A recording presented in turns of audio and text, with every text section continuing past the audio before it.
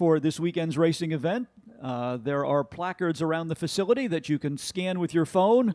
There's a QR code, and that will get you the latest edition of the Daily Rev, which has complete entry list, the weekend schedule, as well as some informative and entertaining articles about the features of the 42nd edition of the Lime Rock Historics, including highlights of the collection of our honored collector this weekend, Mr. Ross Myers, who has brought a wide array of cars from his collection from the Three Dog Garage in Pennsylvania to be featured here. They are located in the tent directly behind the Skip Barber Tower here in the center portion of the paddock area. So be sure to pay a visit to that location during your time with us here today and throughout the weekend. As always, the paddock area is open for your opportunity to come down and get a close-up look at all of the cars that compete in this weekend's racing events. While you are in the paddock area, we want to remind you about a couple of simple safety regulations. We ask that all pedestrians stay to the sides of the traffic lanes. And while you're welcome to look at the cars, we ask that you please don't touch them, especially when they come off of the racetrack. They may have a component that has a sharp edge on it or has gotten up to a high temperature. We would not want to have you incur a minor injury and have to visit our infield care center. So by following those two simple safety rules, stay to the sides of the traffic lanes and look but do not touch, you will be welcome in the paddock area for the entire duration of the Lime Rock Historics for 2024. Speaking of our infield care center, it is a single-story gray building located at the far end of pit lane towards turn number 1. Should you need to avail yourself of its services for any reason, simply contact a member of the Lime Rock Park security staff or our guest services personnel, and they will assist you in every way possible. We also want to remind you that the pedestrian bridge is open, connecting our infield and outfield viewing areas. The Liqui-Moly Bridge spans the Sam Posey straightaway down at the end of the Sam Posey Straight as you go into turn number 1. If you're currently watching from the infield portion of the racetrack, we invite you to stroll through the paddock area and then cross over the bridge and get a different perspective on the racing from the outfield portion of the circuit. One other note about the paddock area, each of our competitors has an assigned parking spot, so if you're looking to visit with one of your neighboring racers or you get a look at your favorite car, if you go to the souvenir program, you'll find a series of coordinates along with a helpful map to help you find each and every entrant for the 2024 edition of the Lime Rock Historics. We'd like to salute our partners for the 2024 racing season, including FCP Euro, Delamar Hotels, NBT Bank, Miller Motor Cars, Mazda of Milford, Sports Car Driving Association, Connecticut Business Systems, a Xerox company, VP Racing Fuels, Pelote, Spectro Performance Oils, Hummel Brothers Hot Dogs, Pepsi, the Great Falls Brewing Company, brewers of Lime Rock Lager, Haggerty, Thule, Road and Track Magazine, B-Works, Sotheby's, iHeartRadio, Connecticut Seal Coating, A. Verde Storage and Office Solutions, the Skip Barber Racing School, Toyo Tires, MoheganSunCasino.com, Hemmings.com, and Marsh McLennan. Thanks to all of our partners for the 2024 season here at Lime Rock Park. Be sure to visit the Midway area while you are enjoying your stay with us here at Lime Rock Park. A wide array of food vendors as well as a number of automotive-related vendors in the Midway area located in the infield portion of the circuit here at Lime Rock Park. Included up in that display area is the New England Racing Museum, which is located at the New Hampshire Motor Speedway. They have a special program coming up in November, which will highlight the legends of New England road racing. And that will include a panel discussion that will involve Sam Posey, Skip Barber, Chris and Rob Dyson, and Janet Guthrie and Jocko Magiacomo Jr. Tickets will be available for that. But for more information about that special program featuring the Legends of New England Road Racing at the New England Motor Racing Museum, stop by and visit their exhibit, which is located in the center portion of the Midway area.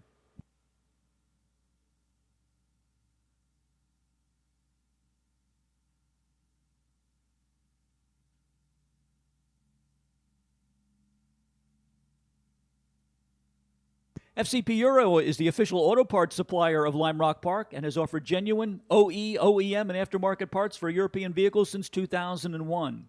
But did you know that they offer much more than that? Head over to fcpeuro.com to find buyer's guides, DIYs, chassis breakdowns, and much more to help keep your European ride running right.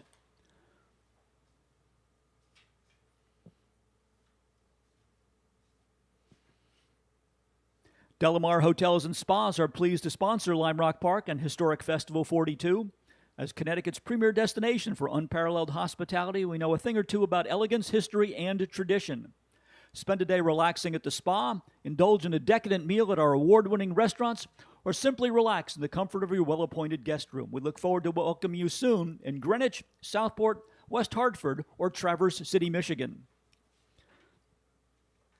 Lime Rock Park would also like to thank the folks from Miller Motor Cars for supporting us in the 2024 season.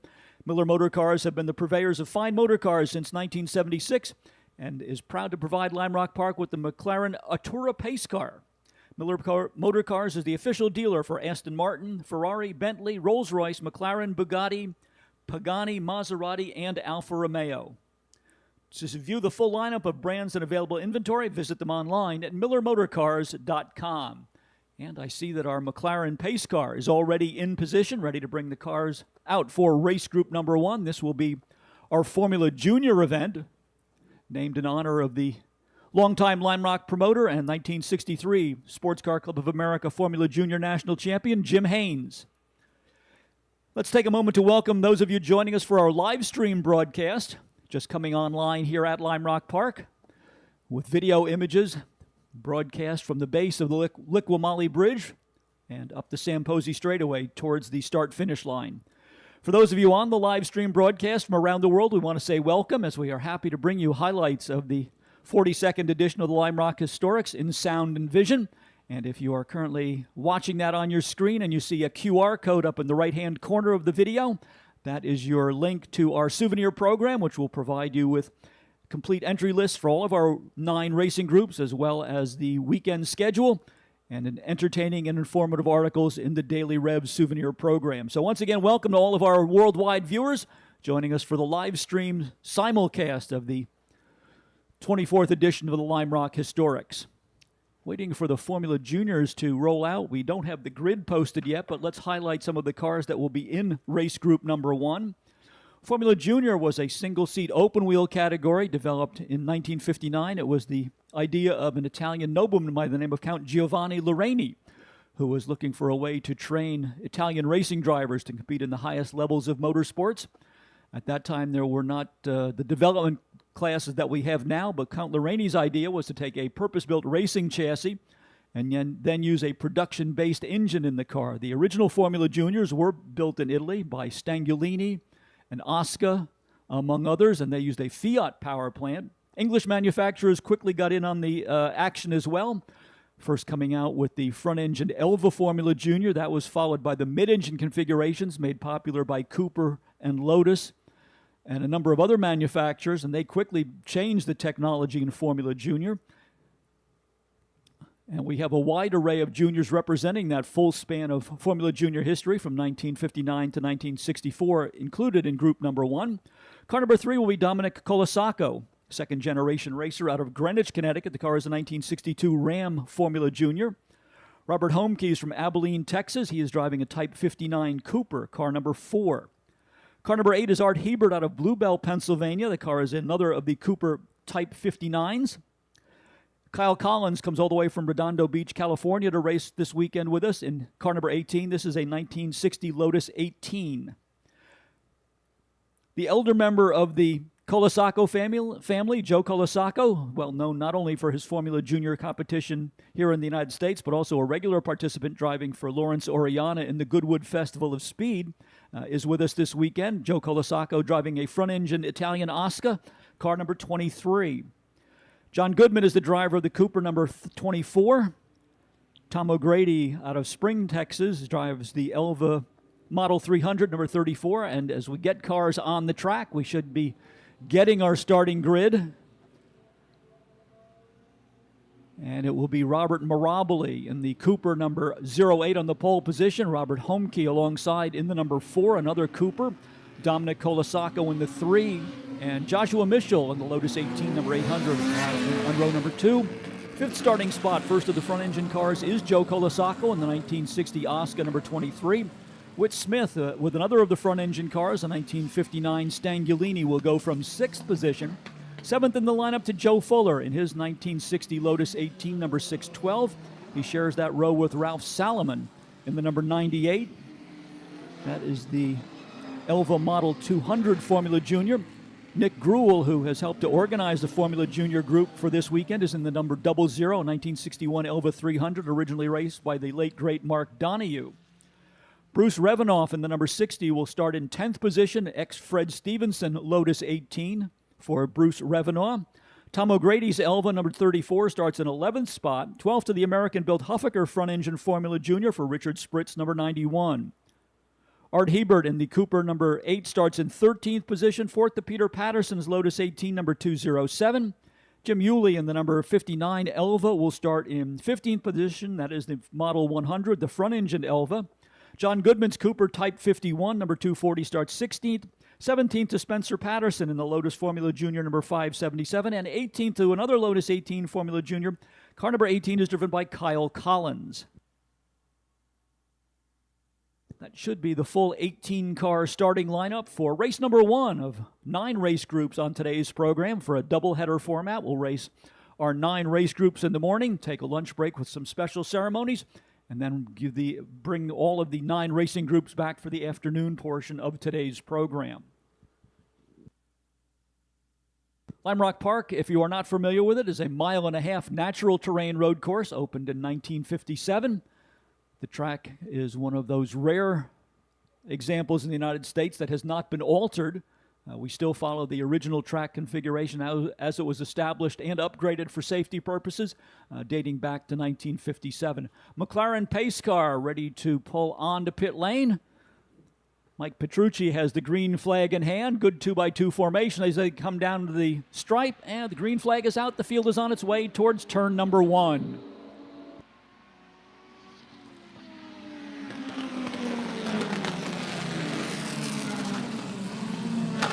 Good-looking run through Big Bend to turn number 1 here at Lime Rock Park. The cars now come out onto the short chute, headed towards the S's, directly in front of the infield spectator hillside area. Still side by side between Robert Homke in the number 4 and the number 08 of Robert Mirabile. As the field streams through the S's, makes that right-hand exit from the S's complex and now races along the Paul Newman Straight towards the climbing turn here at Lime Rock Park. Once the cars crest the hill, they will race across the plateau on the back part of the circuit, go through a little bit of a kink in the road called West Bend. That takes them underneath the Toyota Infield Access Bridge, and then they dive down towards the final turn here at Lime Rock Park that will bring them back onto the Sam Posey Straight. And here they come through the final turn, ready to complete lap number 1. Robert Mirabile is your leader in the 08. Robert Homke in the 4 is second. Dominic Colasacco in the red number 3 third. Joshua Mitchell in his Lotus 18, number 800, is 4th. Joe Colasacco in the front engine Oscar number 23 is 5th. Joe Fuller in the 612, another Lotus 18, is 6th. 7th to the Stangulini of Whit Smith, car number 576. The Elva 00 from Nick Gruel is 8th. 9th to Bruce Revenoff in the Lotus 18, number 60. And Tom O'Grady in the Elva Model 300, number 34, will round out the top 10 on lap number 1.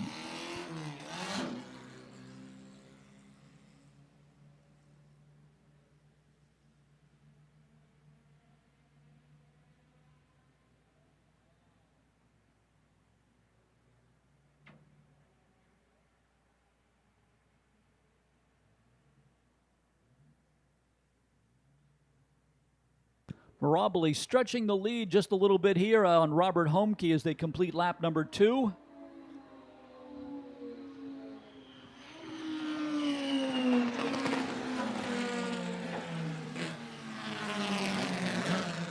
Joe Fuller in the 612 trying to gain a position on Joe Colasacco's front engine Oscar number 23 as they race down through turn number 1, and he will make that pass, pick up another position.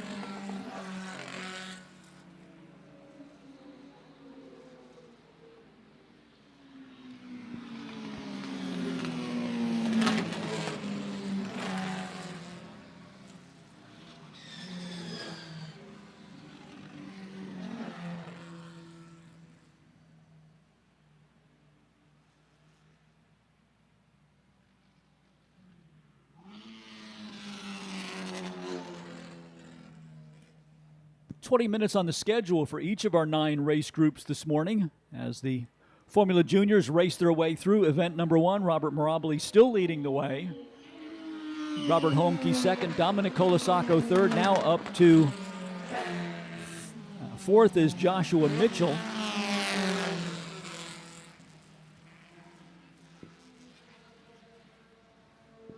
Joe Colasacco still shown in 5th position, then Joe Fuller in 6th.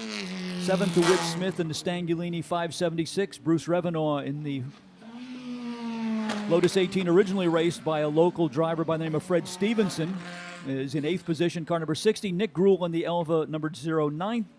And John Goodman now breaks into the top 10 with his 1962 Cooper. That is car number 240.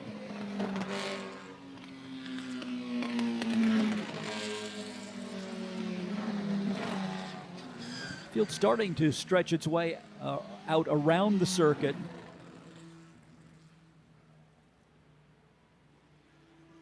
Robert Mirabile really in control of the event early here in the number 08.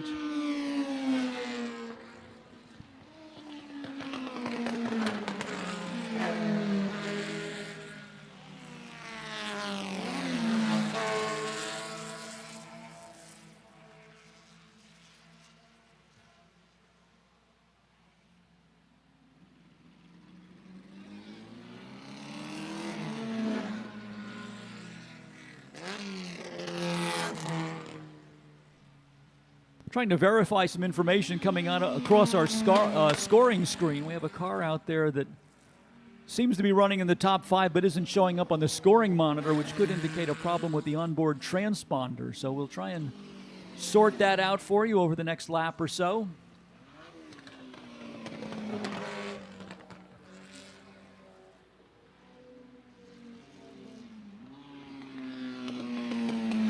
There's the 08 of Robert Mirabile across the start-finish line. Then it's Robert Homke, the number 3, and then the number 18. That's Kyle Collins. Collins apparently having some problems with the scoring transponder, but he would be the 4th place car. Then 5th to the 23 of Joe Colasacco. So score number 18, Kyle Collins, as the car in 4th position.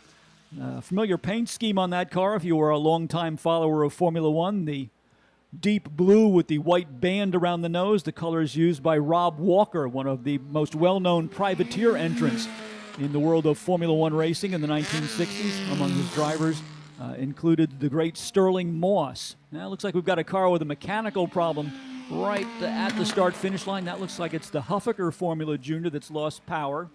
That is the number 91 car for Richard Spritz. He'll try and keep it rolling, see if he can make it to the pit exit road, and then perhaps a quick right-hand turn will get him clear of the racetrack. Not quite enough momentum left, so we will go to a yellow flag at the start-finish line. See if we can get the Spritz not able to get the car refired, so apparently he lost power and came to a stop right past the start-finish line. So we have a yellow flag indicating that this is a no passing zone. We'll get the cars in single file formation in that area. Wait and see if we need to dispatch the pace car to get the field under control while they do a quick retrieval of the Spritz automobile. But he's got it running again. That is good news. Richard Spritz with the Huffaker. Whatever happened to the car stalled and lost power. Spritz able to continue. Hopefully the mechanical issue with that car is resolved and he won't come to a stop again on the circuit. But momentary pause for a caution flag right at the start-finish line. Now being called back, so we are back under green flag conditions all the way around the racetrack. Let's get back to giving you the rundown. Robert Mirabile still the leader in the 08. Robert Homke in the number 4 is second. Dominic Colasacco in car number 3 is in 3rd position. 4th is the number 18 for Kyle Collins. 5th to Joe Colasacco, the first of the front engine cars, the number 23 Oscar. He's followed in 6th by Joshua Mitchell in the Lotus 18, number 800. 7th to Joe Fuller, number 612, another Lotus 18. Whit Smith in the Stangulini, number 576, is 8th. 9th to Bruce Revenaugh in the number 60 Lotus. And 10th to John Goodman in the number 240. That is a Cooper Type 51.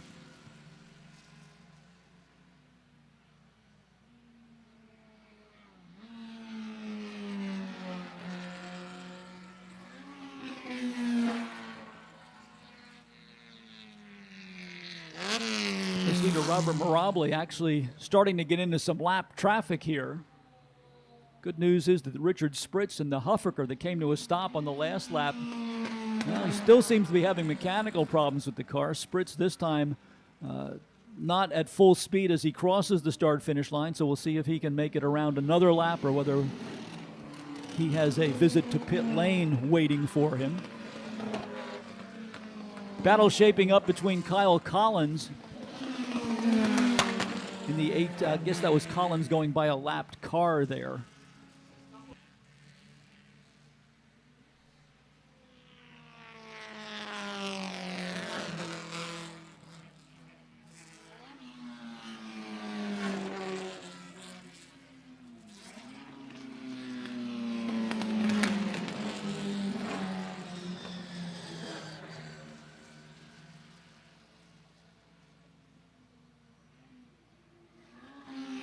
Well, more problems for Richard Spritz and the Huffaker. He is now rolling to a halt over in the middle of the S's. So Spritz, who had a mechanical problem that seemed to correct itself, well, he's got the car rolling again. So some sort of intermittent problem with the number 91 car. And we'll see if Spritz elects to come in to have a look at the car in pit lane. As we have another car headed for pit lane as well.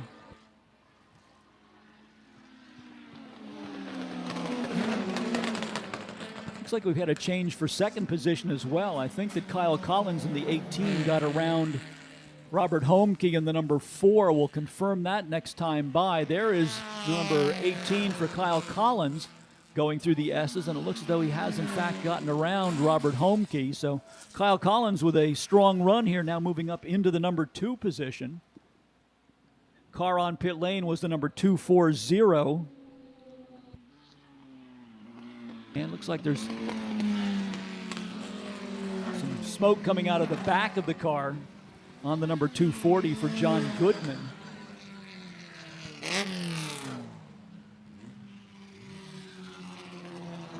A little bit of mechanical attrition cropping up here. The number 240, as we said, John Goodman's car, with some ominous smoke coming from the engine compartment of that Cooper being pushed clear on pit lane. Up front, it's still Robert Mirabile as your race leader, the car number 08. Now through to second, Kyle Collins in the number 18. Third to Robert Homke in the number 4. And fifth to Joe Colasacco in the number 23. Just about halfway through event number 1 on today's program, the Jim Haynes Memorial Formula Junior event, named in honor of Lime Rock Park's longtime promoter and the 1963 Sports Car Club of America Formula Junior National Champion.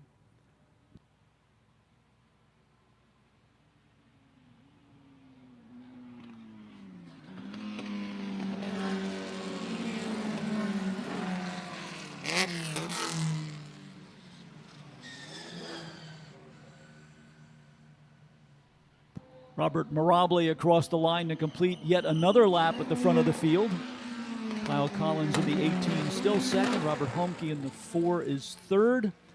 And it looks as though, as we had anticipated, Richard Spritz will bring the Huffaker on the pit road, as he has been struggling with some mechanical problems, the car periodically cutting out on him. And he has now decided that the best way to address that is to bring it on the pit lane for a look over in the engine compartment by his crew, see if they can resolve the problem or whether he will spend the rest of the race on the sidelines.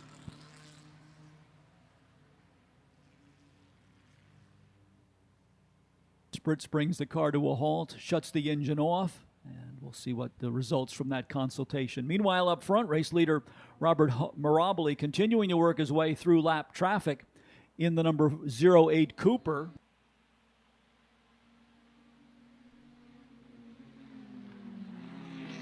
Closing in on him is Kyle Collins in the deep blue with the white noseband, number 18. That is a Lotus 18 that Kyle Collins is driving. Car produced by Colin Chapman's Lotus Racing Division in England. Turned out to be a multi-purpose car, the Lotus 18, not only used for Formula Junior competition, but also competed in the Formula 2 class and then the 1.5 liter category for Formula 1 Grand Prix cars in the 1961 and 1962 season. And in fact, the Lotus 18 even ran a couple of United States Auto Club Championship oval track events during its racing career. But in Formula Junior configuration, it was among the most competitive cars built for the category. And Kyle Collins giving the number 18 a good ride here, closing in on race leader Robert Mirabile.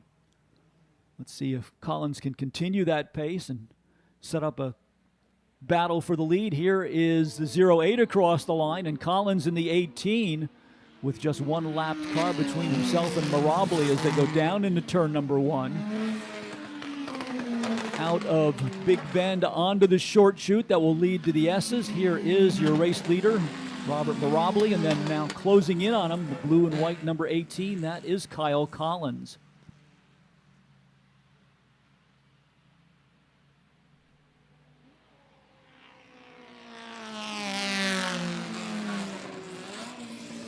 Taking a look towards the starters stand, they are getting the 1 lap to go signal ready.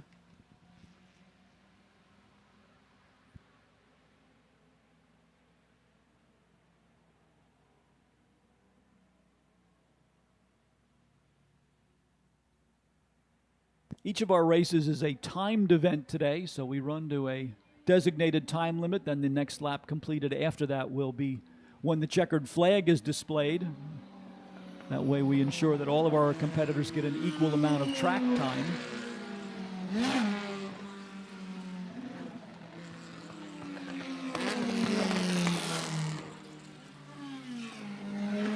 Robert Mirabile doing his best to stay ahead of Kyle Collins. Mirabile just turned the fast lap of the race at 1 minute, 0.699 seconds as he tries to hold off the challenge from the number 18 of Kyle Collins.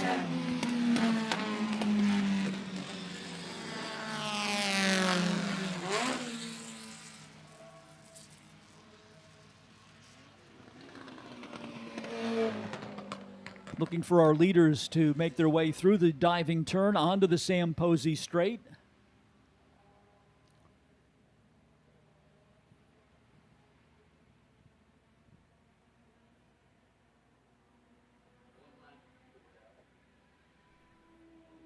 One lap to go is the signal to Robert Mirabile, and it looks as though he will have enough of a cushion that Kyle Collins cannot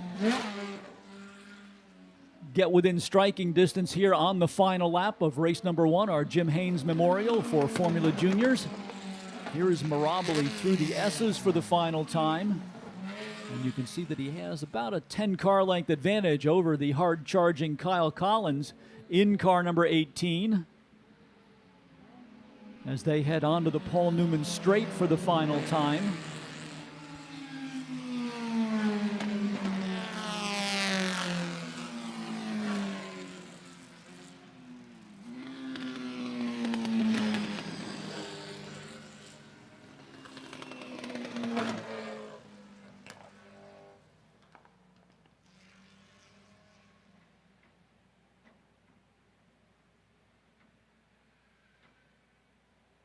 Checkered flag is out. The win in race number 1 goes to Robert Mirabile.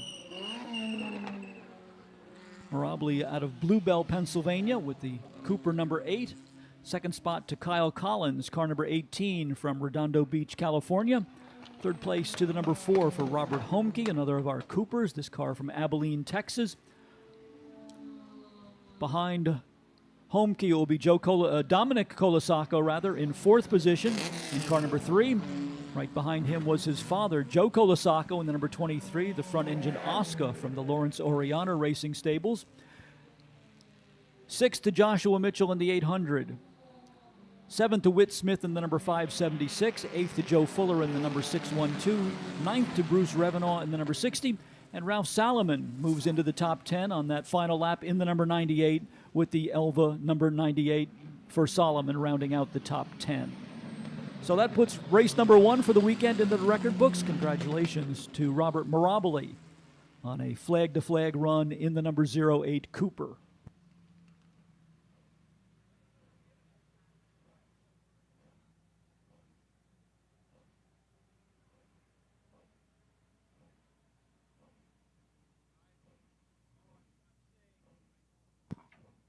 This weekend for the 2024 Lime Rock Historics, we are featuring the World Challenge cars from the 1990s, the last decade of the 20th century.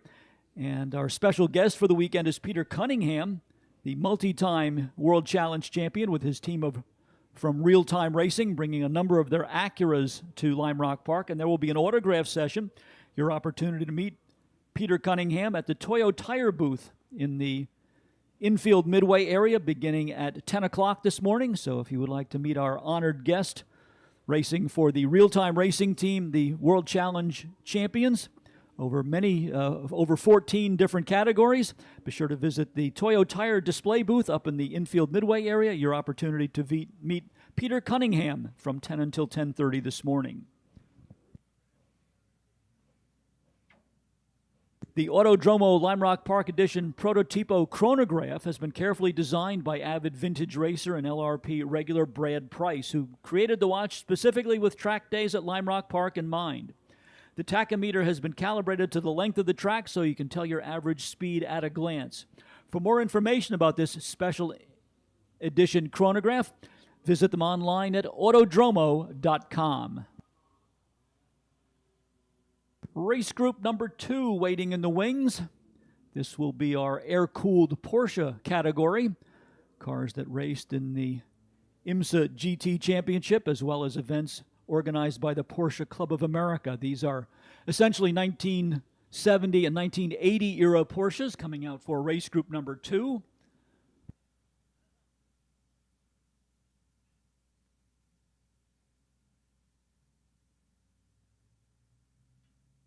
Mike Piera, one of our leading contenders in the Porsche group, with his number 44 Porsche, sporting a new paint scheme for the 2024 season, commemorating this particular version of the Porsche 911, which was used for the debut season of the International Race of Champions. And we've had the International Race of Champions revival here, brought to us by Ray Evernham earlier in the racing season as part of our July Speed Tour event.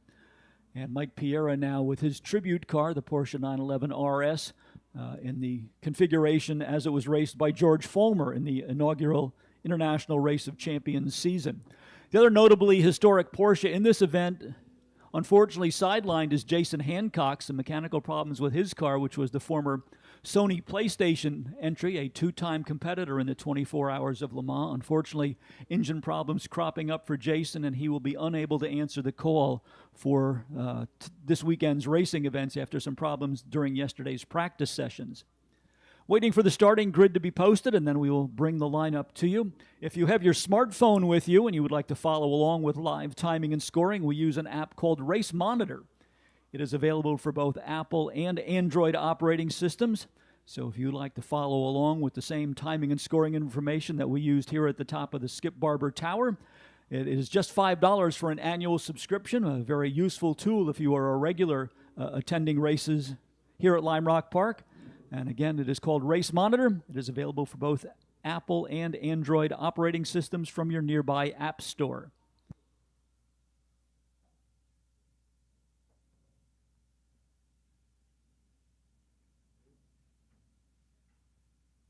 Field rolling out for race number 2. Again, this is our air-cooled Porsche group.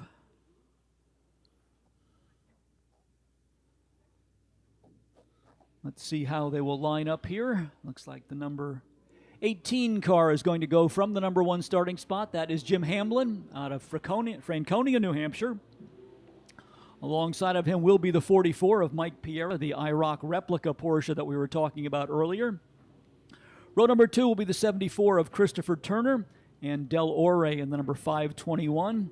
David Hutchings in his number 310 lines up in 5th position. 6th in the lineup to Hans Warner in the 77. 7th will be Jeff Nybloom. He will share row number 4 with David Lee, number 500. Seamus Brown in the 83 and Ben Wallace in the 666 make up row number 5. 11th starting spot to David Dean in the number 153. Nader Fatui in the number 661 starts in 12th position. Scott Bresnahan in the number 09 goes from 13th. Mike Armilio in the number 65 will start 14th, and 15th in the lineup to Mike Jacobellis in the number 711. Jacobellis could be one of the cars to watch here. He did not make the morning practice session yesterday, so only got on a track at 1 for the afternoon session. But in that session, he was among the top 5. And they have set the grid based on the combined times from both of yesterday's sessions. So we will see what Jacobellis can do from 15th position in car number 711.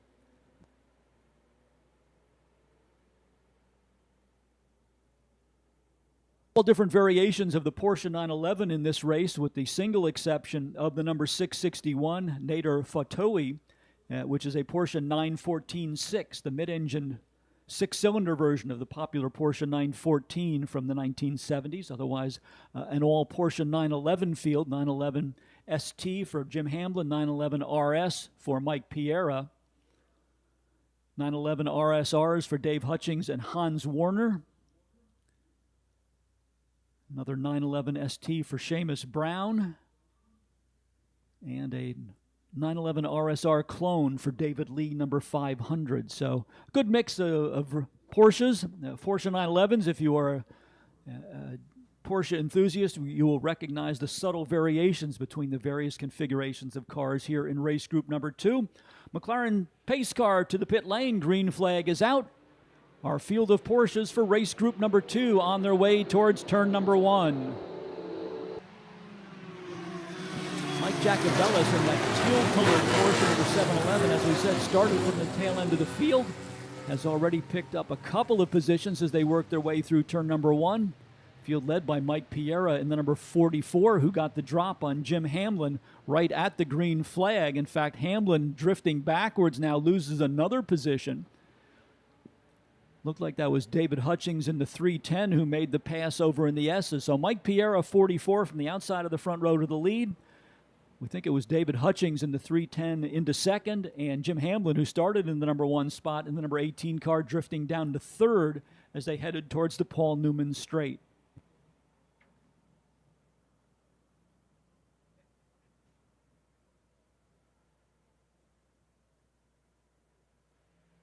Green number 44 is your race leader as they come down the Sam Posey Straight to complete lap number 1. Second place to the 310 of David Hutchings. Jim Hamlin in the 18 is third. Christopher Turner in the 74 fourth. Fifth to Del Ore in the 521. Yeah, big mix-up down in turn number 1. Hamlin, one of those cars that went around. 3 cars all getting bunched up there. A little bit of a scrum going on in turn number 1. Quite a bit of tire smoke from brake lockup. It looks like just about everybody is able to drive away, but that will shake things up among the top runners in this event. Apparently somebody a little bit overambitious going down into turn number 1. Locked the brakes up. That car got sideways and a chain reaction behind them. So we'll reset the field for you the next time they come across the start-finish line, but expect to see a couple of new names and numbers among the front runners.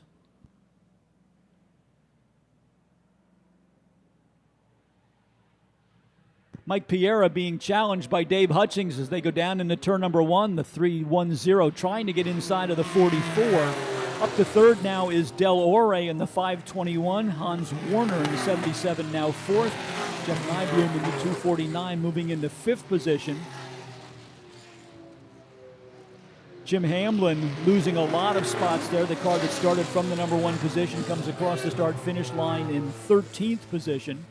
Mike Jacobellis from the back of the field has picked up a couple of spots. He is now up into 12th. David Hutchings just turned the fast lap of the race at 1 minute, .262 as he challenges Mike Piera for the race lead.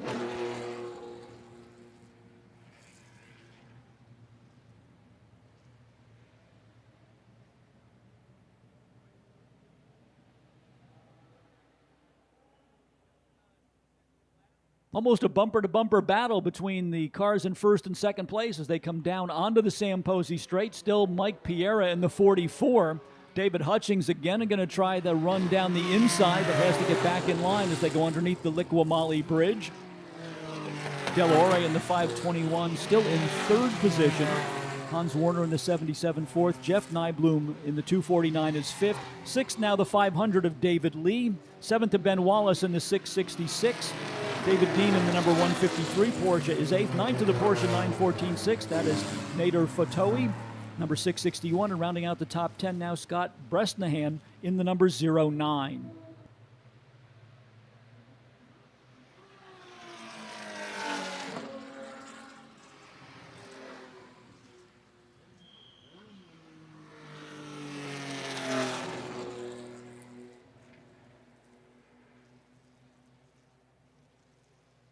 Two-car battle up front continuing between Mike Piera in the 44 and David Hutchings in the 310.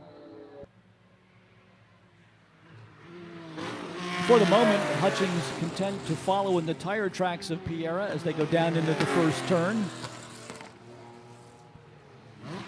Del Ore pretty much on his own in the silver-blue number 521 in third position.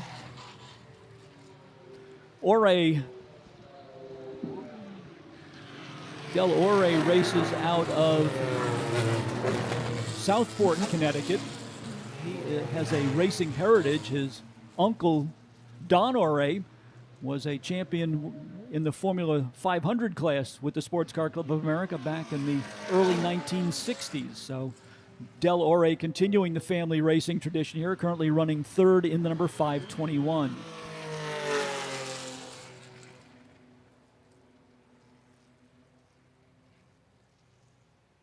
Here's your battle for the lead between Mike Piera in the 44 and David Hutchings across the start-finish line.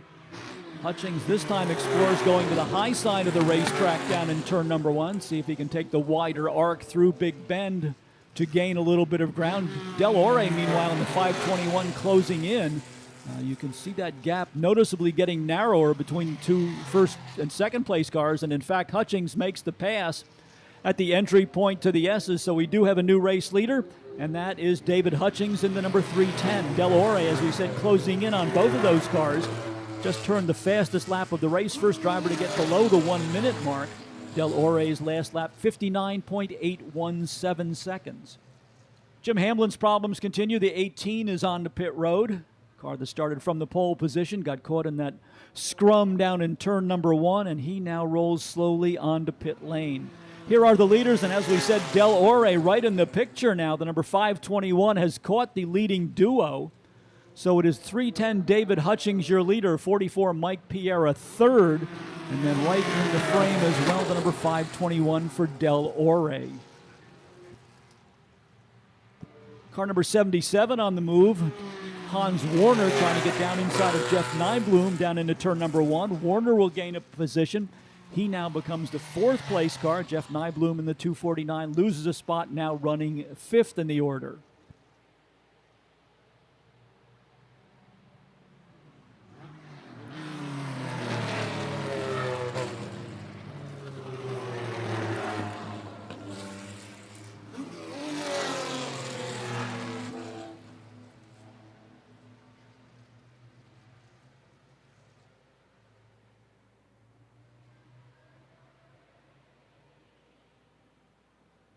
David Hutchings starting to gap the second and third place cars just a little bit, has stretched his margin to about 5 car lengths as they cross the start-finish line. He is your race leader in car 310. Green 44 Mike Piera is second, and putting pressure on him, the silver-blue number 521 for Del Ore. Up to fourth now, the 77 of Hans Warner. Fifth to Jeff Nybloom in the 249. David Lee's number 500 rides in sixth position. Seventh to the 666 of Ben Wallace. 74, Chris Turner is eighth. Mike Jacobellis now up to ninth position in the number 711. And John Costa rounds out the top 10 in the number 573.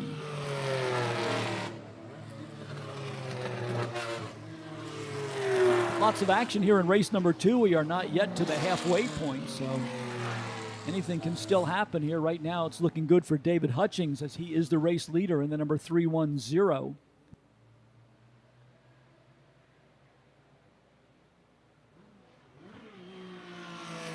Hutchings starting to pull away. The battle now seems to be for second spot. Mike Piera giving up that position to Del Ore.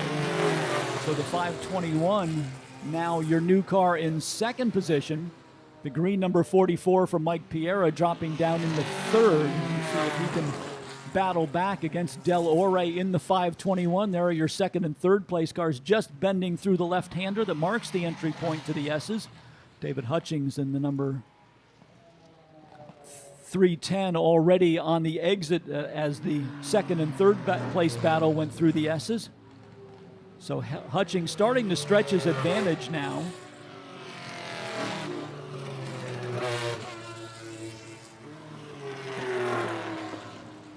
Gap between first and second is just about 2 seconds. So, Hutchings rather stretching it out here as he begins to work his way through some slower traffic. Still a close battle for second. Mike Piera will try to get down the inside as they head into turn number 1, but Ore has that move covered. So Del Ore will hang on to the number 2 spot under continuing pressure from Mike Piera.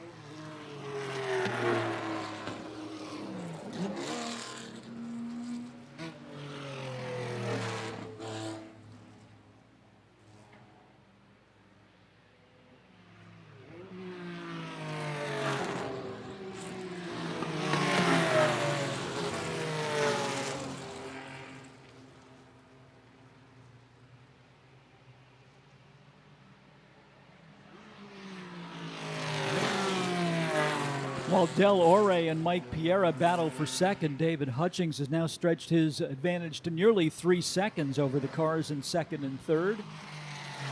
Exactly what Hutchings would want to see is the battle going on for second place, so those drivers concentrate on finding an advantage over one another rather than working together to try and track down the race leader, as we're just at the halfway point here in race group number 2 for the 2024 Lime Rock Historics. This is our air-cooled Porsche group.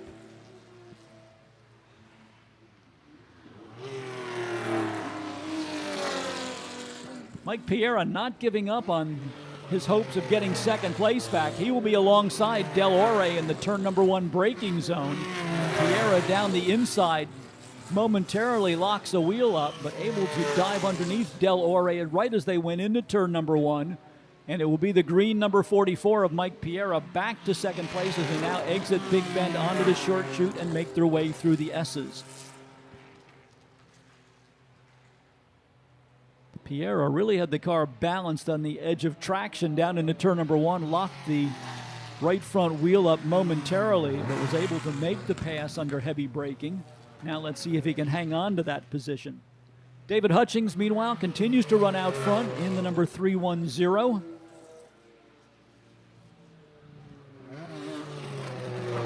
This is a 1973 Porsche 911 RSR version for our race leader, David Hutchings. Mike Piera trying to use some lap traffic to his advantage, but Del Ore is not going to let him get away. In fact, Ore now will try to repeat that braking maneuver. Not quite close enough to make it through that time, but Del Ore in the number 521 keeping the pressure on the second place car of Mike Piera, number 44.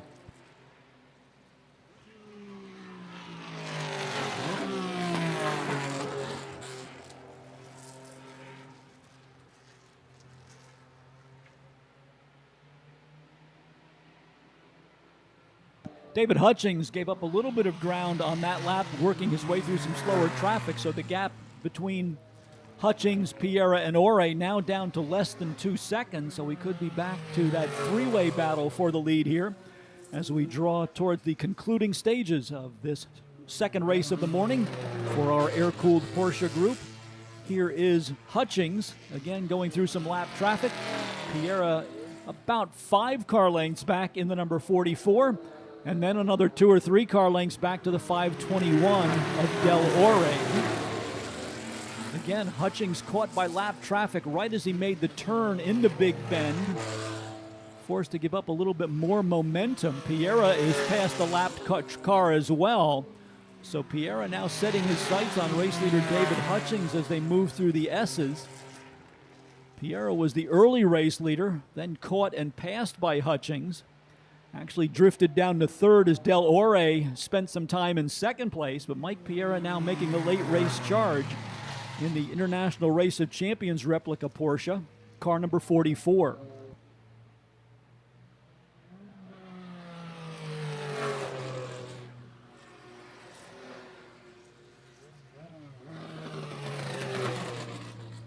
Here are your top three onto the Sam Posey straightaway one more time.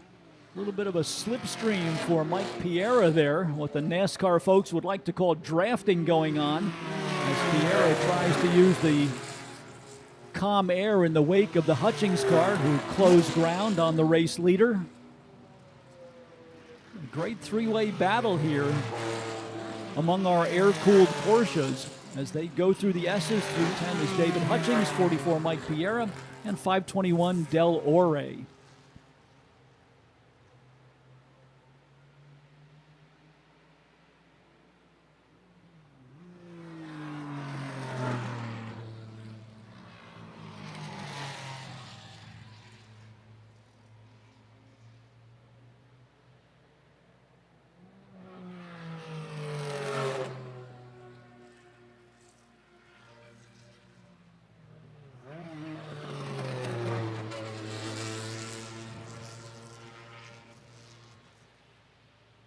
Something of a stalemate going on right now, about 3 car lengths between Hutchings and Piera. Though Piera closes it down, the number 44 seems to be especially strong under braking for turn number 1. And then between Piera and Ore, another 4 or 5 car lengths. Some lap traffic up ahead for all 3 of our race contenders as they exit the S's and now move on to the Paul Newman straight.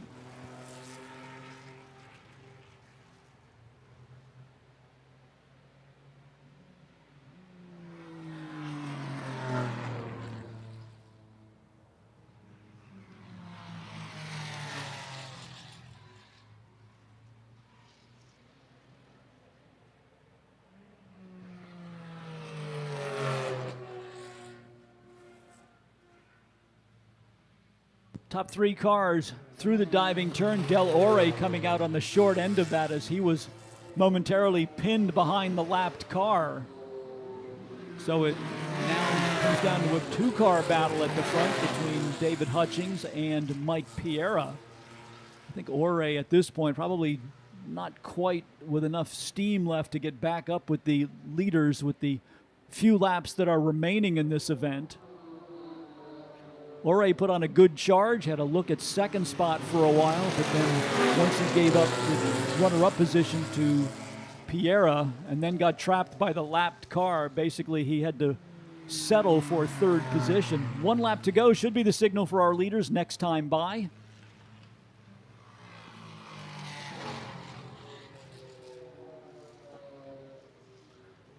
Waiting for the leaders to take the downhill ride here that will bring them back onto the Sam Posey straight. Here is David Hutchings, followed closely by Mike Piera as they get the 1 lap to go signal. The gap between first and second, about 4 or 5 car lengths, just about a half a second separating the 2 cars as they go into turn number 1 again. Piera strong on the brakes, able to get the gap down to 1 or 2 car lengths, but then Hutchings is able to find a bit more grip. Well, not that time. It looked as though Piera was going to keep the pressure on. We expected Hutchings to pull away as they exited Big Bend, but that wasn't the case, and Mike Piera right underneath the spoiler on the back of David Hutchings as they go through the S's and now head up the Paul Newman straight towards the climbing turn here at Lime Rock Park. So the battle is on here on the final lap between our 2 front runners, the number 310 for David Hutchings and the green number 44 driven by Mike Piera. Let's see if there's a challenge on the back part of the circuit. Here are the leaders down the hill for the final time. Piera going to try and get a strong run there, but I think Hutchings has enough to hang on. The win will go to David Hutchings in the number 310. Second spot, just 0.4 of a second behind, was Mike Piera. Third to Del Ore in the 521. Strong run into fourth place by Hans Warner in the 77. Jeff Nyblum in the number 249 was fifth. Sixth to Christopher Turner in the 74. Seventh to David Lee in the 500. Mike Jacobellis from the back of the field in the number 711 comes home in eighth. Ninth to John Coster in the number 573, another driver coming from the back of the starting lineup. And 10th, rounding out the top 10, was the number 666 of Ben Wallace. So congratulations to David Hutchings in the number 310, racing out of Danbury, Connecticut, picking up the win over Mike Piera in number 44. Catch our breath here for just a moment after that great battle among our air-cooled Porsche front-runners. And taking a look at our special events schedule, we hope that you will join us down in the area of the start-finish line during our lunch break today for a special presentation. We can't say too much more about the details of that, but it does involve Skip Barber, who we are recognizing in the 2024 season and designating it as the year of Skip. So we hope that you'll come down and join us in the area of the start-finish line during our lunch break today, as we will have a special ceremony honoring Skip Barber. More details on that to follow. Also, don't forget to stop by the Barber Shop. That is our newly renamed souvenir and memorabilia store located at the base of the infield Spectator Hillside area. A full line of Historic Festival 42 branded merchandise is available there, so be sure to stop in and see all, what we have available for you. Get the kids outfitted for back to school in style at the Barber Shop, located at the base of the infield Spectator Hillside area. Don't forget the Lime Rock Cafe is open for business. The folks from Park Provisions, under the guidance of Mark Mazzio, hard at work to take care of all of your dining needs. Their breakfast menu is now available. Don't forget we also have a number of food vendors located up in our Midway area, providing a wide variety of delicacies throughout the day. And shortly our beer garden will be open, overlooking the S's. It is a great place to watch the racing action here at Lime Rock Park. Enjoy an ice-cold Lime Rock lager produced by our good friends at the Great Falls Brewing Company when you visit the Lime Rock Beer Garden overlooking the S's here at Lime Rock Park. Race group number 3. An eclectic mix of machinery, cars from the pre-1940 era, a number of cars from the late 1940s, primarily MGT types, an interesting mix of 750cc H-modified cars from the historic racing past, as well as a couple of cars with a history of racing in the Indianapolis 500, all coming out for race group number 3. Among the cars highlighted in this group, yesterday we saw Lou Timmelat in action with his 1959 Offenhauser Roadster, designed by the great A.J. Watson. We also had the Gilbert Cheetah, an Indianapolis car from the late 1960s, originally built for Maston Gregory and then raced by well-known racing safety equipment manufacturer Bill Simpson during the 1970s, and now pedaled by Steve Francis from New Milford, Connecticut. That car also part of our attraction in race group number 2, or rather race group number 3. Peter Greenfield returns to us, a longtime competitor at Lime Rock Park in both our contemporary and historic racing programs. Peter Greenfield out of Freeport, New York, with one of the historically significant Alfa Romeos. A 1933 Alfa Romeo 2600 Monza, number 41, will be Peter Greenfield's mount. And this car sports the yellow prancing horse emblem, indicating that it was once part of the Scuderia Ferrari when Enzo Ferrari was the racing manager for the Italian Alfa Romeo manufacturer.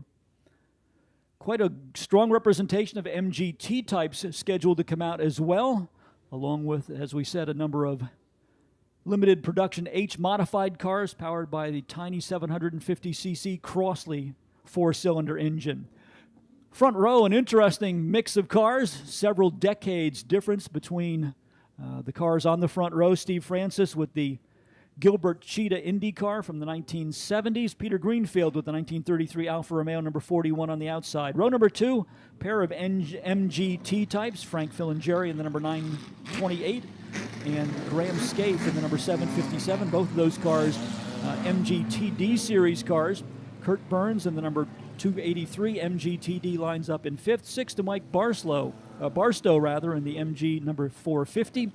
Chris Towner with the +4 Morgan, number 746 out of Orleans, Massachusetts, lines up in 7th position.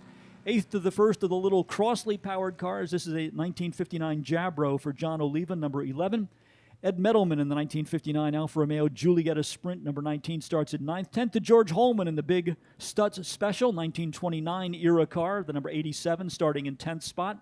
Santos Spadaro with the PBX Fiat Topolino-based car, powered by a Crossley power plant, originally raced by the great Candy Poole here at Lime Rock Park, a former Sports Car Club of America H-modified class national champion. The car now under the ownership of Santos Spadaro, and he will start 11th on the field in the number 74. 12th to Kevin Clemens in another of our Crossley-powered Jabros, number 675. Richard Campbell with the Voigt Crossley H-modified, number 91, scheduled for 13th. 14th to the 10 of Doug Fisher. This is a Ford-powered dirt track car from 1932 called the Windy City Special. George Pardee MGTF, number 66, scheduled for 15th.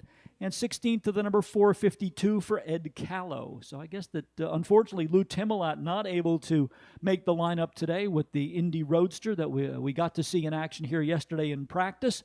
Timolat's compound is supposed to be at the far end of the paddock area towards turn number 1, so if you get down in that area, you still might be able to catch a glimpse of the 2 Indy cars that Lou Timolat brought to the event this weekend. Meanwhile, up front, the McLaren pace car is on the pit road. Field understarters orders, the green flag is out, and not surprisingly, the Chevy V8-powered Cheetah, the Gilbert Cheetah Indy car for Steve Francis, leads them down into turn number 1. Frank Filingeri getting in the line in 3rd, right behind Peter Greenfield. Now there's Lou Timolat, a late starter to the event, and the beautiful Watson Roadster number 2, so we'll hopefully get Lou up to speed here, get some quick laps in as we get to see a broad array of Indianapolis car racing history, the race being led by the rear-engine Gilbert Cheetah.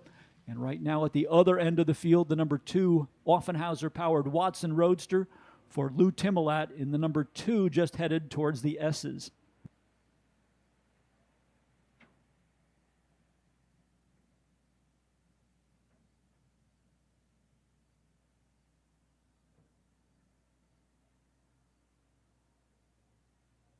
Lap times for these cars just a little bit slower than we saw for the Porsches, so we'll give them an opportunity to negotiate the back part of the racetrack.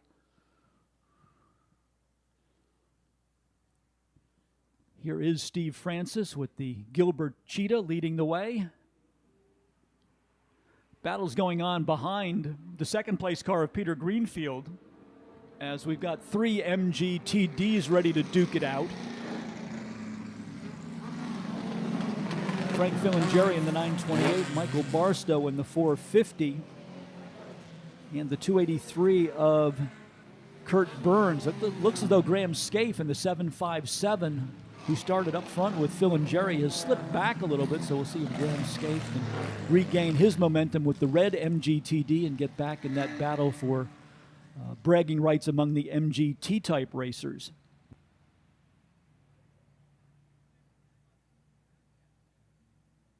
Let's extend a warm welcome to those of you in the outfield portion of the racetrack, starting to find your favorite vantage points from out there. We hope that you will enjoy spending your day with us for the 2024 Lime Rock Historics. And we'll remind you that the pedestrian bridge, the Liquid Moly Bridge, connecting the infield and outfield viewing areas, is available to you. We hope you'll take advantage of it to come across and visit us on the pit side of the racetrack.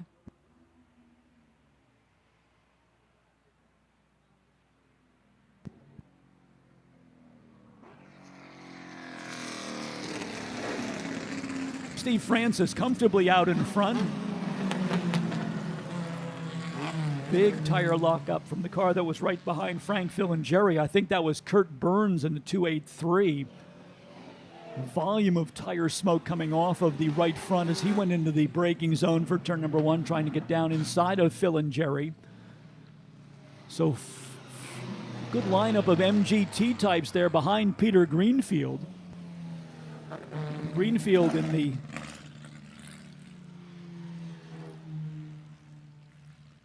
number 41. As we said, Peter Greenfield, a longtime racer here at Lime Rock Park, competed in the Formula Atlantic Series and then the Can-Am Series that raced here in the 1980s and 1990s, and now turning his attention to vintage and historic racing. A longtime participant with his fleet of Alfa Romeos. This year he is bringing the 1933 Alfa Romeo 2600 Monza to be part of the program, and currently running in second spot. Behind him, the battle is on between 928 Frank, Phil, and Jerry, 283 Kurt Burns, number 450 Mike Barstow, and the 757 of Graham Scaife.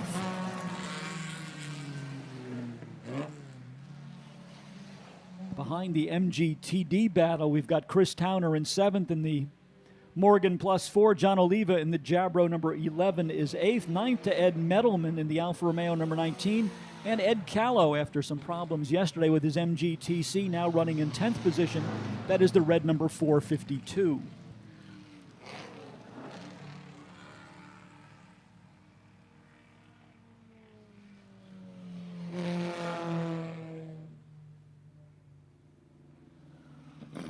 Something of a reunion among the H-modified class cars with their little 750cc Crossley engines.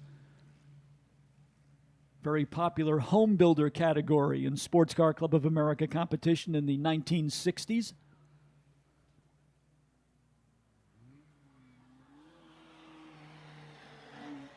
Kurt Burns trying to get alongside of Frank, Phil, and Jerry as they come onto the Sam Posey Straight and head towards turn number 1. The black number 283 had an idea to pull out of line and challenge Phil and Jerry as they went down into turn number 1, but had to get back in line to get in the proper position for the turn number 1 braking zone. So it's still Frank, Phil, and Jerry, and the tan number 928 leading from the black number 283 for Kurt Burns. Then a pair of red MGT types for Michael Barstow, number 450, and the number 757 for Graham Scaife. We hope you're enjoying the sights and sounds of the Indianapolis 500, brought to you by Lou Timolat, the 4-cylinder Offenhauser engine powering the A.J. Watson Roadster through turn number 1. That is the number 2 car, just now onto the short chute. It is at its best, taking that left-hand corner that marks the entry point to the S's. Turn similar to the 4 corners at the Indianapolis 500. The Watson Roadster a little bit out of its element with all of the right-hand turns here at Lime Rock Park, but we certainly appreciate Lou Timolat bringing this piece of racing history to us for the 2024 Lime Rock Historics. Timolat, a longtime competitor in both the dirt track racing world, racing with the American Racing Drivers Club, and then also competing in the IMSA RS Road Racing Series back in its heyday in the 1970s. Lou Timolat, also the helicopter traffic reporter for WABC for many years back in the 1970s and 80s. Now calling Falls Village, Connecticut, his hometown. Timolat really airing out the Offenhauser here on the straightaway, making a pass on several cars before having to get on the brakes for turn number 1. I didn't check with Lou about the configuration of this car, but typically just a 2-speed transmission in those cars for the Indianapolis 500. One gear used to get them off of pit lane on their pit stops, and then the other gear for the laps at speed around the 2.5 mile Indianapolis Motor Speedway. But in any case, we are getting to see Timolat air out the Watson Roadster just a little bit along the Sam Posey Straight here at Lime Rock Park. Steve Francis continues to lead the way in the Chevrolet-powered Gilbert Cheetah, number 28. Peter Greenfield still in second. And then that 4-car battle continuing among our MGTDs between Frank, Phil, and Jerry in 928, Kurt Burns in the 283, Michael Barstow in the 450, and Graham Scaife in the number 757.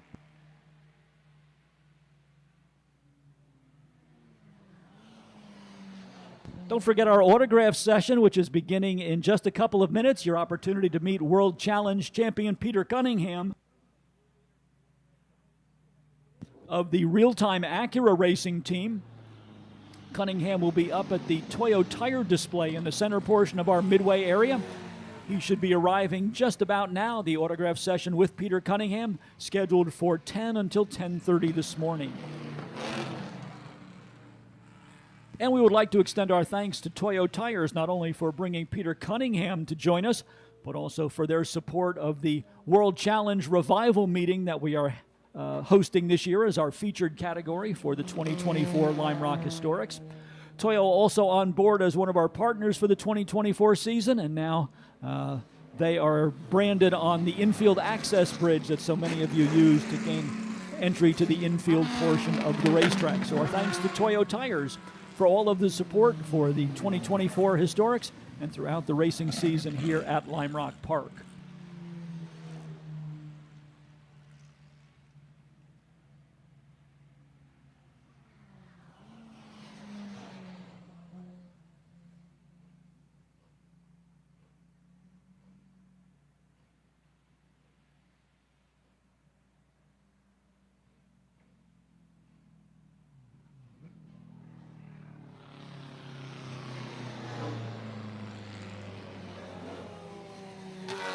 Looks as though Santos Spadaro has run into some difficulties with the former Candy Pool PBX as he has his hand in the air coming down the Samposi Straight and now pulling onto pit lane. So some difficulties for the Fiat Topolino-based H-Modified these days under the curatorship of well-known Rye, New York foreign car specialist Santos Spadaro. Unfortunately, an early end here to his morning.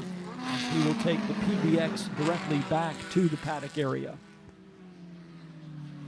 I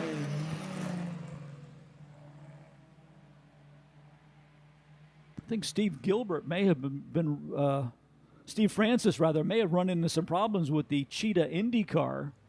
We'll try and verify that the next time by, but it looked as though he may have lost ground to Peter Greenfield, so we'll keep our eyes out for that. Here is Lou Timolat once again onto the Samposi Straight with the Offenhauser Roadster.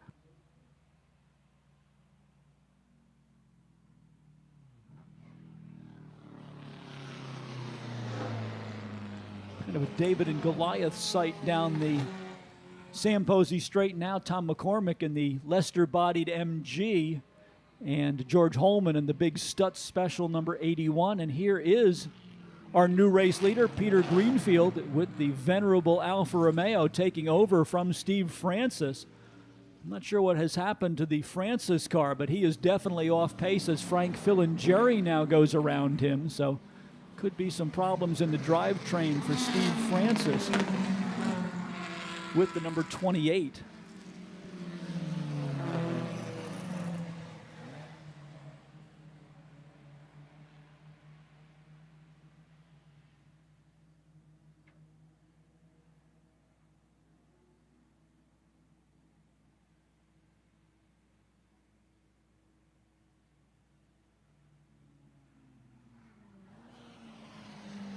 Let's take a moment to welcome you, our worldwide audience, joining us for the live stream broadcast of the 42nd edition of the Lime Rock Historics. As you can see from your video screen, somewhat of an overcast day, but the sun's starting to peek through here at Lime Rock Park.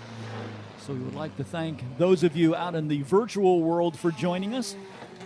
And if you take a look at your screen, you'll see a QR code up in the right-hand corner of the video image. That is your link to our souvenir program, the Daily Rev. So we'll not only bring you all of the racing action, you will have full access to our souvenir program entry list, weekend schedule, as well as the entertaining and informative articles that accompany each issue of the Daily Rev, and especially the 42nd edition of the Lime Rock Historics. And for those of you watching the live stream coverage, we hope you will send along your comments. Let us know what we can do to make your visit with us a more enjoyable one, as we will be on the air throughout the weekend, not only for both of our racing days, today and Monday, but also bringing you the highlights of tomorrow's Sunday in the Park Concours d'Elegance beginning at 10 a.m. on Sunday morning.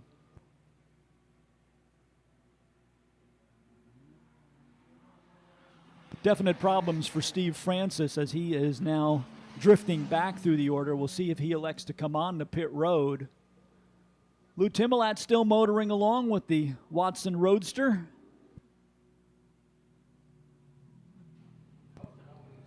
Peter Greenfield now is the race leader in the Alfa Romeo 2600, so one of the oldest cars in the field, now leading more modern machinery in the run to the checkered flag. Frank Filingeri in the 928 is in second. That is a 1951 MG-TD. A similar car for Kurt Burns, number 283 in third.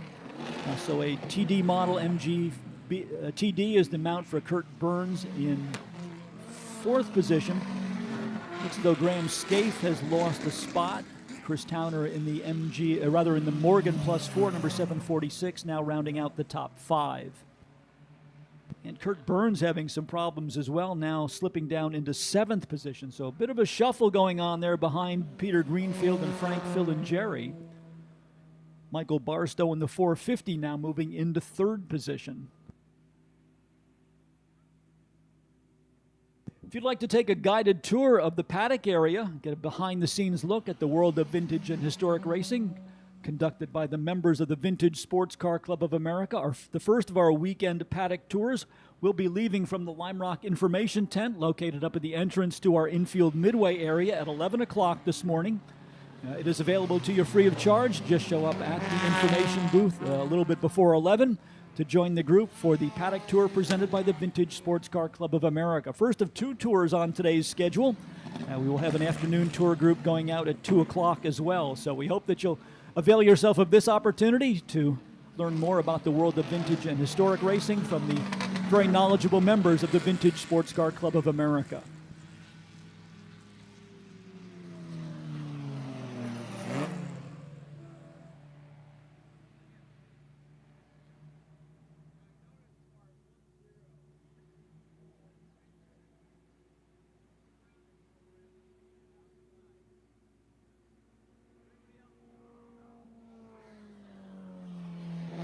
Let's reset the running order for you as we wait for Peter Greenfield to come back into view.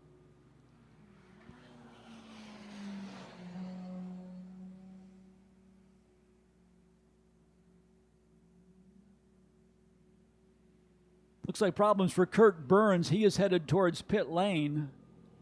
Car that had been one of the leading contenders among the MGT types. Here is Peter Greenfield. He is your race leader. Across the start-finish line in the number 41. Second spot to Frank Filingeri, but he is going to be challenged right at the line by the number 450. So that is Mike Barstow now into second. Frank Filingeri losing a position. Steve Francis currently fourth, and Chris Towner rounding out the top five.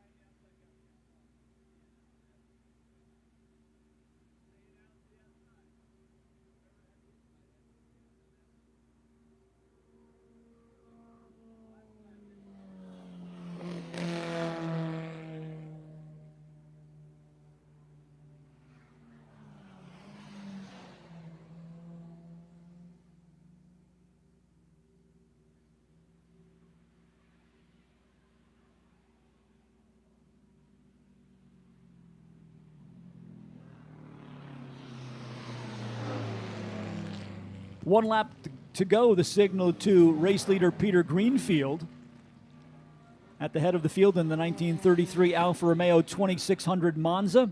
Michael Barstow on that last lap made a pass on Frank Filingeri to lead the MGT type, so let's see how they will sort it out as they work their way around the mile-and-a-half circuit here at Lime Rock Park.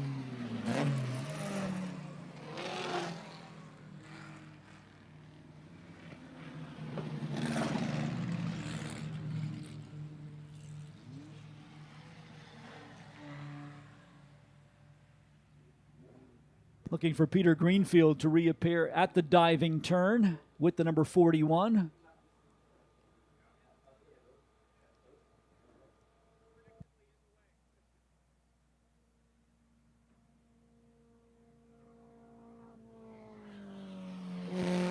Prancing horse of the Scuderia Ferrari represented as he comes down to the start-finish line. Your winner in race group number 2 is Peter Greenfield. Here comes the battle among the MGT types. Second spot will go to Michael Barstow in the number 450. The 928 of Frank Filingeri comes across the line in third.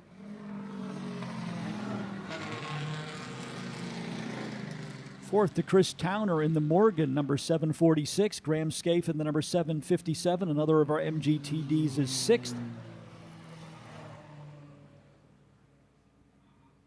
Seventh looks like it's going to go to John Oliva in the Jabro Crossley number 11. Ed Metalman in the 19 will be eighth. Ninth to Ed Callow in the 452. And George Holman in the Stutz Special number 87 will round out the top 10. So congratulations to Peter Greenfield. Another victory here at Lime Rock Park for the longtime Historics competitor.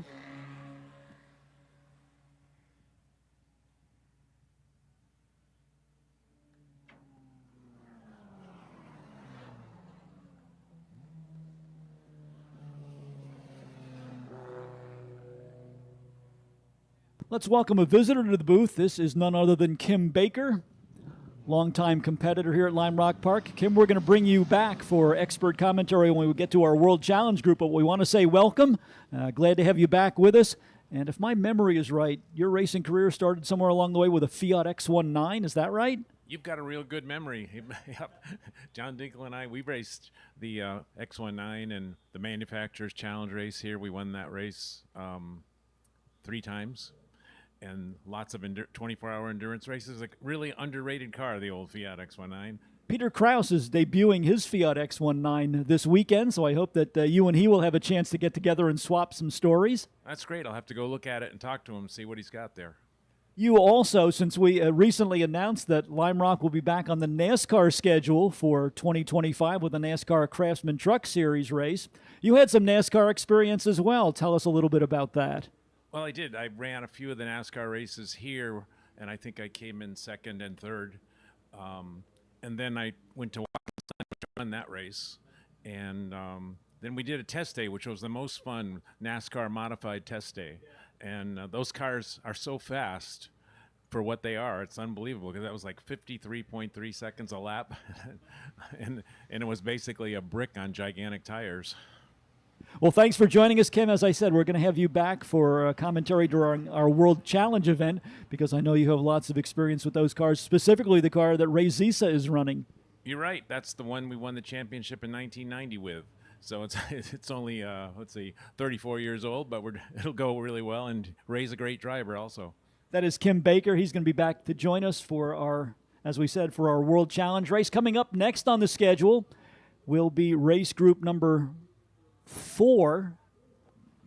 This is our production sports cars and sports racers with engines displacements in the 2-liter category from the 1960s all the way up to a couple of Mazda Miatas represented in our next race group.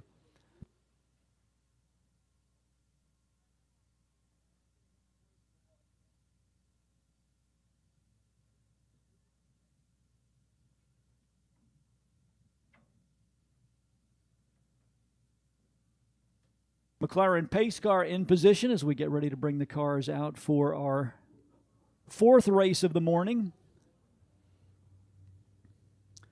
As we said, a wide variety of cars in this race, including Kurt Johnston with the Huffaker Triumph TR7, the car that was the 1979 D Production National Champion, built by Joe Huffaker out on the West Coast. Laurent Fumet with the Ginetta G16 Sports Racer. A number of Lotus 23s in this racing group, including Joe Bezzetta out of Stony Brook, New York, Kurt Uzbey in the number 42. Another of the Lotus 23s, a car originally raced by Graham Hill in the 1964 Times Grand Prix at Riverside Raceway in California. Former Peter Revson Brabham BT8 scheduled to be in this group, a car that also was raced by Skip Barber, now owned by Dan Chapman from New Braunfels, Texas. That will be the number 52 entry.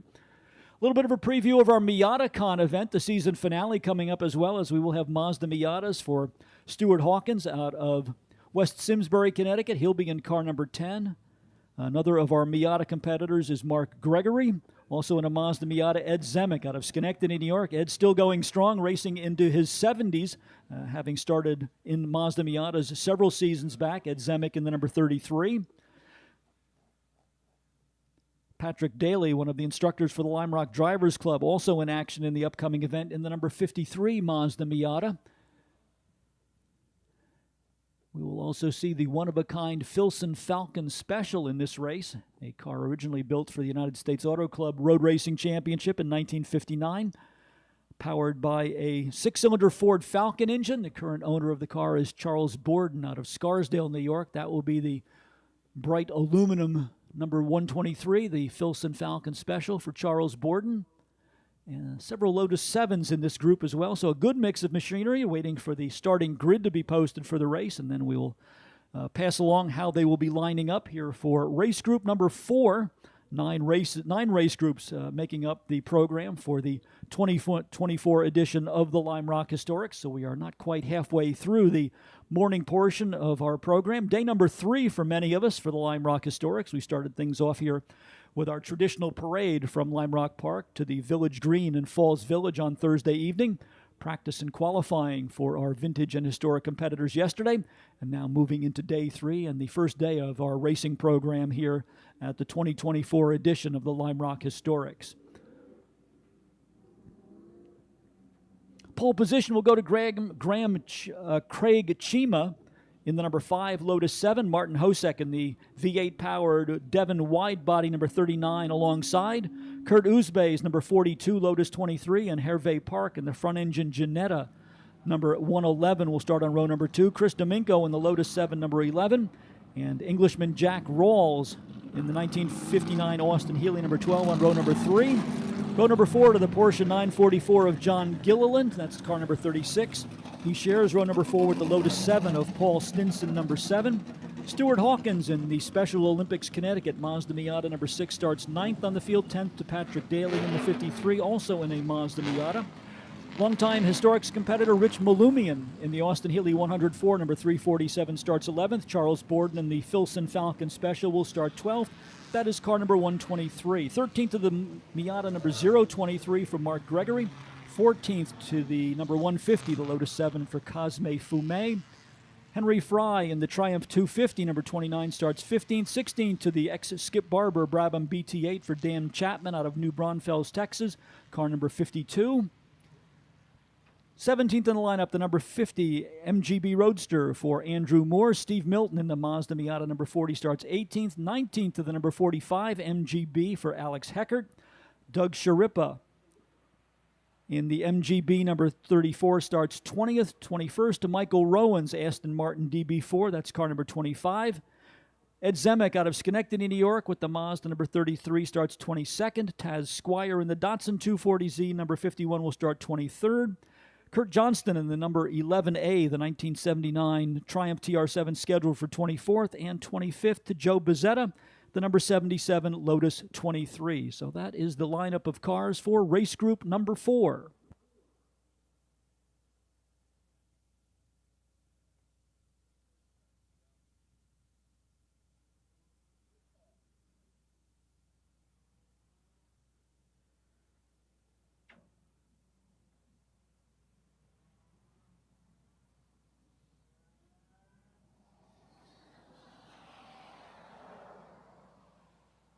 Looks like we're going to send them for a second reconnaissance lap around the racetrack.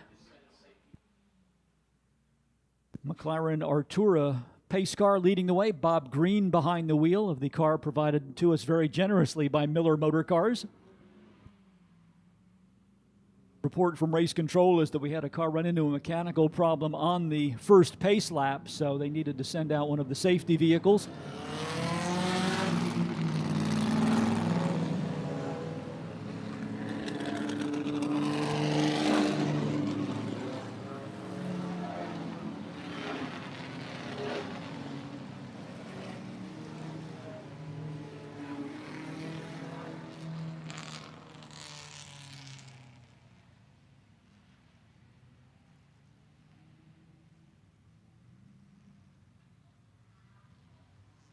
We mentioned our opening day parade on Thursday. We'd like to thank our partners from NBT Bank and the Falls Village Inn for their support of that event. Always a festive time as folks gather along the roadways of northwestern Connecticut to enjoy the road tour featuring both competition and show cars. And if you have not been part of that in the years past, we hope you'll continue consider joining us for it in the future, as it is a tradition we are looking to carry forward here with the Lime Rock Historics. As we mentioned, the 2025 schedule already in the planning stages for Lime Rock Park. We expect to be back for Historic Festival 43 on Labor Day weekend next year, but before that we will welcome the NASCAR Touring Series, the NASCAR Craftsman Truck Series, coming to Lime Rock Park at the end of June of 2025. We, as many of you know, we've hosted NASCAR Regional Series here in the past, both the Busch North Series as well as the Wheel and Modifieds, but now for the first time a NASCAR National Touring Series comes to Connecticut and to Lime Rock Park. And again, that event scheduled for the end of June. Obviously, more information in the planning stages. So stay in touch with all of the news about our upcoming NASCAR Craftsman Truck event by visiting our worldwide website, www.limerock.com. Let's see if we are ready to go green here. McLaren safety car on the pit road. Field coming down for the green flag. A good jump at the start by Craig Chima from the pole position in the Lotus 7. Big V8 powered Devon wide body from Martin Hosek in second. And third down into the first turn was the number 11 Lotus 7, driven by Chris Domingo.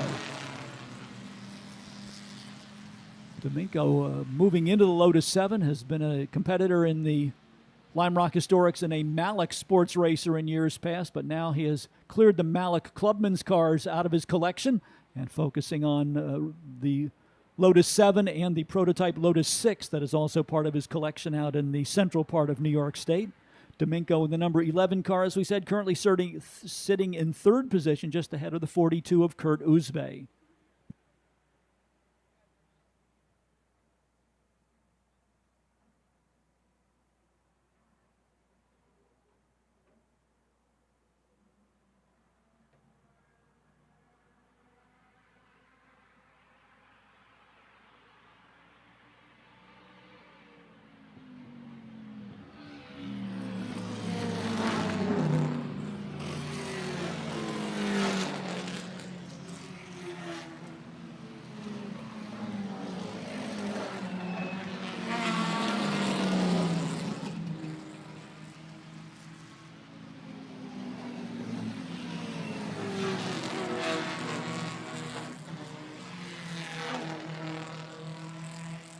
Couple of cars running into problems early in the going.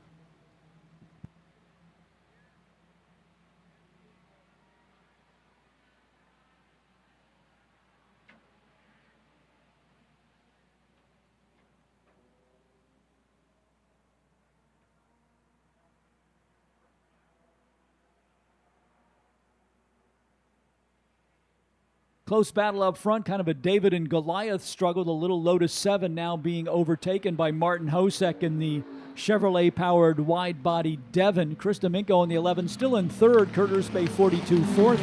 Hervé Park in the English Ginetta, the front-engine G4 model Ginetta in fourth. That is the yellow number 111. And then right behind him, our visitor from England, Jack Rawls, in the number 12, the Austin Healey 3000.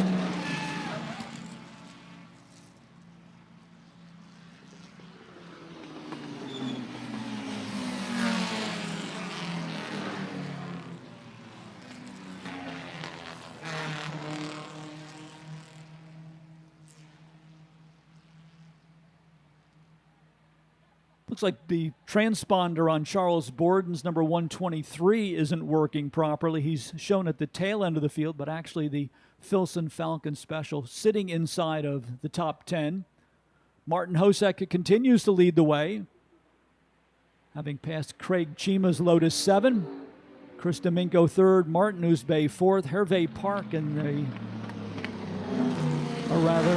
Hervé Park in the number 111, then Jack Rawls in the number 12, Austin Healey. Behind him, Paul Stinson in the 7. Patrick Daly in the 53. Rich Malumian in the number 347. That is the Austin Healey 104.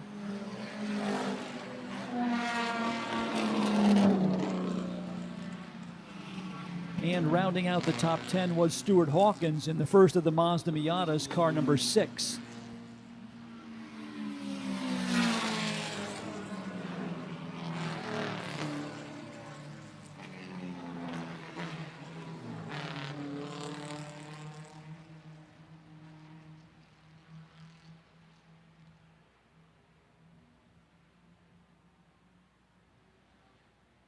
Craig Chima not giving up the battle here with Martin Hosek. Obviously a horsepower advantage for the V8-powered car as they go down the Sam Posey Straight, but Chima then with the lighter and more nimble Lotus closes right back up on the race leader once they make their way into the twisty part of the circuit.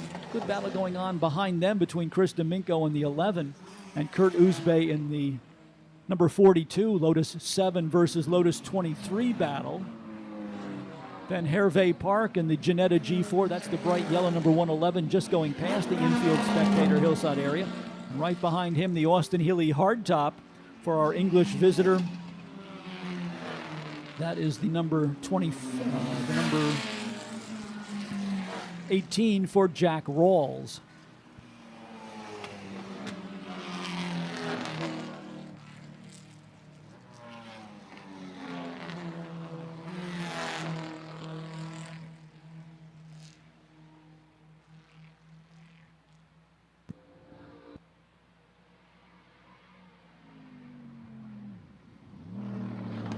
Front of the field, we seem to be forming them up in groups of 2.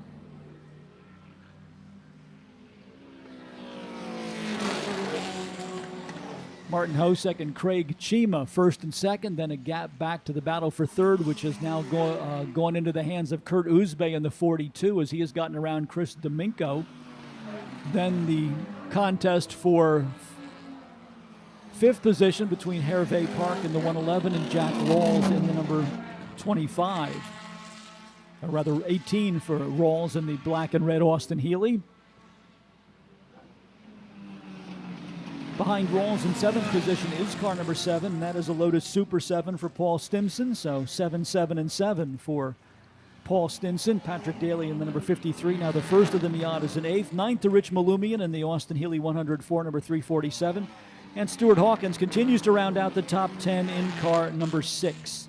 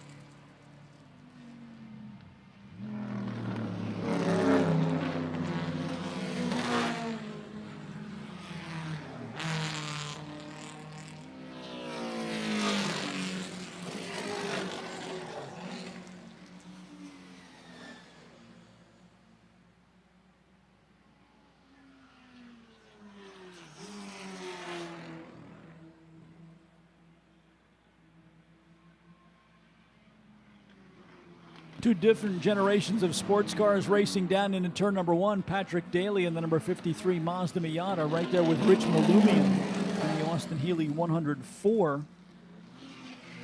It's familiar white and red paint scheme. The Austin Healey dating back to 1956.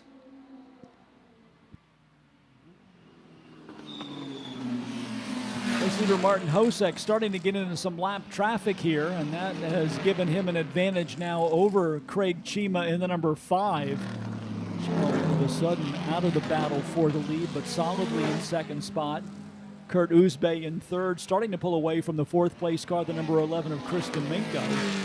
Then in fifth, it's Hervé Park in the Ginetta, followed by Jack Rawls in the Austin Healey. The Ginetta is an interesting car, another of the English specialist sports cars.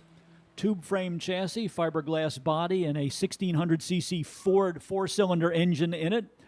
It was produced in limited numbers. They tried to get the car into the SCCA production car categories, but the ruling body made the judgment that there were not enough of those cars built to run as a production car, so they never really became very popular in contemporary racing in Lime Rock Park.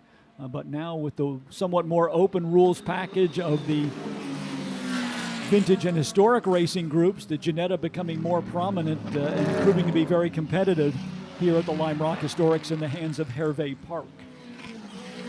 Rich Malumian in the pits. He was a top 10 car. Not sure what the problem is with the number 347, but he has come to a halt in the pit area.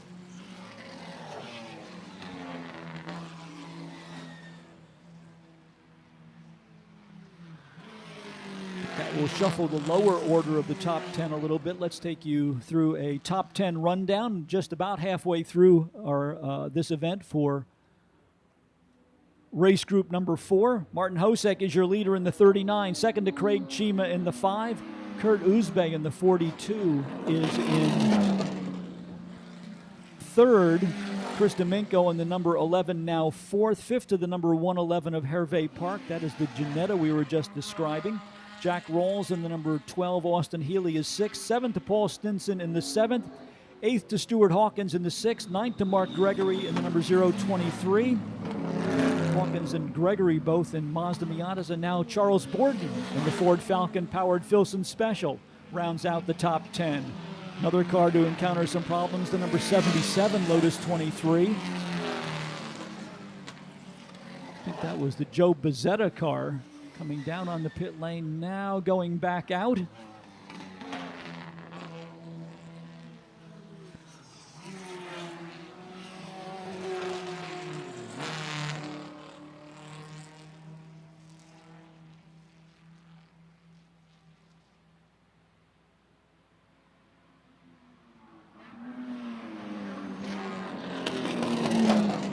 Not sure what happened to Rich Malumian's car. He's continuing to have a consultation with some of the officials. Malumian, as we said, a longtime competitor with his familiar white and red Austin Healey with the four-cylinder engine in it, the predecessor to the Austin Healey 3000.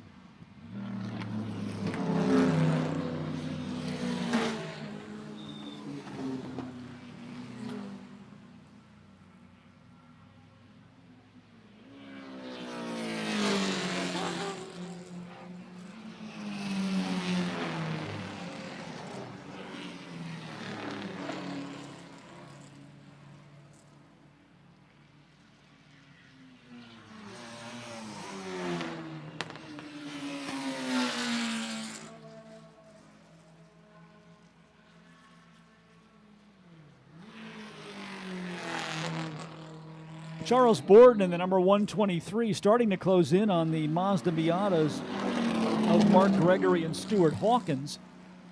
So we have a battle shaping up for 8th position.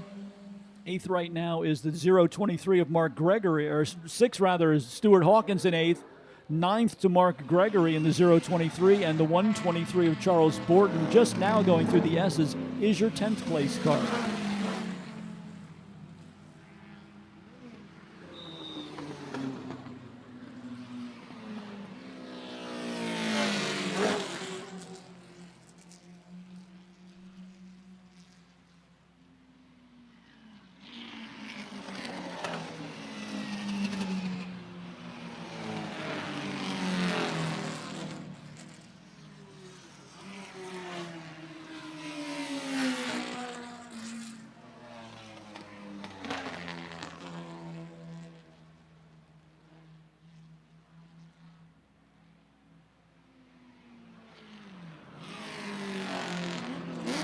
Checker flag in hand from Mike Petrucci, ready to bring this one to a conclusion. The win will go to Martin Hosek in number 39. Craig Chima in the number 5 across the line in second. Third to Kurt Uzbe, the Lotus 23 is car number 42. Followed by Chris Domingo in the 11. Then Hervé Park in the Ginetta number 111, just edging out Jack Rawls in the number 18, or the number 12 rather, the black and red Austin Healey hardtop.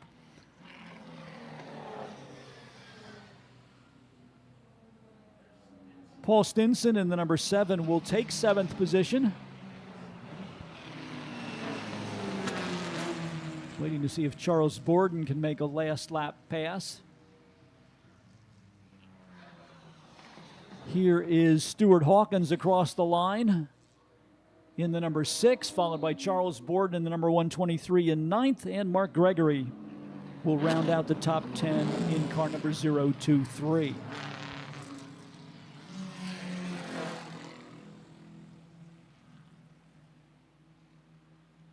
Well, if I was going to be playing the numbers, I guess I'd take 7 from this race. Paul Stinson, driving a Lotus Super 7, in car number 7, finished 7th.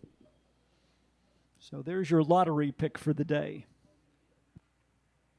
Congratulations to Martin Hosek. V8-powered wide-body Devons taking the win, car number 39.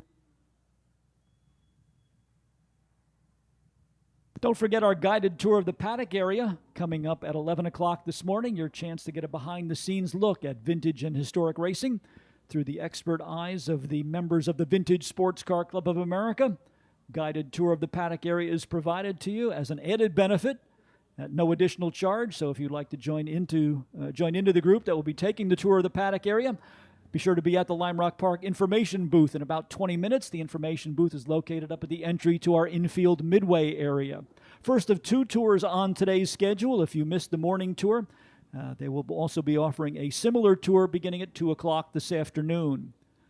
And again, we'd like to say welcome to all of you out in the outfield portion of the racetrack, finding your favorite vantage point to watch the racing action here this weekend. Don't forget that the Liqui pedestrian bridge is open, bringing you across the track into the paddock area. And from there, you also have full access to the infield hillside area, the Midway in our infield portion of the circuit here at Lime Rock Park. And you can even pay a visit to the beer garden overlooking the S's here at Lime Rock Park, where they will be serving up ice-cold Lime Rock Lager from the good folks at the Great Falls Brewing Company. So welcome to all of you watching from the outfield portion of the racetrack. We're happy that you have made us part of your Labor Day weekend. Also, hi to all of the folks on the infield hillside area overlooking the S's and the Sam Posey straightaway here at Lime Rock Park. Don't forget that you also have access to the Liqui Bridge if you would like to get a different perspective on the racing action here at Lime Rock Park. A panoramic view of the cars as they come off of the diving turn and onto the Sam Posey Straight is available from the outfield portion of the circuit. Race group number 5 ready to roll out as we continue the morning portion of our racing program. This is basically our sedan racing group, cars from the SCCA sedan categories, B, C, and C sedan, as well as the IMSA RS Championship and the 2.5-liter championship of the Trans Am Series, represented as the predominant cars here in race group number 5. Among the notable entries in this race, the voice of NASCAR on Fox, Mike Joy, former Connecticut resident, now calling Louisville, North Carolina, his hometown, has the number 48 Datsun 510. Done up in the colors of Dan Gurney's All-American Racing team from the 1970 Trans Am with a deep blue paint scheme with a rainbow assortment of colors on the hood of the number 48 car for Mike Joy. His partner for the weekend in the number 55, also out of North Carolina, is Bart Hayes in another of the Datsun 510s. Mike Agnifilo was strong in practice here yesterday. His Datsun 510 is car number 20. Simon Kirkby is in action in the upcoming race group. The director of the Lime Rock Drivers Club will be driving car 777, a 1963 Hillman Imp, the type of car that Simon Kirkby first drove when he began his racing career back in England in the 1960s. Gaspar Fazzulo scheduled to be part of this group as well with the short wheelbase Porsche 912, number 810.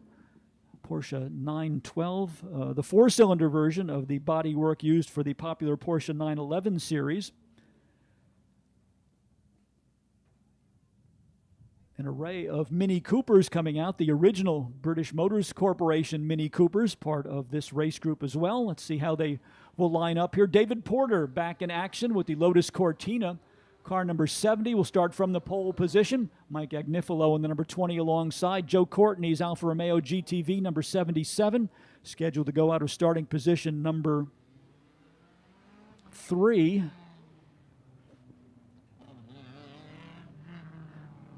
John Clerk in the very rapid Mini Cooper number 18 should be alongside of Joe Courtney. Then it will be Jorge Santos in the 68, the Datsun 1200, and the Alfa Romeo GTV number 191 for Robert Brady. Jonathan Draper's BMW number 62 and Lon Barrett in the Alfa Romeo Alfetta will line up 7th and 8th. 9th to Gaspar Fazzulo's Porsche 912. Michael Donnelly in the Alfa GTV number 146 is 10th. John Woods BMW number 36 will start 11th. Simon Kirkby in the Hillman Imp number 777 starts 12th. 13th to the Alfa Romeo of Bill Shields number 46. 14th to the Porsche 914 for Mark Wagner. Tim Cashman's number 02 starts in 15th position. 16th to Bart Hayes in the number 55 Datsun 510 out of Wilkesboro, North Carolina. 48, Mike Joy, who we mentioned earlier, and will start in 17th position in his Datsun 510. The Volvo 122 that competed in the revival of the Carrera Pan America, the Mexican road race. The number 282 Volvo starts 18th, and 19th to Chris Mosera in the Ford Cortina GT. David Porter really with the first of the performance sedans, Lotus, the Ford Cortina, a mass-produced sedan in England that they shipped off to Colin Chapman. Lotus folks upgraded the suspension and put in a 2-liter double overhead cam engine and produced a very potent performer in the early years of the 2-liter division of the Trans Am series, and that is exemplified by the number 70 Lotus Cortina for David Porter, starting from the number 1 starting spot. That is the red number 70.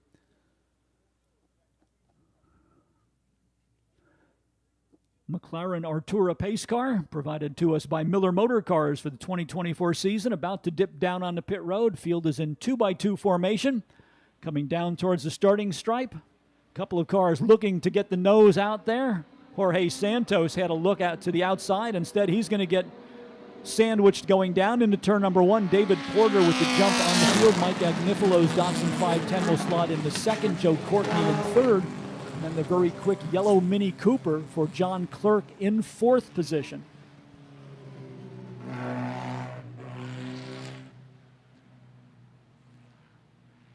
Field making its way now through the S's onto the Paul Newman straight for the first time.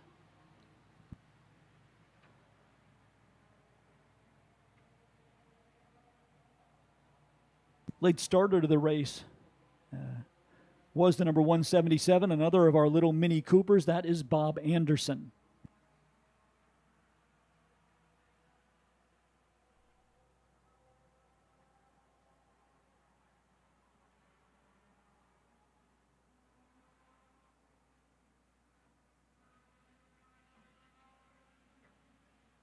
David Porter already stretching the gap out here on lap number 1 over Mike Agnifilo.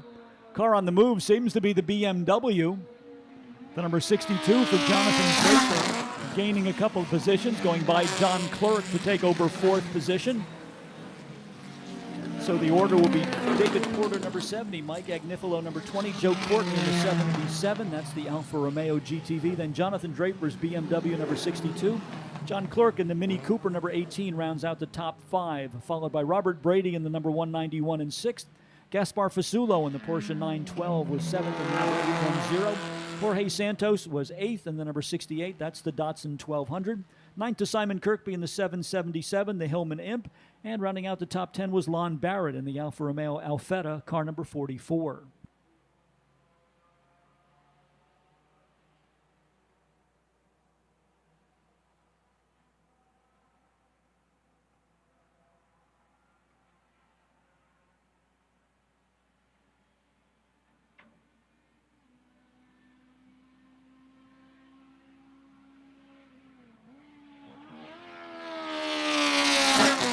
Jonathan Draper, the hard charger here, challenging Joe Courtney now for third position.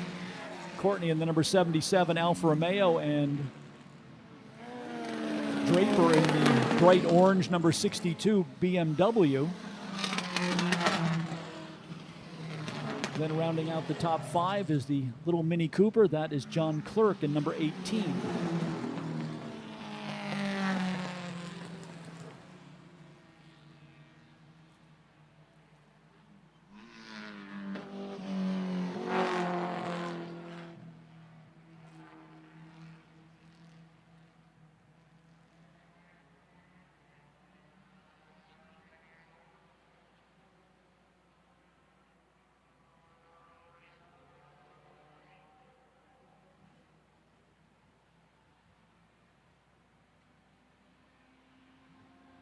David Porter focusing forward, continues to stretch the gap over the number 20 of Michael Nifolo. For the moment, Joe Courtney in the 77 able to hold off the 62 BMW of Jonathan Draper. Gaspar Fasulo trying to gain a spot down into turn number one. Fasulo will go around Robert Brady's Alfa Romeo to move into sixth position.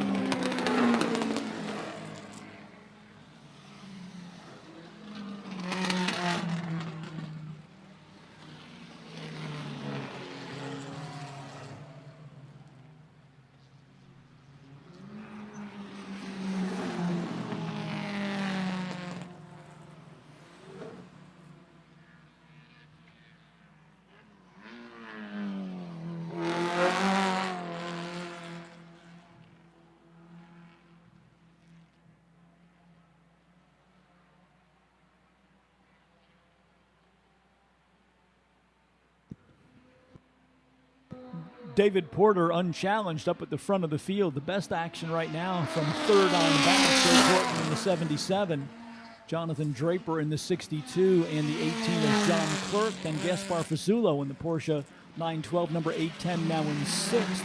Seventh to Robert Brady in the 191. Eighth to Jorge Santos in the 68. Ninth to Simon Kirkby in the 777. Kirkby will challenge Santos for position going down into turn number one. They will be door handle to door handle. And then rounding out the top 10 is Lon Barrett in the number 44.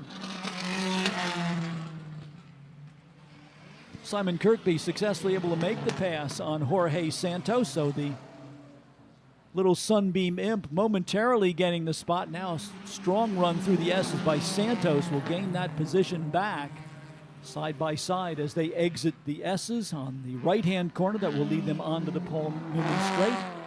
Let's see how it sorts out between Simon Kirkby in the 777 and Jorge Santos in the number 68.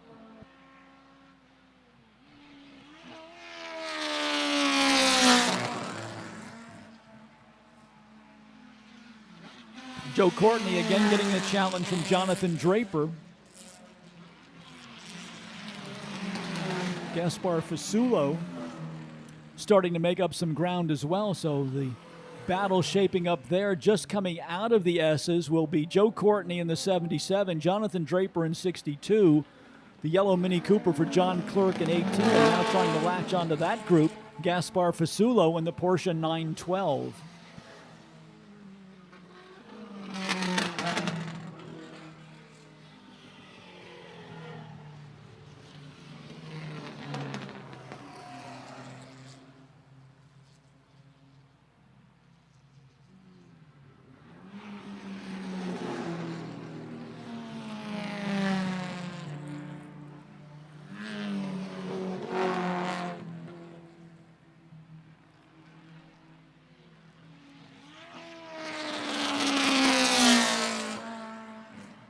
Checking in on the contest between Simon Kirkby and Jorge Santos. Let's see if the Sunbeam Imp has been able to make it stick there in 8th position. Now Santos able to get back around, so Jorge Santos in the 68 after momentarily giving up position to Simon Kirkby in the 777. Now gains that spot back, and now Kirkby under pressure from Lon Barrett in the Alfa Romeo Alfetta number 44, currently in 10th position. So Simon Kirkby trying to hang on to the top 10 with one of the smallest displacement cars in this race, just 1,000 cc's the engine size on Simon Kirkby's car. 1,200 cc's the displacement on the Jorge Santos car. And a considerably larger engine in the Alfa Romeo GTV for Lon Barrett.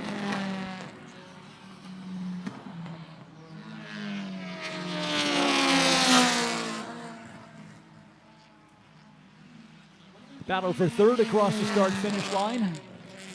Still Joe Courtney with about a car length advantage over Jonathan Draper. Then the yellow Mini Cooper for John Clerk, and getting ever closer, the Porsche 912 of Gaspar Fasulo. Mechanical consultation flag for the Ford Cortina of Chris Mosera, so we should see the number 83 car headed towards pit lane the next time he comes around through the diving turn.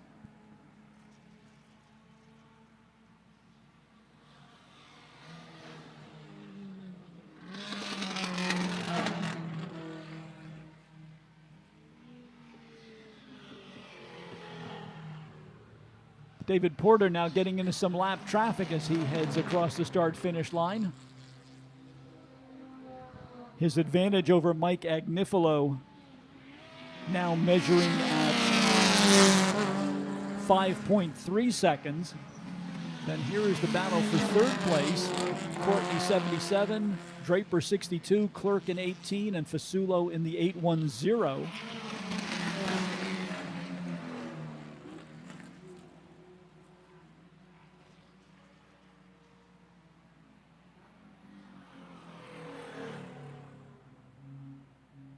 Simon Kirkby, director of the Lime Rock Drivers Club, pedaling for all he's worth to keep the little Sunbeam Imp ahead of the comparatively bigger Alfa Romeo number 44 right behind him. The car driven by Lon Barrett out of Texas. For the moment, the advantage still to the 777 of Simon Kirkby.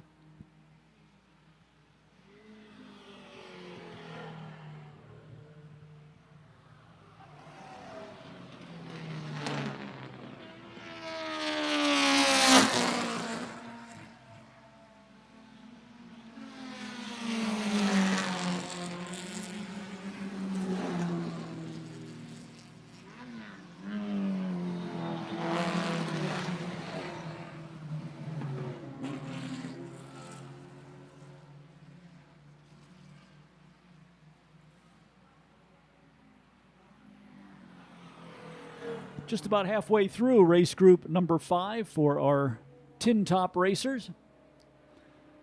David Porter has led all the way in the number 70 over the 20 of Mike Agnifilo. Then a great three-car battle for third between Joe Courtney in the 77, Jonathan Draper in the 62, and the little Mini Cooper number 18 for John Clerk.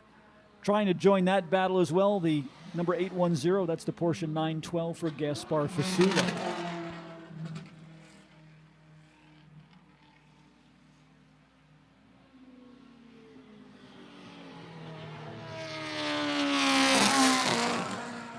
Jonathan Draper has tried and tried and tried to find a way around Joe Courtney. So far, he has not been able to find the combination.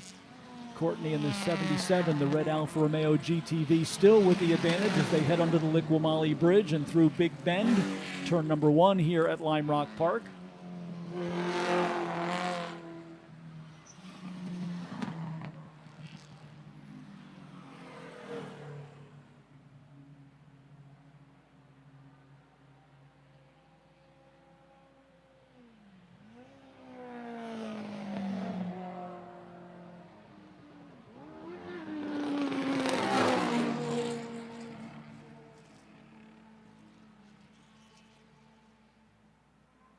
Sun trying to break through the clouds now overhead, as our forecast is for fair weather throughout the day today.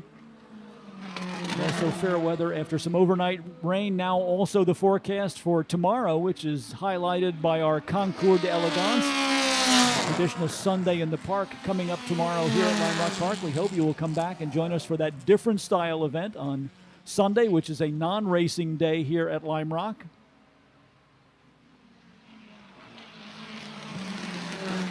Another car on the pit road with some difficulties is the number 55, the Datsun 510 for Bart Hayes out of Wilkesboro, North Carolina.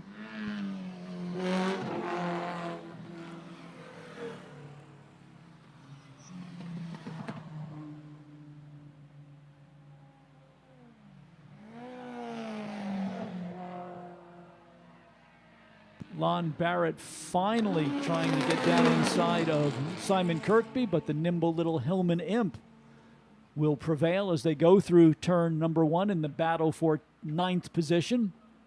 Kirkby in the 777. The Alfetta is the number 44, driven by Lon Barrett. And for the moment, at least, Kirkby still hanging on to that 9th position as they exit the S's and move on to this Paul Newman straight.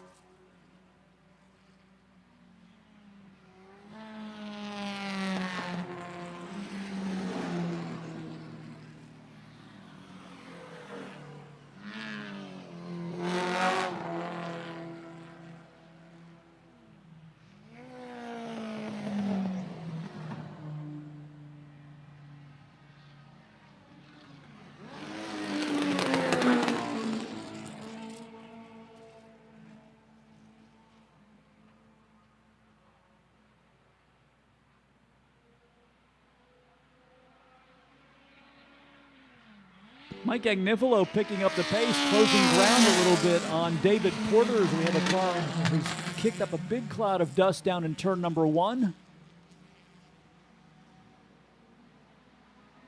Unfortunately, we don't have a clear view of that area of the racetrack to know whether the car pulled away or not, but obviously somebody off course momentarily down in the first turn. Those of you in the outfield actually have a better view of that than we do here from the Skip Barber start-finish building. No display of a yellow flag from the turn 1 corner station, so presumably the car that brought that cloud of dust has been able to drive away and not in a precarious position there, so the race continues unabated. Let's see if Mike Agnifilo can close in any on David Porter. The last time by, the gap was down to 1.8 seconds. Agnifilo trying to use the late lapse of this first appearance for the Tin Tops on day 3 of the Historics to close in on race leader David Porter.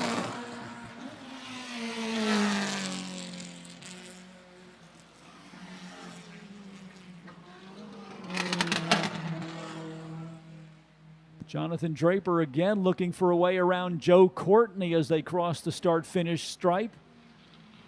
Lurking right there in the shadow of the BMW is the little number 18, the Mini Cooper for John Clerk. Clerk putting in a very credible performance there with the original edition Mini Cooper S, hanging right with the Alfa Romeo and the BMW. Gaspar Fasullo, unfortunately thwarted by some lap traffic, loses ground on that battle. Fasullo is the car sitting in 6th position, the Porsche 912 number 810. 7th to Robert Brady in the 191. Jorge Santos in the 68 is 8th. Simon Kirkby in the 777 is 9th. And Lon Barrett, number 44, rounds out the top 10.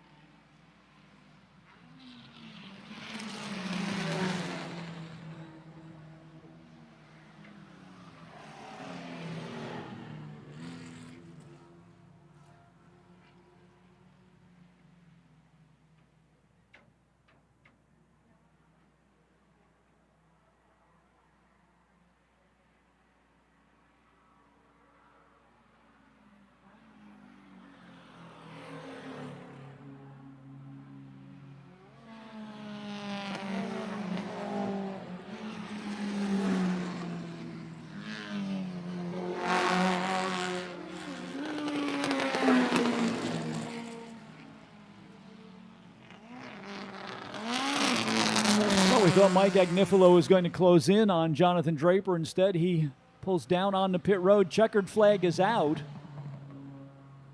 So Agnifilo will get the finish in second place in the number 20, but some sort of mechanical problem coming off of the diving turn sent Mike Agnifilo on the pit lane as the checkered flag came down for David Porter. Agnifilo had been within 2 seconds of the race winner, but at the finish was 16 seconds behind, an obvious indication of mechanical problems as he did bring the number 20 on the pit road. Joe Courtney will prevail for third in the number 77 over the 62 of Jonathan Draper. John Clerk in the number 18 Mini Cooper comes home in fifth. Sixth to Gaspar Fasulo in the Porsche 912 number 810. Robert Brady's Alpha GTV number 191 will take seventh. Eighth to Jorge Santos in the number 68. That is the Datsun 1200. Ninth to 777 Simon Kirkby in the Hillman Imp. And rounding out the top 10 was Lon Barrett in the number 44. That was the Alfa Romeo Alfetta. Simon Kirkby turning in a strong performance. And you can get tutelage from Kirkby, who is the director of the Lime Rock Drivers Club, by signing up for their Member for a Day program. So if you would like to get a close-up look at the challenging mile-and-a-half circuit here at Lime Rock Park, there is the Member for a Day program in which you bring your own car and you can test the limits of both you and your car's abilities. It's also an opportunity to check out the club while mixing with members both on and off the track. The Lime Rock Member for a Day program offers 4 hours of uncluttered track driving as well as in-car coaching. The daily fee also provides you with full hospitality for yourself and a guest, and they even have helmets if you don't have one of your own. So for more information about the Member for a Day program for the Lime Rock Drivers Club, visit their worldwide website, www.limerockclub.com.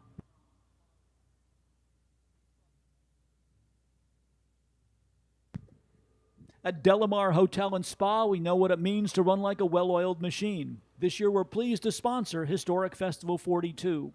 Join us in a toast to all of the drivers, crews, owners, and automotive technicians that have given us a glimpse into this time-honored tradition. Visit us at Delamar Greenwich, Southport, West Hartford, or Traverse City, Michigan to celebrate this great accomplishment.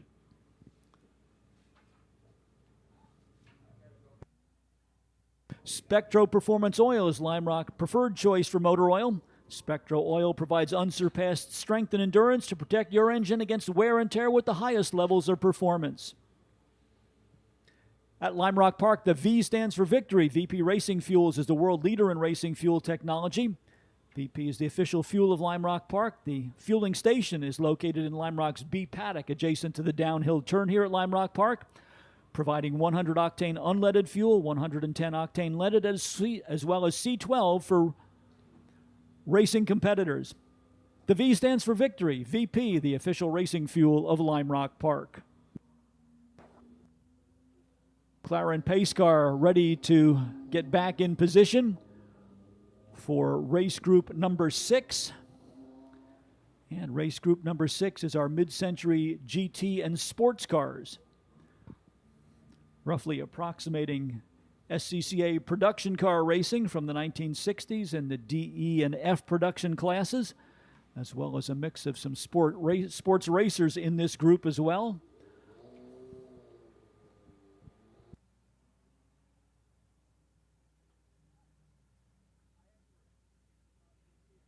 Peter Kraus debuting his Fiat X19 in this race. Kraus, a longtime competitor in the Sports 2000 category at the Lime Rock Historics, as well as being well known for his driver coaching services.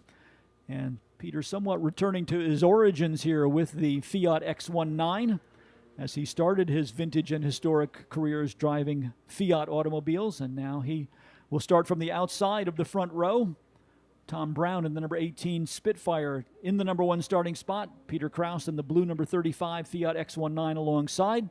Second row to the Elva Courier of Norm Burke, number 6. Kevin Goslin in the number 901 Spitfire alongside of him. Carl Whitney in the former Dave Belden Lotus Mark 9, number 215, starts in 5th position. 6th in the lineup to the Alfa Romeo Spider for Roger Casson, number 256. The 1973 Alfa Romeo Spider from Michael Lawton, number 4, starts 7th. 8th on the field to Rick Nevis in his Austin Healey 104, number 102. 9th in the lineup to Dirk Burrows. The Alfa Romeo Giulietta Spider is number 59. John Dunnick, in one of the original Renault sports racers, starts in 10th position, car number 61. 11th to Steve Lehrman in the Alfa Giulietta Spider number 246. Bradley Price, from the who provides our Autodromo Chronograph Awards, brings his Alfa Romeo number 227 into 12th position. Stu Forer in his Turner number 48 will start 13th. 14th to Ed Boyajian in the Alfa Romeo Giulietta Spider number 69. Butch O'Connor out of Sparta, New Jersey, with the MGA number 218 starts 15th. 16th to Jackie Amorosa. Her Triumph TR3 is number 41. Andy Inglis in the Austin Healey number 12 starts in 17th position.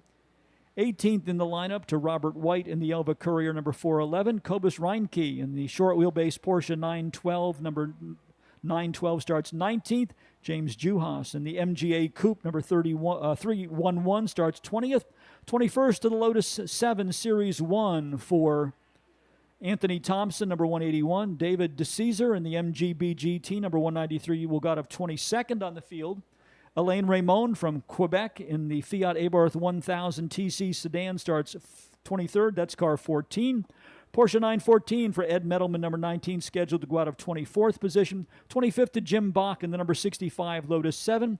And John Horn in the Datsun 240Z, number 51, rounds out the field in 26th position. So that is our lineup for race group number 6 as they complete their pace lap. McLaren pace car about to come down onto pit road. Tom Brown and Peter Kraus making up the front row as they are under starters' orders, looking for the green flag. And race number 6 on its way towards turn number 1. Michael Lawton with a strong start from row number 3 in the Alfa Romeo Spider number 4. It will be Brown in the lead, then side by side between Norm Burke in the Elva Courier and Peter Kraus in the Fiat X19 for second.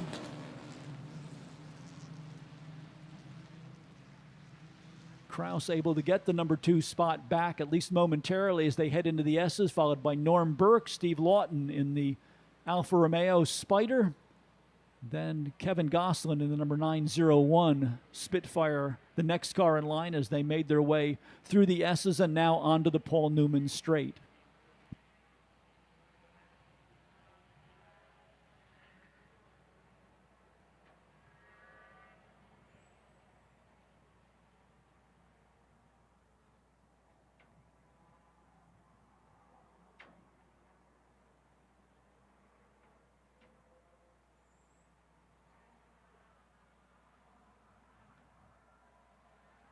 Good battle between Kraus and Brown as they come down to the line. Triumph Spitfire versus Fiat X19. Norm Burke with a ringside seat in 3rd position in the yellow Elva Courier. Peter Kraus able to dip down to the inside under braking. Will use that dip and dive move to take over the lead as they come out of Big Bend onto the short chute headed towards the S's in front of the infield spectator hillside area and the Lime Rock Beer Garden. Kraus now with the lead. Let's see if he can start to pull away from Brown or whether the Spitfire will be able to hang on to the Fiat X19 as they move to the back part of the circuit.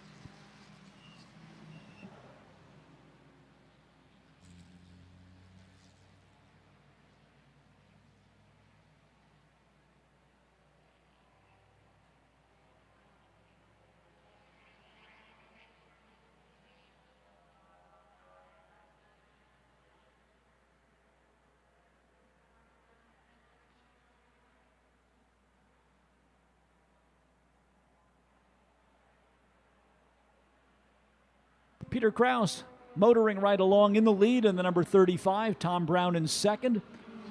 Norm Burke in 3rd. Michael Lawton rather in 4th. 5th to Kevin Goslin in the 901. Carl Whitney in the Lotus Mark 9 is 6th. That's the number 215. 7th to Roger Caston in the Alfa Romeo number 256. 8th to another Alfa Romeo. That's Dirk Burrows in the 59. 9th to Steve Lehrman's Alfa Giulietta number 246. And Rick Nevis in the Austin Healey 104 rounds out the top 10. 11th right now is John Dunnock in the Sports Renault, number 61, followed by Brad Price in the Alfa Romeo, number 227 in 12th. Jackie Amorosa in her Triumph TR3, number 41 is 13th. 14th to Robert White in the Elva Courier, number 411. And Ed Boyasian in the number 69 Alfa Romeo, rounding out your top 15.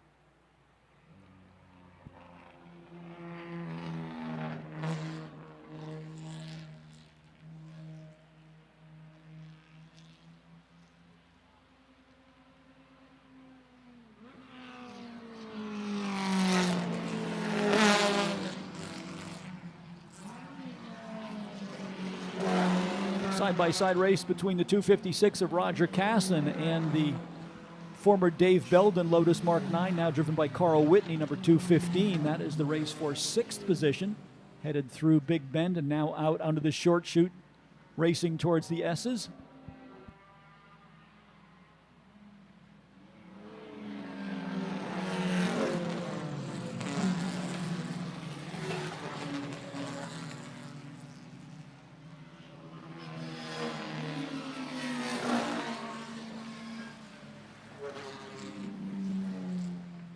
Fast lap of the race right now to Peter Kraus in the number 35 at 1 minute 5.087. Alain Raymond, our visitor from Quebec, just coming across the start-finish line. And the number 14, the Fiat Abarth car, similar to that, raced in the D Sedan class for many years here at Lime Rock Park by Al Cosentino and the Fazza Squadra team out of nearby Brewster, New York. Alain Raymond keeping the Fiat Abarth racing tradition alive here at Historics 42. Norm Burke has gotten around Tom Brown's Triumph Spitfire, so moved the Elva Courier into 2nd position. Brown down to 3rd. Let's see now if Burke has anything for race leader Peter Kraus.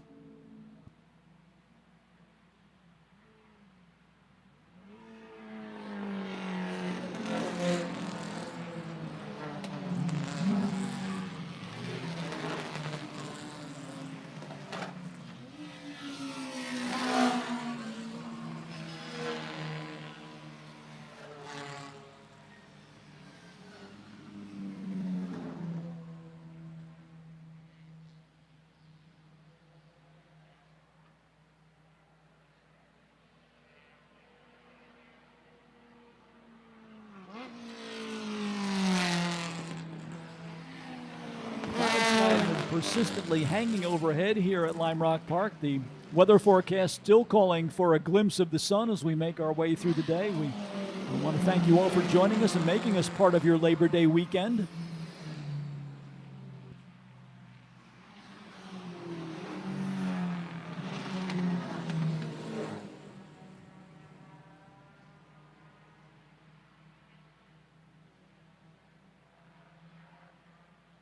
Peter Kraus continuing to improve on his lap times again, setting fast lap of the race, now down to 1 minute 4.922 for the race-leading Fiat X19. He is the only car in the 1 minute 4 second range. He has managed to stretch his advantage over Norm Burke to about 3 seconds. So Peter Kraus making an impressive debut with the Fiat X19 that is new to his racing stable. This is the first racing appearance of that car. And so it is so far a successful debut for the Fiat X19 out of Raleigh, North Carolina.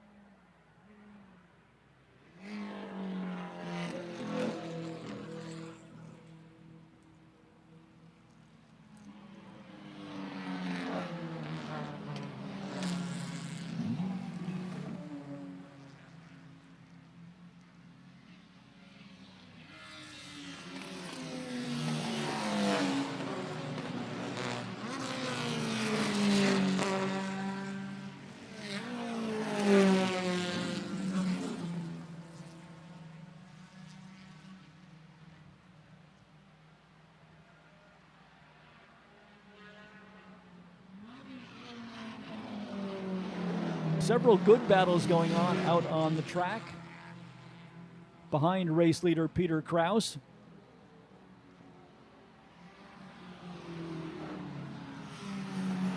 Steve Lehrman, John Dunnock, and Brad Price all bunched right together. Lehrman in the number 246, Dunnock in the bright yellow Sports Renault number 61, and then Brad Price from Autodromo Chronographs, currently in 12th position in the number 227.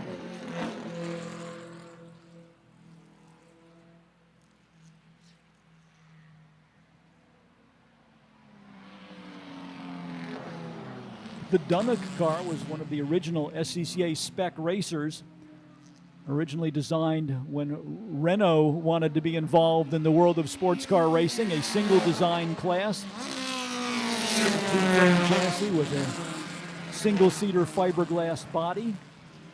Once Renault left the market, the Ford Motor Company got involved. They changed the name from Sports Renault to Spec Racer Ford. And that category now celebrating its 40th anniversary as an SCCA National Championship class. But it all began with the Renault-powered version of the Spec Racer, as exemplified by the car driven by John Dunnock.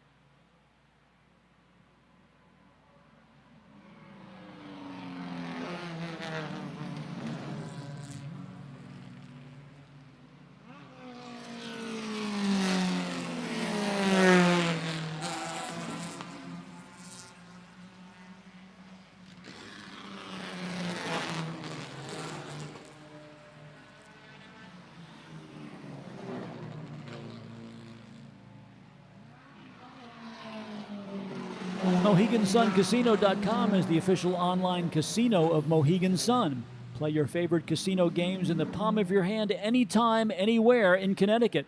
Stop by the MoheganSunCasino.com in the Midway area where the races is the only thrill and you could walk away a winner. Problems for the number 246.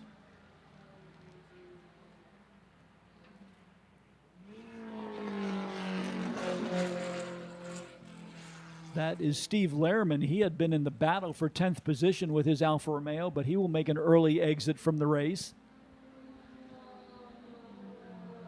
Race leader Peter Kraus right now in the midst of lap traffic as he goes underneath the Liqui-Moly bridge down into turn number 1, still with about a 1 second margin over Tom Brown's Spitfire, which is back into second spot, though Norm Burke just at fast lap of the race in the Elva Courier. Burke had been up to second, then got repassed by Brown, but the number 6 car back on the charge in third position with a fast lap of 1 minute 4.440. Michael Lawton in the number 4 car sitting in fourth position, the Alfa Romeo Spider. Kevin Gosselin in the Triumph Spitfire number 901 is 5th. Roger Caston in the number 256. Alfa Romeo is 6th. 7th to Carl Whitney in the Lotus Mark 9. That's car 215. The Austin Healey 104 of Rick Nevis is 8, car number 102. 9th to Dirk Burrows, the Alfa Romeo number 59. And rounding out the top 10, another of our Alfa Romeo racers. This is Brad Price in the number 227. John Dunnock in the Sports Renault number 61 is 11th. Ed Medelman in the Porsche 914 now up to 12th. 13th to Steve Lehrman. He just headed towards pit lane. That's going to move Jackie Amorosa up by a position. She is now in 13th in the number 41. Robert White in the number 411. Elva Courier now 14th. And Rick McCurdy in another of the Triumph TR3s, the number 132, now rounding out the top 15.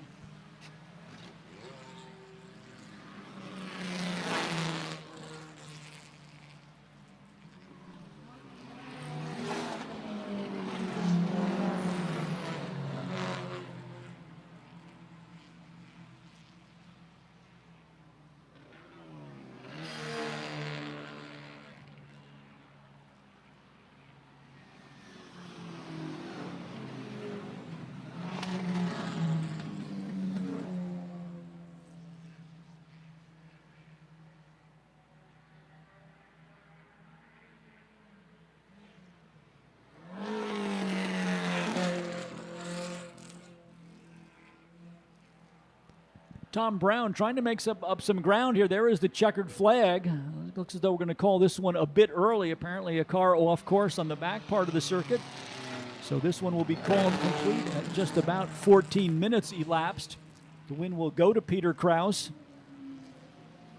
number 35, over Tom Brown in the 18. Norm Burke in the Elva Courier, number 6, will take third. Fourth to Michael Lawton in the Alfa Romeo, number 4. Fifth to Kevin Goslin in the 901. Sixth to Roger Caston in the number 256. Kevin Goslin in the 901 was sixth. Seventh to Carl Whitney in the number 215. Eighth to Rick Nevis in the 102. Ninth to Dirk Burrows in the number 59. And rounding out the top 10 was Brad Price in the number 227.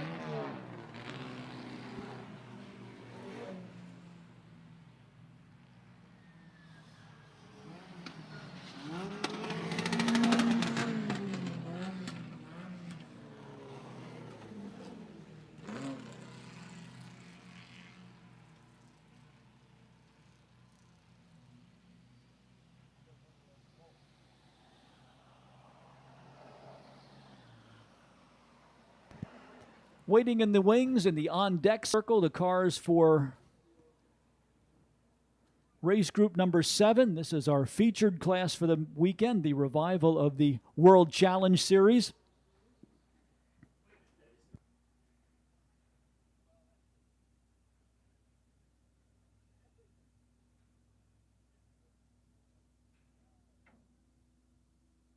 Kim Baker joining us for the upcoming World Challenge event. Kim, as we said earlier, you've got a long history with the World Challenge. It kind of went through an evolution process, a long-distance racing series in its beginning, and you had quite a bit of success there with the Chevrolet Corvette.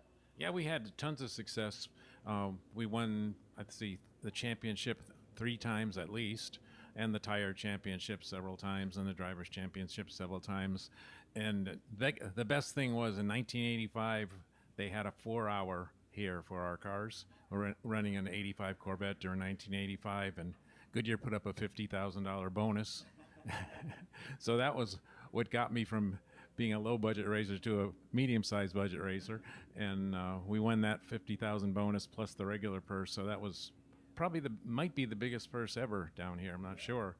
And then with incredible luck, the next race was in 2 weeks, and we won that too. That was a 24-hour at Mid-Ohio. There was an urban legend that you were asked not to be part of one of the racing series. Tell us a little bit about the background on that.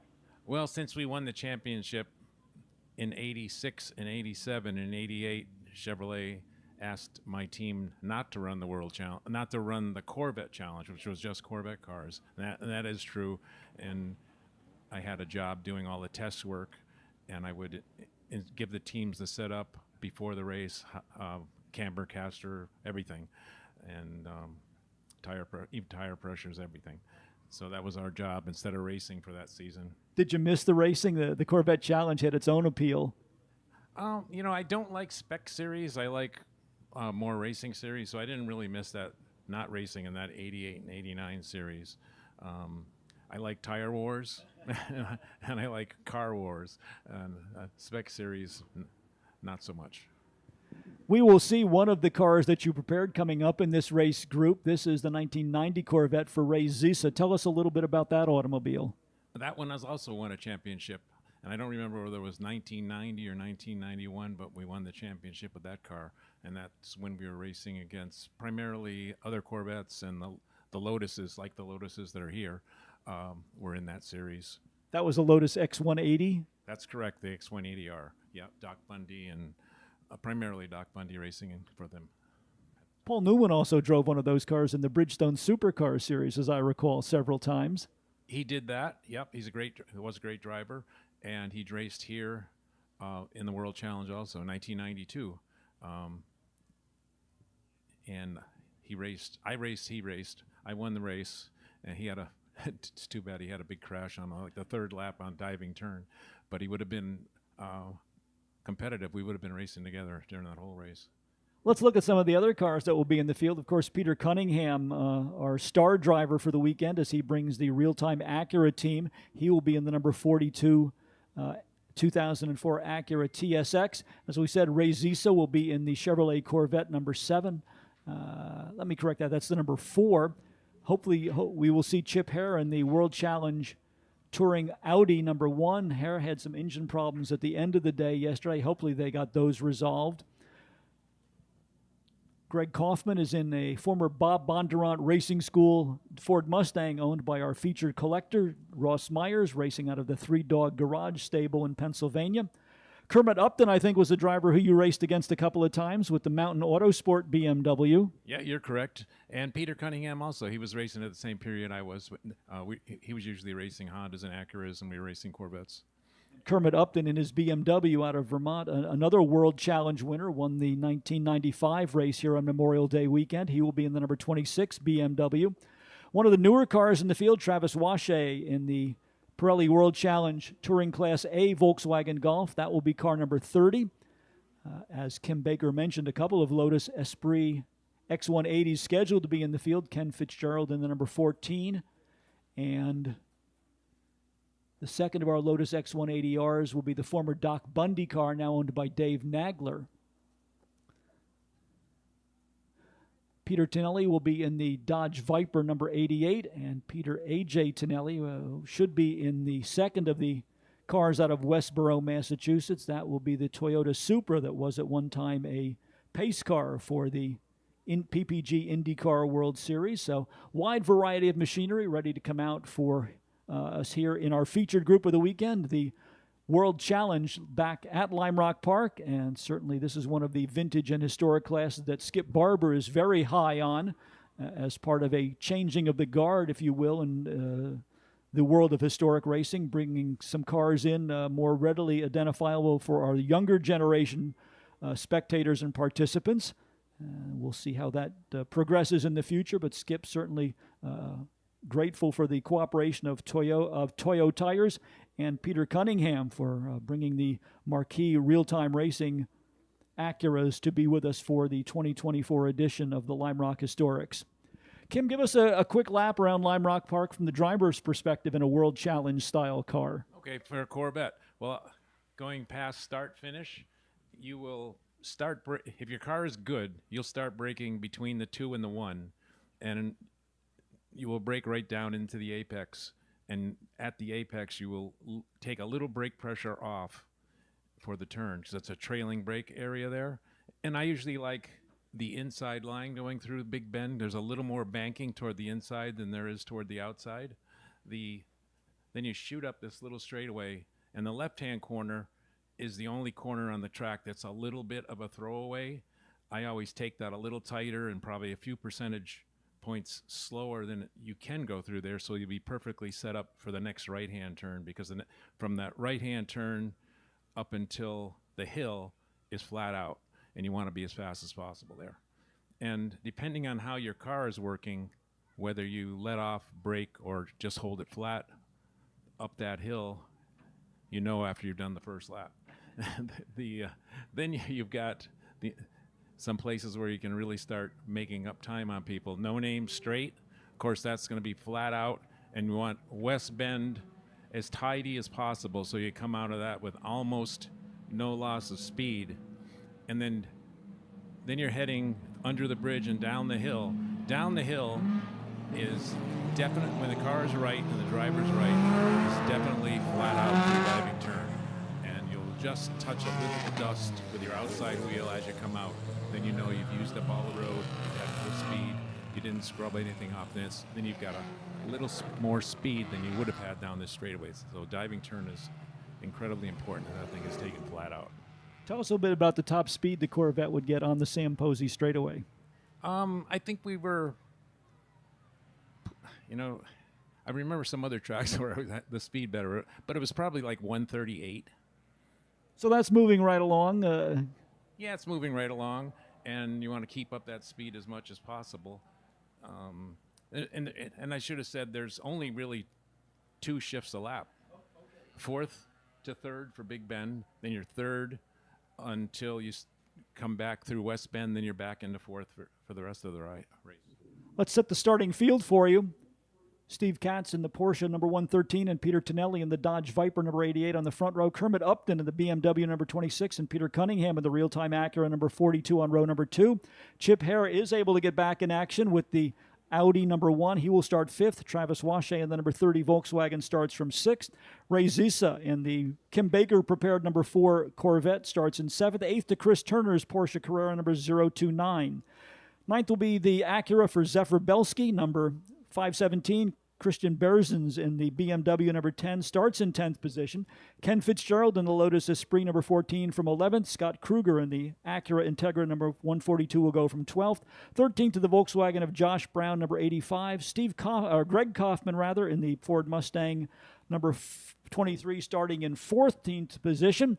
McLaren pace car on to pit lane. Green flag is ready. Our World Challenge race headed towards turn number 1.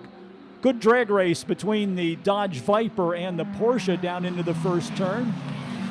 Peter Tonelli around the outside. Let's see if he can hold on to that Viper through turn number 1. Out onto the short chute, headed towards the S's. It is the Porsche back into the lead from the number 1 starting position. Tonelli will fall in the line in second. Side by side between the Audi of Chip Hare number 1 and the Mountain Motorsports car for Kermit Upton. And then it was Peter Cunningham in the real-time Acura number 42 next in line. Those cars lining up 3rd, 4th, and 5th position. 6th to Travis Washay in the number 60 as they came out of the S's onto the Paul Newman straight, headed towards the climbing turn.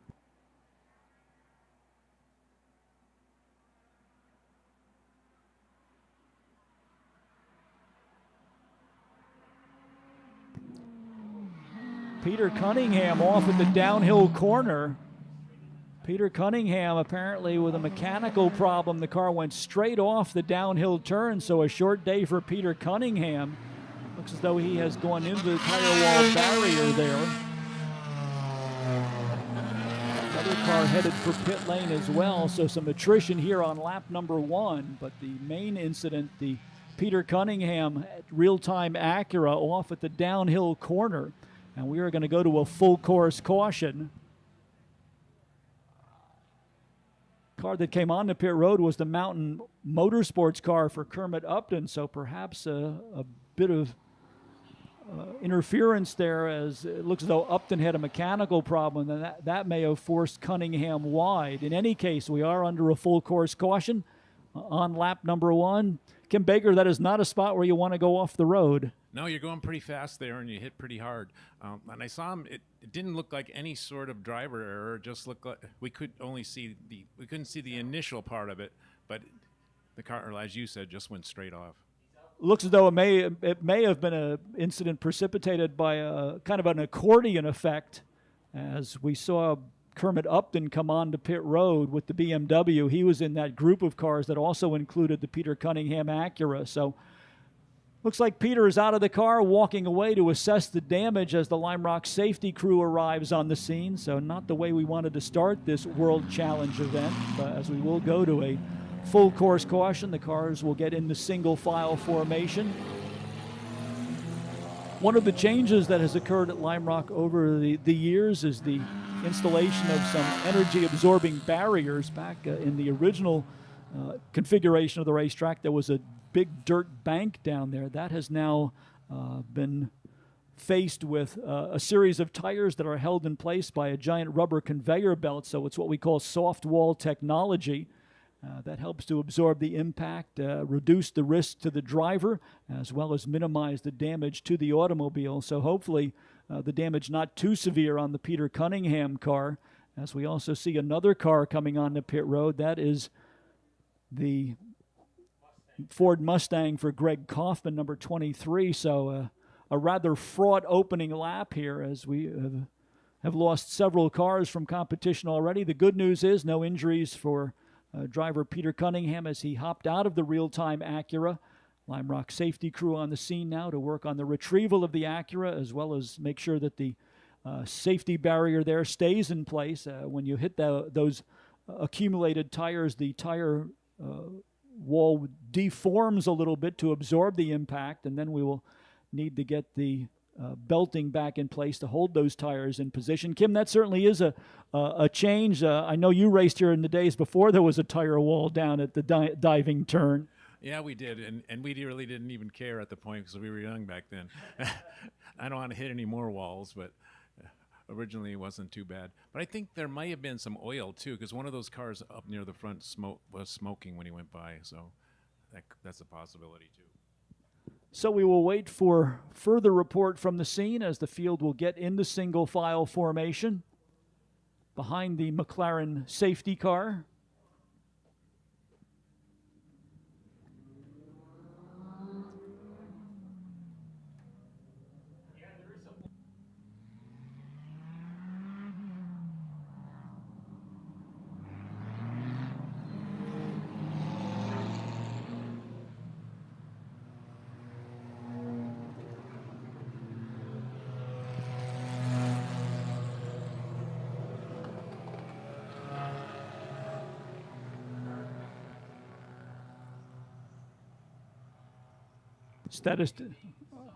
Our statistician Craig Robertson with the long distance lens taking a look down towards the diving turn.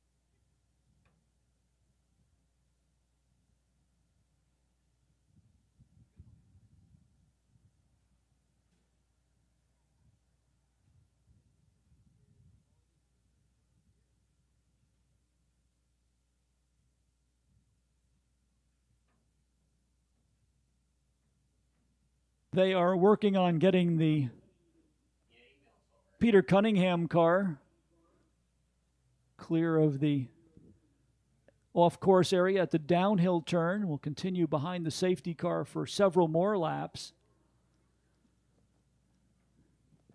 And again, reiterate that there were several different incidents happening at roughly the same time. We saw Kermit Upton on pit lane at the end of lap number 1 in the Mountain Autosports BMW. And then Greg Kaufman in the Ford Mustang also on pit road. So whether there was any connection between those three retirements, we're not sure. But in any case, 3 of our World Challenge cars quickly to the sidelines here as we continue to circulate behind the safety car. Try and get a better assessment of the damages on the Cunningham car. Hopefully we'll be able to make repairs on that car and get it back. If not for the afternoon portion of our World Challenge, then perhaps we will see it back in action by Monday.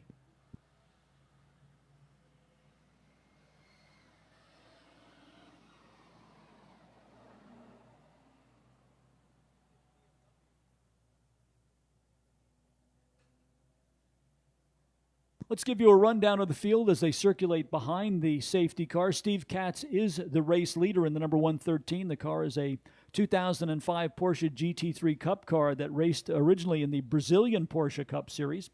Peter Tonelli II with the Dodge Viper in the number 88. In second position, third to Chip Hare in the Audi A4 number 1. Travis Washe in the Volkswagen GTI number 30, now shown in fourth position. Ray Zissa in the Chevrolet Corvette number 4 is in fifth. Sixth is Zephyr Belsky's Acura Integra number 517. Chris Turner, the Porsche Carrera number 029 is seventh. Christian Berzins in the BMW M3 number 10 is eighth. Ninth to Ken Fitzgerald in the Lotus Esprit X180. And rounding out the top 10, the Acura number 142 for Scott Kruger. Final car on the lead lap will be Josh Brown in the number 84 Volkswagen GTI. And then already out of the race, Greg Kaufman in the number 23 Ford Mustang, Kermit Upton in the number 26 BMW, and Peter Cunningham in the number 42 Acura. Kim, did you have a preference between sprint racing and endurance racing? I think we were specialists in endurance racing. You get more track time, more fun, more action, really tired. Was it difficult handing over the car to another driver? Sometimes it is. Most of these races we were limited to 4 hours behind the wheel, so you didn't have a choice. But yeah, you always prefer to be behind the wheel, especially if the car is good. Now, if the car's bent up and no good, you just want to get rid of it. It's a different story. How did you go about selecting your co-drivers? Well, we were seriously racing, and we had to do two things. We had to win, and we had to have people that would attract sponsors or help with our sponsors. So those two things, marketability and driving ability. Cleanup at the downhill turn has been completed. We'll get a look at the Cunningham car. Let's get a look at it as it goes by. Obviously some suspension damage on the left front where the car went into the tire wall. Little bit of body damage, not too bad. Again, a tribute to the tire wall barrier that there was relatively minor damage to the bodywork on the front of the car. Now, what might have happened underneath it will be something else that will need to be examined in detail by the crew. Kim, what's your quick assessment? Is that fixable? Definitely fixable. If this was a 24-hour race, they'd have it out back on the track by now. That's how it works. But if he's got his crew with him, they're a great crew and they're professionals, it'll be ready for the next time out. Real-time racing did bring some of the crew back together for this weekend. I guess the other question will be whether they have enough spare parts to fix it. Obviously, this is racing at a different level than what they were used to in the World Challenge Series. That's very true. They may not have brought any spares with the exception of brake pads and tires, something like that. So if they have the spares, they'll be back out. Green flag is back out. We are back to racing.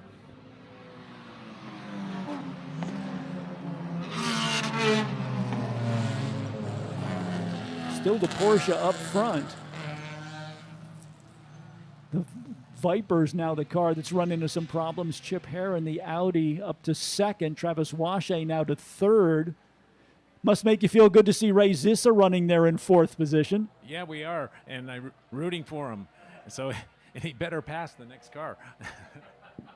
But problems on the restart for the Peter Tonelli car, the Dodge Viper, the number 88, was in second place. Now further down in the order, will reestablish the running order as they complete their first lap after the restart. But it was Steve Katz out in the lead in the number 113. Here is Katz onto the Sam Posey straight with a significant margin over the second place car. That is the number 1 Audi for Chip Hare.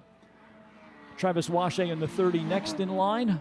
Peter Tonelli in the number 88 trying to get back up in the thick of the action. Will just go around the Chevrolet Corvette of Ray Zissa as they go down into turn number 1. So it looks like a temporary problem for Tonelli as he faded back on the restart, but he's now on the loud pedal trying to get back into the thick of the action. Kim, you were associated with Corvette. What were the cars that you viewed as the closest competitors back in your racing days? Oh, it depended on the season. Corvettes, Porsches, they had some Porsche turbos that were pretty fast, but we were always better on durability, better on fuel economy. So that's where we used to beat them. And then the Lotuses came along. And a lot of friends of mine were on the Lotus team because they were the same people. Some of them were the same people that worked on the Corvette ZR1 motor at the time.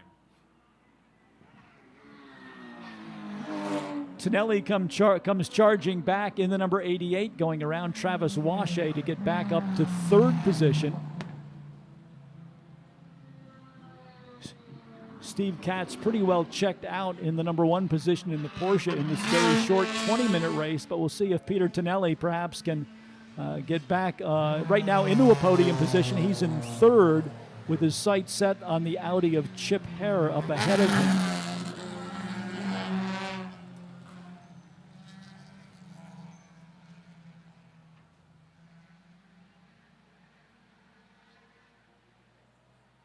Kim, what are you up to these days? Still involved with automotive things? A little bit. I try to sell vintage cars and vintage sports cars and collect them a little bit too. And then I also assist a couple of race teams just over the phone or on the computer with some ideas. Are you officially retired as a driver or still open to offers? still open to offers. Yeah, right now, I think I'm going to go see Ray and ask him if I can drive the Corvette in the next session.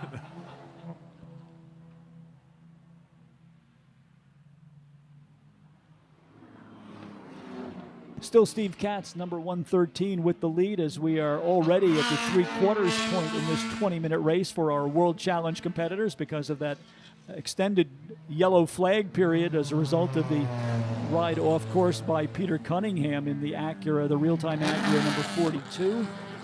As we said, hopefully we will see that car back in action, if not today, then in the continuation of our racing program here on Monday. Let's see if Peter Tonelli has been able to chase down Chip Hare. Yes, he did make the pass on the back part of the racetrack, so the number 88 Dodge Viper into the runner-up position.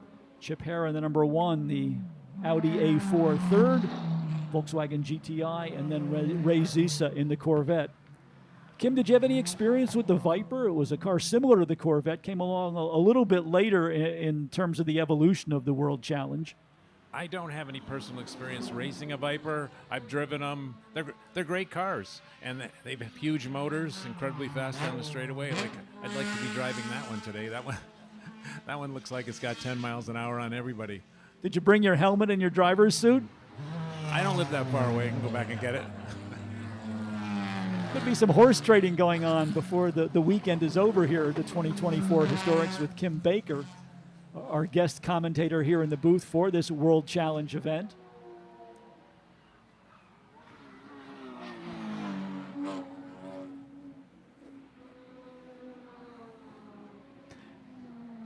In talking with Skip Barber, he really sees these World Challenge cars as kind of the future for historic racing, bringing another generation of enthusiasts in. Do you share that view? Is this where the World Challenge, the older World Challenge cars should be going? Definitely. They need to be run. There's plenty of them. We used to have three cars every season, so there's probably 20 of my cars available, and Morrison and Rippey and the rest of them have similar amounts of cars, so we could fill up a field easily. It seems to me that with the way the technology has advanced, with more of the electronics involved, that you can still get into a car like a Corvette and still have some of that more familiar older technology, so that you're not spending all of your time on the computer. You're actually doing more traditional mechanical work on the car. Is that a fair assessment? Pretty fair. You know, you can take technology as far as you want, even on these cars, but they don't have, they didn't come with a traction control system that you would use on the racetrack. The ABS brakes weren't quite what you'd use on a racetrack, so all those things have to be recalibrated or substituted. The computers were really good, but hard to reprogram. That was pretty much locked. You were pretty much locked out of those things. So now you would need to go and find a copy of Windows 95 and a computer that could run it. Yeah, I think they were back in the DOS days, the DOS days. I remember getting my ECU recalibrated, and it was all ones and zeros. So it was not something we were capable of doing ourselves. And of course, the Chevrolet V8 engine, something very familiar to a lot of enthusiasts. Yeah, the ones we had were L98s, and they were LT1s, and they were ZR1s, and they are all incredibly durable. You could take them apart and reassemble them carefully, and you'd produce another 10 horsepower.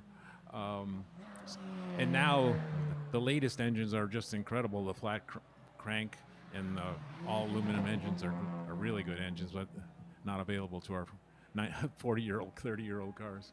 Looks like we're ready for the 1 lap to go signal here for Steve Katz. He has led all the way in the number 113 Porsche as we welcome the World Challenge cars back to Lime Rock Park as part of the 42nd edition of the Lime Rock Historics.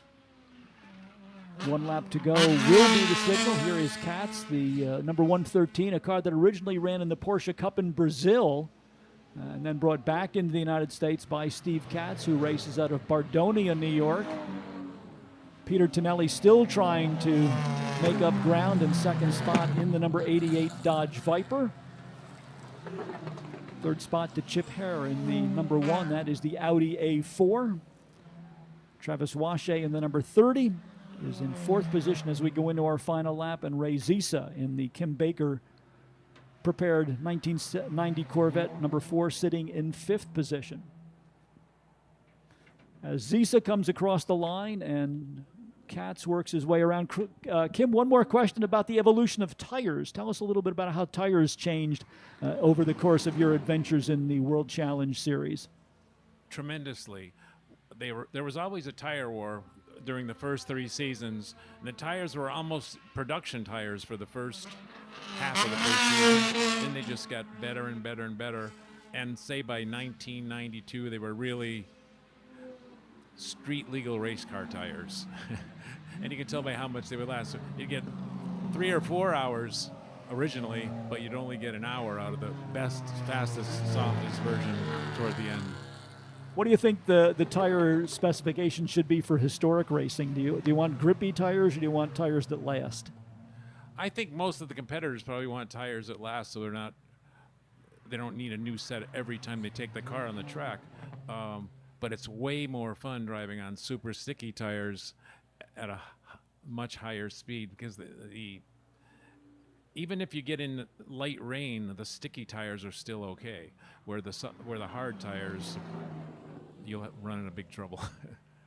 That is an assessment of the World Challenge Series from our expert commentator, Kim Baker. Kim, thanks for joining us. We hope you'll come back and spend some time with us for the afternoon portion of our World Challenge program. Yeah, thank you very much. I'd love to come back.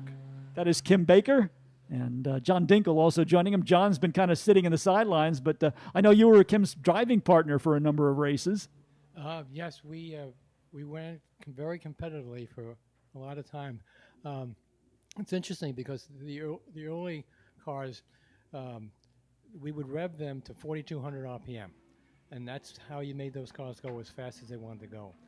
And you'd find drivers would come in who just couldn't believe you when you said, drive at 4,200. And I would sit next to them, and they drive around at 6,500. And then after that first lap, I'd pull them off the track and say, all right, now, you're going to do it my way, and you're going to see you're going to gain 3 seconds in time if you're not stupid, all right? 4,200 is what you shift at. And lo and behold, when they did that, it was eye-opening, and they were going a whole lot faster, and it was also saving the motor at the same time.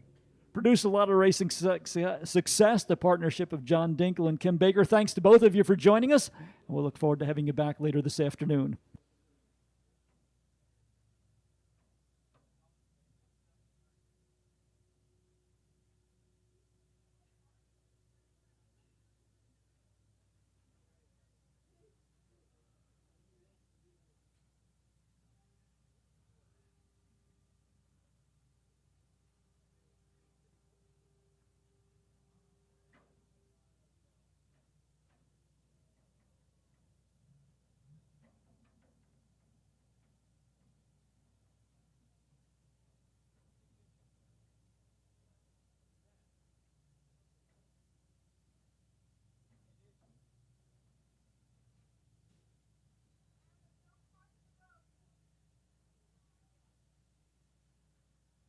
Fastest cars of the day due out for our next group. This will be the Formula Cars and Sports Racers coming up for race group number 8 as we work our way towards our lunch break. Our lunch interlude will come up at about 12:40 this afternoon. Let's check the calendar. Lunch break activities scheduled to begin at 12:40 and will extend until 1:45. We will begin our pre-race ceremonies at 1:35. So that is a rough outline of the schedule as we make our way through the morning here at Lime Rock Park. As we said, the next race of the day will be our fastest race group, Sports Racers and Formula Cars.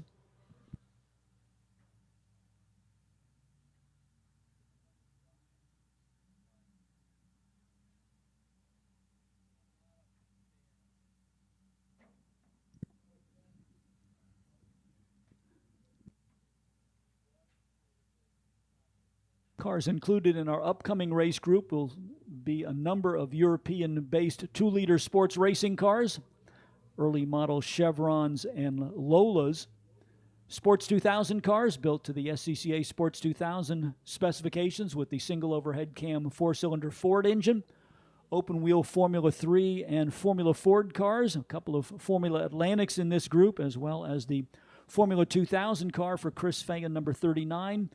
One of the leading contenders likely to be the number 25 Reynard Toyota for Tony Carpenzano out of Danbury, Connecticut, car that competed in the 1994 Formula Atlantic Championships Series. Clint Chichester has the Jim Downing Mazda-powered sports racer, the number 41, scheduled to be in this group. Kurt Uzbey, who we saw earlier in his Lotus 23, will bring the beautiful red B16 Chevron 2-liter sports racer into this event as car number 42. Todd Sharon is in the Formula Mazda car, the number 52 out of Stratford, Connecticut. Gordon Medenica with the ex-Gilles Villeneuve 1975 March 75B, number 69. Local favorite Rick Bell in his number 78 Ralt from the 1978 Labatt's Formula Atlantic Championship. David Porter, one of the quickest cars in yesterday's sessions, the 2-liter Toge sports racer with out of Darien, Connecticut, with the distinct gold and black paint scheme. Joe Bezzetta scheduled to drive his Chevron B19 as car number 16 in this event. And then we have our Formula Ford contingent, including Alan Tossler in the number 1 Crossley, the John Hearn-driven Hawk number 7, Sivan Dorr in the Alexis Mark 15 Formula Ford. That will be car number 8. And Frank Del Vecchio scheduled to drive in the number 13 car, his familiar Van Diemen RF81. Gary Rutherford also in an RF81 Van Diemen, as is Jim McNichol. And here's how they'll line up. Chris Fagan in the Formula 2000 Championship Series Van Diemen number 39 with the Ford Z-Tech engine starts from the pole. Tony Carpenzano's Reynard Toyota number 25 will start in second position. David Porter in the Toge Sports Racer number 205 and Rick Bell in the Ralt number 78 start on row number 2. Row number 3, Nick Fonte in the Sports 2000 Lola number 11. And the 2-liter Chevron B21 for Tony Delane, number 72 on row 3. Tom Grudovich in another of the B21 model Chevrons, number 5, will start alongside of Mitch Eitel in his Chevron B31, number 62. Kurt Uzbey in the Chevron Coupe, number 42, starts 9th. Todd Sharon in the Formula Mazda, number 52, starts 10th. Joe Bezzetta in the B19 Chevron Sports Racer, number 16, will start 11th. 12th to Glenn Taylor, this weekend driving an Ensign LNF3, a 1971 specification European Formula 3 car. That's number 10. Bob Mittman in the Sports 2000 Lola, number 2, starts 13th. And then we get our lineup of Formula Fords led by Mike Taradash. Now let me correct that. Taradash is in a Sports 2000 car for this event. That will be car number 1. Matthew Christ, another of our Formula 3 specification cars, a 1972 English GRD number 3.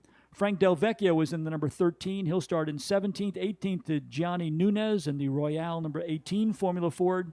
John Hearn in the number 7 Hawk Formula Ford starts 19th. Alan Tossler's Crossley is 20th. Gary Rutherford's Van Diemen Formula Ford is 21st. And Sivan Dorr in the Alexis Formula Ford number 8 will start in 22nd position.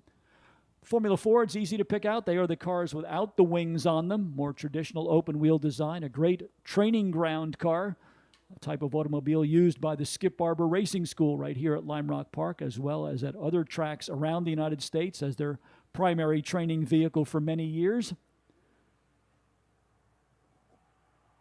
McLaren pace car will make the turn onto pit road. Chris Fagan and Tony Carpenzano pace the field looking for a green flag. Good jump by Fagan there on Carpenzano.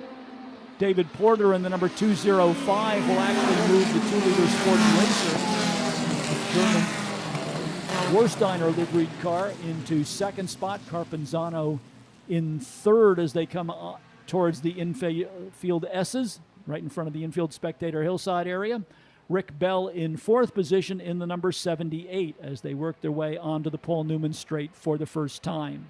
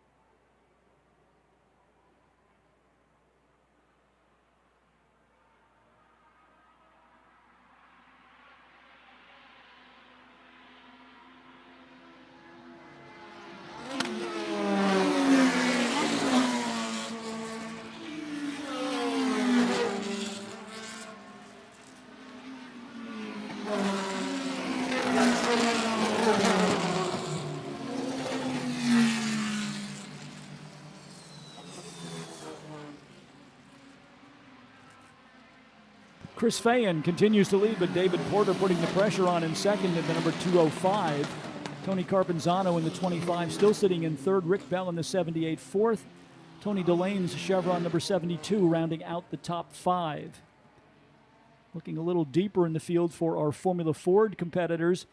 Jim McNichol leads the Formula Ford contingent in the number 17 over the 13 of Frank Del Vecchio and the number 7 of John Hearn.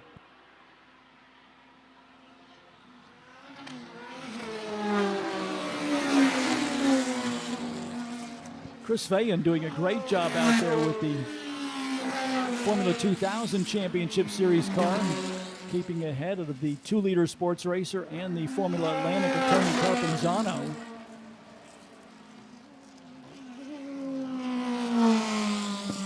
Rick Bell has given up a position, I think, in the running order. Bell slipping down behind Tony Delane. So Delane with the number 72 Chevron now up to 4th. 78 of Rick Bell into 5th position.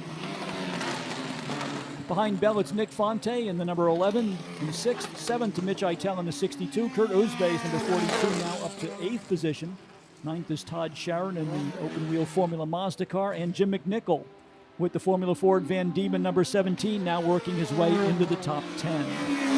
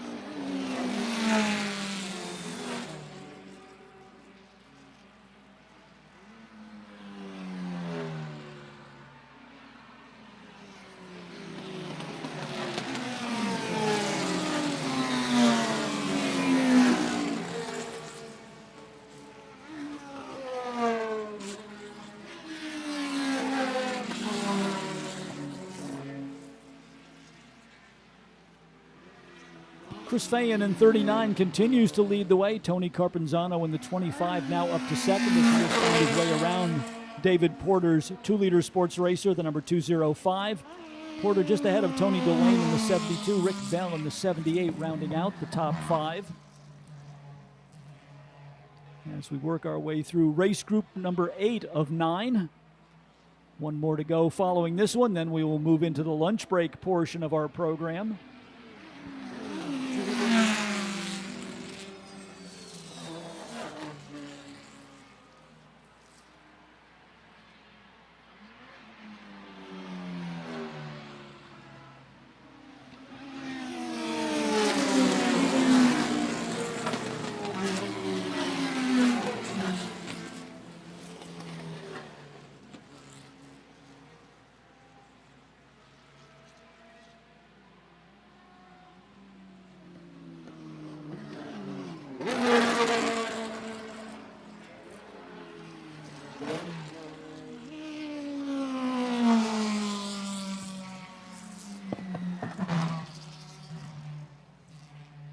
Tony Carpenzano has finally chased down Chris Fayen to move the number 25 Reynard into the lead.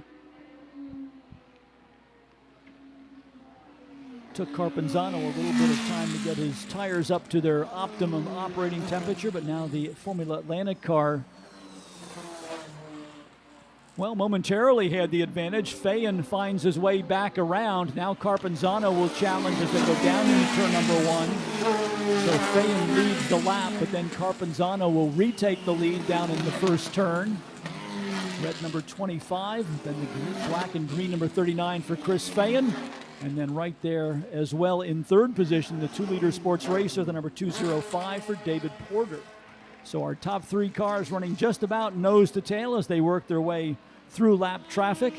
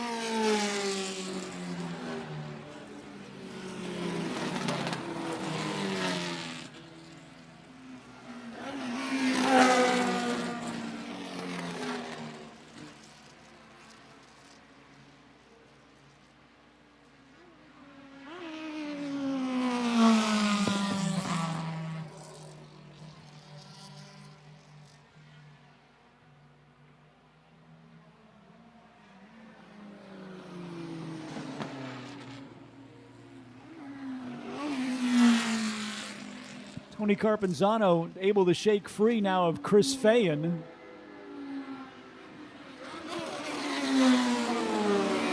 David Porter still in the picture there in third position. And Tony Delane in fourth in the 72. Rick Bell fifth in the 78. Nick Fonte in the 11 is sixth. Mitch Eitel's Chevron number 62 is seventh.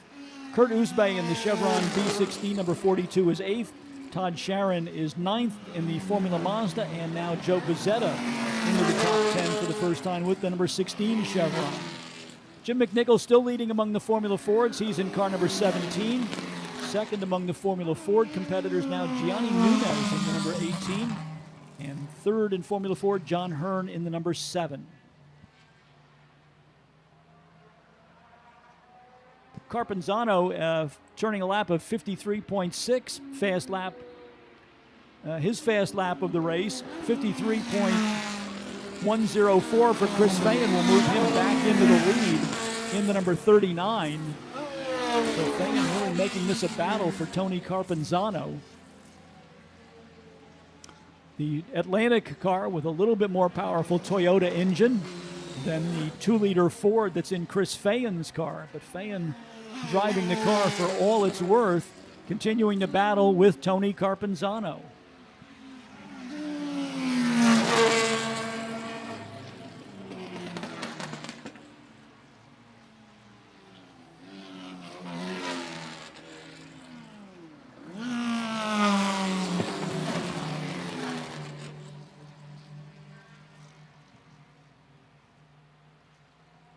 Fayen and Carpenzano battling through lap traffic. Carpenzano will retake the lead as they come across the start-finish line and head down into turn number 1. In what has been a seesaw battle for the number 1 position.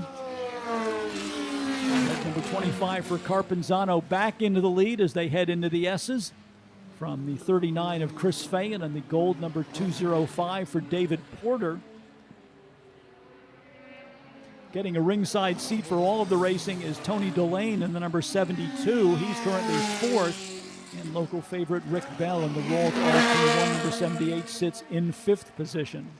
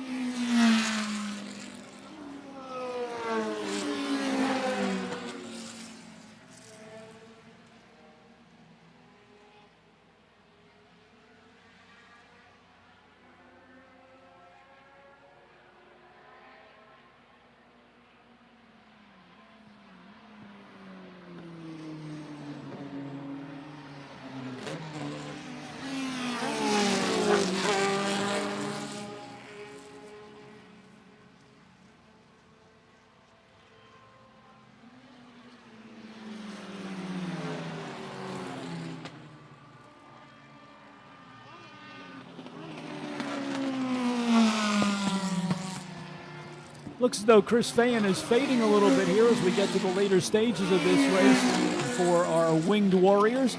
Tony Carpenzano now comfortably in the lead. David Porter just now moving through to second in the number 205.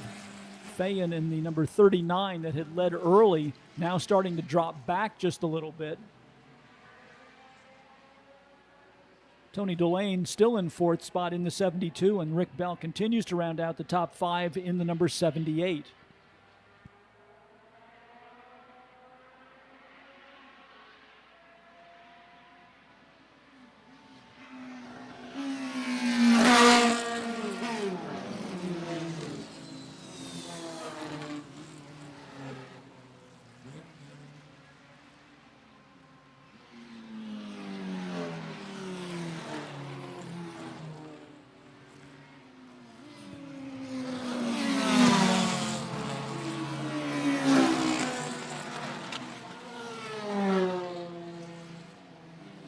Carpenzano, Porter, and Fayen now dealing with a lot of lap traffic out there, and that has strung out the top three cars where formerly they were racing just about nose to tail. Tony Carpenzano now with a 2.5 second advantage over David Porter, and then another 3 seconds back to Chris Fayen in the number 39.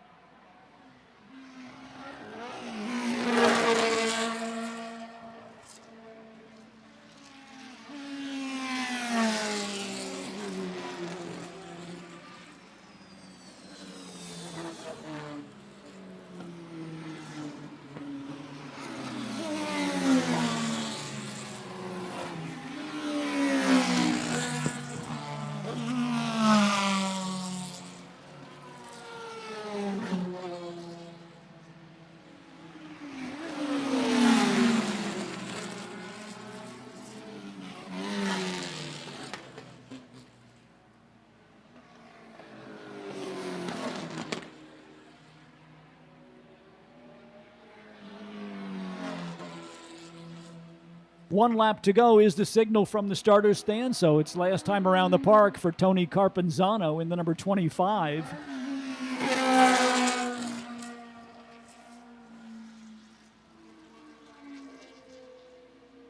Here is Carpenzano off the downhill corner for the final time, and beneath the checkered flag from Mike Petrucci. Your winner in our Winged Warriors event is Tony Carpenzano. Second place to David Porter in the number 205. Third will go to Chris Fayen in the number 39. Looks like Rick Bell gained a spot. He comes home in fourth position in the 78, passing Tony Delane on that last lap. Delane in the 72 will be fifth. Sixth to Nick Fonte in the 11. At the finish, it is Mitch Eitel in seventh in the 62. Todd Sharon in the number 52 will take eighth. Ninth to Kurt Uzbey in the 42. And rounding out the top 10 was Joe Bezzetta in the number 16.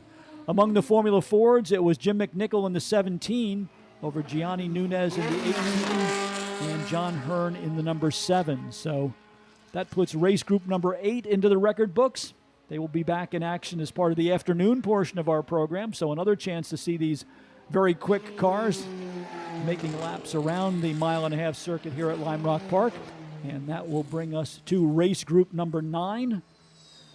Race group number 9 is the always popular big bore production cars, the Corvettes, Camaros, E-Type Jaguars, Ford Mustangs, race-prepared Porsches, and the Datsun Z cars all coming up for the final race on the morning portion of our program. Again, let's take a look at the schedule.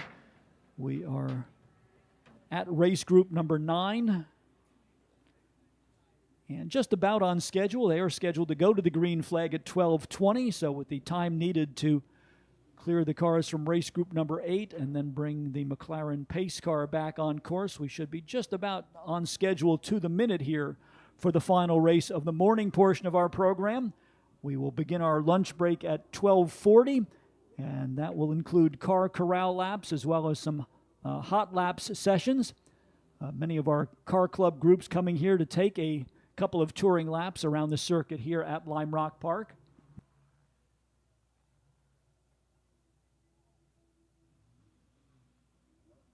And then we will begin pre-race ceremonies for the afternoon portion of our program beginning at 1:35 this afternoon. We will shuffle the order a little bit on the racing program. We'll bring the World Challenge cars back for their second race of the day at 1:50. And then go back for the remainder of our race groups 1 through 9 beginning at 2:15. So a change in the program from the morning schedule. The World Challenge cars, which are Group 7, will actually lead off the afternoon portion of the program, going to their green flag at 1:50 this afternoon. Also, don't forget we have one more of our paddock tours schedule, your opportunity to get a behind-the-scenes look at vintage and historic racing with expert commentary by the members of the Vintage Sports Car Club of America. Second of our paddock tours will take place at 2 o'clock this afternoon, and that will begin from the Lime Rock Park information booth located up at the entrance to our infield Midway area.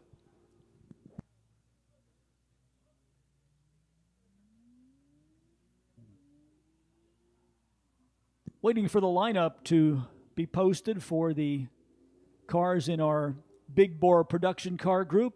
Included in this field of cars will be the 1968 Chevrolet Sunoco Camaro for Chuck Lampe. Jim Glass will be out in his 1965 Corvette Stingray Roadster.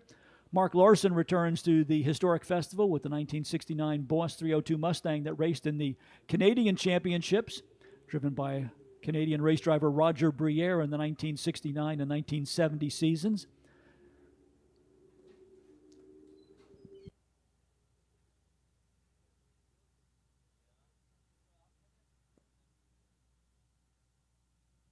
And let's say welcome back to Lime Rock Park to the voice of NASCAR on Fox TV, Connecticut native son Mike Joy. Welcome back, Mike. Let you catch your breath here. I know you've not only made the trek from the B paddock, but also was out earlier today in your a car that's new to you, I think, a Datsun 510. Yeah, my son and I formed Not So Sharp Racing as a tribute to the great Bob Sharp. We're not the first to use that name, but we appropriate it and having a lot of fun with a couple of cars that are new to us. So yeah, it's a teething, testing exercise, and this is not a good place to test. But if we can get that wheel bearing issue solved, I think we've got a shot at mid-pack with our Dan Gurney tribute paint scheme. And hey, we'll have all the fun we can, Greg. It must be a bit of a change for you, though, to get out of the V8 Trans Am Camaro that you've campaigned here at Lime Rock Park and get into a car with considerably smaller engine. Yeah, 1.8 liters in this Datsun. At least that's what we're claiming. It could be a 2-liter. I don't know. But, yeah, I am wondering where the other 4 cylinders are when I try to accelerate out of the S's. But still, it's a momentum car, but it's a lot of fun. Let's give you the starting lineup. Martin Hosek will go from the number 1 position. Hosek in his Corvette, number 39, 78 specification GTO Chevrolet Corvette. Joe Viola outside on the front row in his Datsun Z car number 262. Lou Yorio in the bright yellow Porsche number 611 will start third. Jack Bush in the Jaguar E-Type from the Brian Donovan shop number 61 starts fourth. Fifth will go to Mark Stilson in the number 222, the Datsun Z car. Jim Scott in his Porsche 911 starts in sixth. That's car number 85. John Ogle in the second of the Donovan Motorsports Jaguars. This is the hardtop version of the XKE. Will start in seventh. Eighth to Mike Gershon in the Porsche 944, number 87. Damon Jaws in his Porsche Turbo, number 92, starts ninth. Jim Glass in the Stingray Roadster, number 11, will go in 10th. 11th to Don Jacobs in the Porsche 914-6. Martin Hanshe's Datsun 240Z, number 22, starts 12th. Alan Levy in the Rothmans Cup Porsche Turbo number 29 starts 13th. 14th to the Glenwood Acres Ski Area Notchback Ford Mustang for Greg Mendel, number 77. Mark Caraluzzi's Datsun 240Z, number 25, will start in 15th. 16th to Peter Borman's Ford Capri, number 93. 17th to George Ladyman in the number 21 Chevrolet Corvette. Fred Bione's Datsun 240Z starts from 18th position. That's the number 260. And the Ford Mustang of Mark Larson, number 12, going out of 19th starting position. A lot of different capabilities in this group. V8 straight sixes, V6s, and they're under the green flag. Down to turn number 1, Martin Hosek with a good jump on the field. Jack Bush from row number 3 up to speed and in the second spot.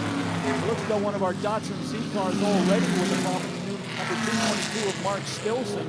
fell to the back of the field and actually went into the pit exit road, so his race a short run affair. But up front it is Martin Hosek in the number 39, the IMSA GTO specification Chevrolet Corvette.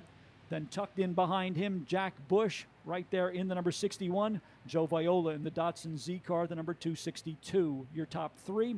Lou Yorio in the number 611, the bright yellow Porsche. And then longtime Lime Rock racer Jim Scott in the number 85 Porsche sitting in fifth position. So in this group, you have not only a great variety of engines, but also a great variety of chassis and tires depending on the rules for the group in which these cars were originally raced. The ITS Datsuns have street-type tires, while the C production cars have slicks, and the Camel GT Datsuns have really wide slicks. So a lot of great differences in both handling potential and in power. Certainly a weekend of mixed emotions for the folks from Donovan Motorsports. Happy to see Jack Bush out there running in third position. But they race with heavy hearts. The driver who really brought them to prominence in historic racing, Bob Hebert, passed away earlier in the week. Hebert, a competitor both in Formula B and then in the first of the Donovan Jaguars. Condolences to Bob Hebert's family and friends. He is much missed here at Lime Rock Park this weekend. Now, those of you on the hillside, give a wave to that number 13 Monza. That is a former Warren Agor car, and it is Paul Harrington's. That is an 8-year rebuild of a car that ran in the Campbell GT, and it has Kinsler mechanical fuel injection, and they've had all kinds of trouble sorting it, but he's out there and trying to give it a good run. Looks like he's got Martin Hosek's getting a warning flag of some sort from starters. Sure whether there's a mechanical problem on that car or there may have been a driving violation, but they in any event are giving him some sort of warning, so we'll continue to watch the progress of Martin Hosek in the yellow number 39, who is our race leader. It's a good battle into Big Bend beneath the Liqui Bridge. A Datsun looks like a 240Z versus a Porsche 944 versus a V6 Capri. You know, seeing that Chevrolet Monza back in action takes us back to the days of the All-American GT class here at Lime Rock Park, when we had not only the Monza in action, but also at that time Harry Theodorakopoulos, who was the track owner, had one of the Capris from Europe that he was racing in the Camel GT series. And apparently it wasn't fast enough for us. He traded and sold it, bought a Decon Monza. Looks as though they are calling Martin Hosek to the pits for some sort of infraction. That's going to hand the lead over to Joe Viola in the Datsun C car number 262. Move Jack Bush into second position in the number 61. Lou Yorio in the 611 now up to third. That's the yellow Porsche. Connecticut racer Jim Scott in the number 85 into fourth position. John Ogle in the second of the Brian Donovan Jaguars. The number 62 now up into fifth. Yeah, that's number 39 Corvette, another refugee from the IMSA Camel GT Series. Hosek's car doing the drive of shame down to the Black Flag station. He gets an admonishment from the official, and they send him on his way. Let's see if he can catch back up to the field. I wonder if that might have been for a little bit too advantageous start for the race. Of course, with a car with that much horsepower and torque, he would certainly be able to accelerate away from the Datsun Z car regardless. But in any event, penalty bringing Martin Hosek to pit lane in the number 39, and now he will be on the comeback trail. Still a long way to go, about 15 minutes remaining in this race, so plenty of time for Hosek to get back in action. We'll see where he shows up on the scoring monitor. Going from the lead, he will rejoin the race down in 16th position, but he is potentially the fastest car out there, so we'll see how Martin Hosek can work his way through traffic. And more problems for the Monza. So unfortunately, a tough day going for the Monza. Yeah, Paul Harrington, that's a shame. As I said, they have that Kinsler mechanical fuel injection. They've been working with it. They've changed the pill. They've reversed the distribution block. They're doing everything they can. But Vintage Weekend is a tough place to sort a car, whether it's new to you or otherwise. Now, coming into pit lane, the Corvette is back. Hosek is back. I wonder if something mechanical happened to the car as he accelerated back out after that pit penalty. Let's see where Hosek is headed here. Well, he's not stopping this time for admonishment from the officials, so I would say he's going to take that back to the paddock area. So Tough end of the morning for Martin Hosek in the number 39. Hopefully we'll see that car back in action for the afternoon portion of Historics 42 here at Lime Rock Park. Yeah, that's the great thing about this format. You have problem in the morning. There's another race in the afternoon to be able to get things back together and get it right as I hope we can. Joe Viola is your race leader in the number 262. That's the Datsun 240Z. Jack Bush. Second in the number 61 Jaguar Roadster. Lou Yorio, the yellow Porsche number 611 is third. Fourth in the white Porsche number 85 for Jim Scott. Second to the Donovan Jaguars, the hardtop version of the XKE. The number 62 John Ogle is fifth. Sixth to Jim Glass in the red Chevrolet Corvette Roadster number 11. Mike Gershon in the Porsche 944 number 87 is seventh. That's the car done up in the Martini Racing colors. Porsche Turbo 930 for Damon Jaws, number 92 is eighth. Ninth to Don Jacobs in the Porsche 914 sixth. And rounding out the top 10, another of the Datsun Z cars, that is Martin Hanshi. So here's a fun game to play no matter where you're sitting or standing here at the park. Now that the field is kind of sorted out single file, close your eyes and let your ears determine what kind of car is going by. The Corvettes have a distinctive sound. So do the Mustangs, even though they both have V8s. Those Porsches with their flat sixes, the inline sixes in the Datsuns, the V6 in the Capri, they all sound different. During the 24 Hours at Daytona, we used to hang on the fence at the International Horseshoe and with our backs to the track and try to figure out what car was going by just from the distinctive sound that it made. Joe Viola continuing to run out front. He will come across to complete another lap as the race leader in the number 262. Jack Bush giving chase in the number 61. It has been a tough week for the Donovan crew. Jack Bush, not only did they lose their former lead driver Bob Hebert, they had some mechanical damage out at Watkins Glen last weekend. And work needed on both of those cars, so a salute to the hardworking crew at Brian Donovan Motorsports for getting both of those beautiful Jaguars back in action, and right now they are running second and fifth. All right, big traffic jam down in Big Bend. The Mustang stays wide and gives the racing line to the leaders as they work underneath the exit of Big Bend and head for the left-hander. Jim Scott there in the Porsche just ahead of John Ogle through the entry point to the S's right in front of the infield spectator hillside area. Jim Glass in the Chevrolet Stingray Roadster just behind them. He is racing right alongside the Porsche 944 of Mike Gershon. Yeah, Jim runs a Corvette shop in Kingston, New York. He's always here for the vintage events. He's got Jim Crittenden's former national championship runner-up Camaro. He's got an authentic, a Jocko's Speed Equipment Trans Am car that he runs when we bring the historic Trans Am cars back to Lime Rock. And he's got this Corvette. And he came by in his golf cart today and said, hey, you think you could find me one of those Datsun 510s? They look like a lot of fun. The other car that the most recent addition to the Jim Glass stable is actually a dirt track modified. Perfect. Looks like an ex-Rennie Charland car. Coach body. Wow, and it could be.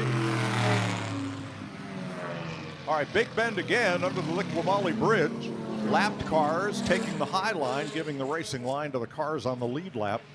One great thing about vintage racing, everybody runs big mirrors and lots of them because there is quite a speed disparity between the fast and slow cars in every race group, and you need to be on your toes. You look going into one corner and your mirrors are clean, and by the time you get to the next one, they're full of somebody wanting to overtake you.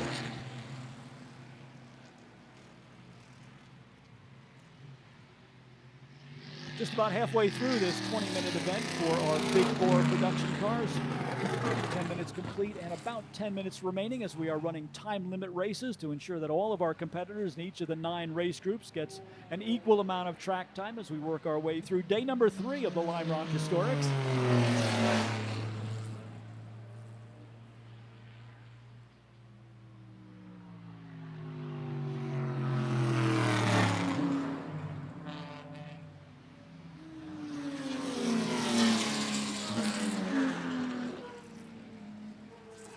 Boss 302 Mustang going down into turn number 1. That is the former Roger Briere Canadian Autosports Ford Mustang. They had a little bit of Trans Am exposure during its racing career, but primarily a car that raced with the CASC up at Mosport and Mont-Tremblant in Canada. Yeah, that's that light yellow car just now in front of the hillside. That car is parked in the B paddock, and that car is for sale. If you have an interest in coming and vintage racing with us here at Lime Rock or Watkins Glen or any of the other courses around the country, I don't know the asking price. I was afraid to ask. Sounds like just what you need to add to your fleet. You have a Chevrolet and a Ford, your choice for each of the Trans Am historic events that you and Scott participate in. Yeah, and Jim Farley gives me a lot of crap every time he comes by our paddock at Monterey and he sees those two bow ties sitting there, one of which was the Owens Corning Camaro from the 1970 season. It's like, when are you going to get a Boss 302? I go, well, when are you going to sponsor me? We'll figure that out. Joe Viola continuing to motor along here, holding a steady advantage over the number 61 car of Jack Bush. They're working a good bit of lap traffic here, so there are two lap cars separating the two leaders right now as they roll through Big Bend. The number 29 car headed down towards turn one, a unique automobile. It is a Porsche 944 Turbo. It was originally designed to compete in the Rothmans Cup, which was a series run only in Canada for the Turbo Porsches. We kept expecting that Porsche North America would bring the Turbo Cup to the United States, but that never happened. So another north of our border visitors, the number 29 car, an example of the car that raced in Canada for many years, and that is Alan Levy out of Westport, Connecticut. So the Porsche files and PCA club members on the hillside, Greg, would tell you that's a 951 is the factory designation for that turbo. And the mechanics in the crowd will tell you that a clutch change on one of those turbos is 16 billable hours. Ouch. Let's say hello to all of our car corral participants who will be getting some parade laps around the track. They are already forming in the outfield portion of the circuit as we work our way towards the lunch break. Just about 5 minutes now remaining in this race for our big four production cars. Over to our lunch break, a little bit of a quiet interlude, an opportunity for you to visit our infield Midway area, or come on down to the paddock and get a look at all of the cars that make up this great Labor Day racing weekend for 2024. All right, this lead battle is heating up down in Big Bend. Now they have dispensed with the lap cars, and the Jaguar is making some serious inroads on the Porsche's lead. That would be the battle for position between Jim Scott in fourth and John Ogle in fifth. Scott in the 85 and Ogle in the 62. As race leader Joe Viola in the orange number 262 comes across the start-finish line. Fast lap of the race just now for Viola as he has managed to shake clear of traffic. 59.034 is the fast lap of the race for our race leader, Joe Viola. Here he comes to the hillside, a little bit of traffic. That Z-car versus Z-car for the moment. Yep, one an ex-Camel GT machine with those big wide slicks and the other of a lesser category. But still having a great time out here. Taking a look towards the starting stand, they are getting ready to show the 1 lap to go sign.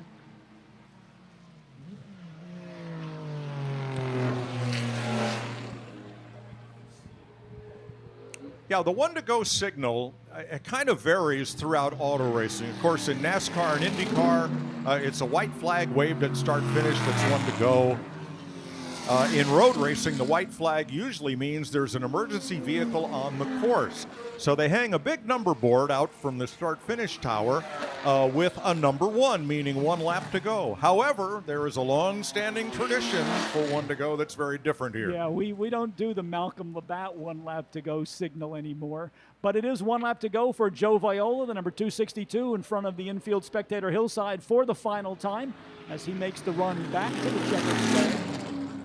Jack Bush still chasing him in the Jaguar, and problems for the Capri coming down the hill. Oh, a hard hit into the inside retaining wall just prior to the entrance to pit lane. It looks as if he came through the diving downhill turn. The car started to rotate, and instead of letting it settle, he may have kept his foot in it, and the car continued to spin in a clockwise manner, and a hard impact into the inside retaining wall. That is the Peter Borman car, the Mercury Capri, car number 93 out of Richmond, Vermont. That's what Skip Barber instructor Bruce McInnes would call the hook slide. Car went to the outside of the racetrack, and then Borman had the car snap back on him, spun to the inside portion of the racetrack. Checkered flag is out. We are going to race to the finish. Everybody cautiously moving through that area. Yellow flag being displayed, I think, at the final turn. So no passing in that zone of the racetrack as the remainder of the field will come down for the checkered flag. Here is Joe Viola. And here is the number 29. That's the Rothman's Turbo Porsche coming across the line.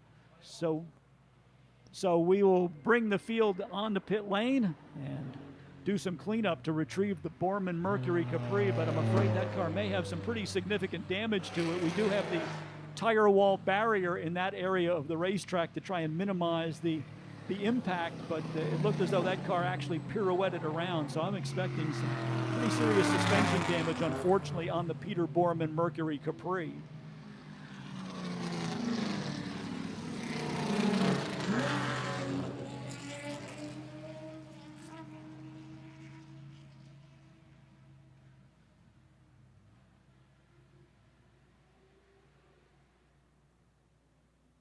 Lime Rock safety team about to arrive on the scene at the base of the downhill corner, actually the inside portion of the downhill corner right before the pit entry road.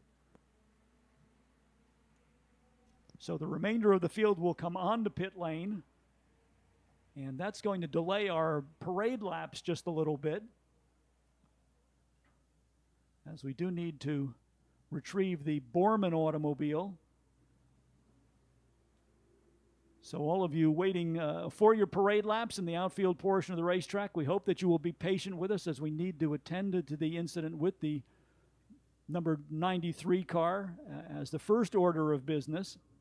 And then once the racetrack is in a clear condition, we will bring out our car corral groups. Again, the lunch break scheduled to extend from 12:40 until 1:45 this afternoon, with pre-race ceremonies beginning at 1:35. Mike, while they continue to address the incident down in the final turn, you, of course, are tuned into the whole NASCAR scene, and we're very happy to be rejoining that group with the Craftsman Truck Series coming back here. What's the mood like down in the NASCAR territory with the upcoming Craftsman Truck race coming here to Lime Rock? Well, there's more and more road racing going on in NASCAR's 3 big national divisions than there ever has been. I think, was it 1 or 2 years ago when the Cup Series had a record 7 road races on the schedule. There's a bit less than that now. They no longer run the road course at the Brickyard, and Xfinity no longer goes to Road America, although they may return there at some point. But yeah, road racing is very much a part of the NASCAR fabric, even in the Truck Series. The guys have a lot of fun doing that, and everybody is going to look forward to coming here because, as we all know, this is the shortest professional road racing circuit in America at 1.53 miles, and certainly one of the most demanding. So it'll be quite a test for the Truck Series and for the very young drivers in the ARCA Series, which is very much a stepping stone. I'll tell you what, you don't see as much contact at a college football game as you're going to see in an ARCA race when they come here to Lime Rock. You know, the interesting thing, I've been following the ARCA Menard Series this season. They have quite a few female drivers participating there. Isabella Robusto, certainly one of the leading competitors. Yeah, Isabella raced against my son Scott in Legend Cars at Summer Shootout at Charlotte Motor Speedway and has worked her way up to the ARCA Series. Toyota has several Taylor Reimer was one of the drivers from the Toyota Driver Development Program. In fact, at the recent dirt track race they had at Springfield, Illinois, I think that Isabel Robusto finished second and Taylor Reimer finished third, and there were a total of 4 female drivers in the top 10. How about that? We'll look forward to seeing the ARCA Series continuing its 2024 and then 2025 schedule. Yep. They are retrieving the Peter Borman car. The safety crew at work there, they have not dispatched any of the ambulances, so the good news seems to be that Peter Borman is uninjured, shaken, but not stirred from that incident. Well, hopefully the biggest damage is to the wallet in that one, because That was as you said, it was a Bruce McInnes call, a classic, either trailing throttle oversteer or power down, tires not engaged, that the car at the exit of the downhill turn, instead of straightening out, the back end just continued to come around, and the car took several spins before it impacted the inside wall, the barrier there, and then continued to spin coming off the wall as it dissipated energy. But at no time did any of those tires leave the ground, at least not the 4 on the race car. So they are going to continue to work on cleanup there. As we said, we are on lunch break now, about 60 minutes allotted to the lunch break. So your opportunity to get up and stretch your legs, come on down and visit the paddock area. Don't forget to go up to the Midway area. Lots of attractions up there. Well, thank you, Greg. Always a pleasure to visit with you and Craig, and always a pleasure to come here to Lime Rock Park. Thanks very much, Mike Joy, and good luck for the rest of your racing weekend with your Datsun 510. Thank you. We'll need it, but we are not so sharp racing, and somehow or other we will prevail.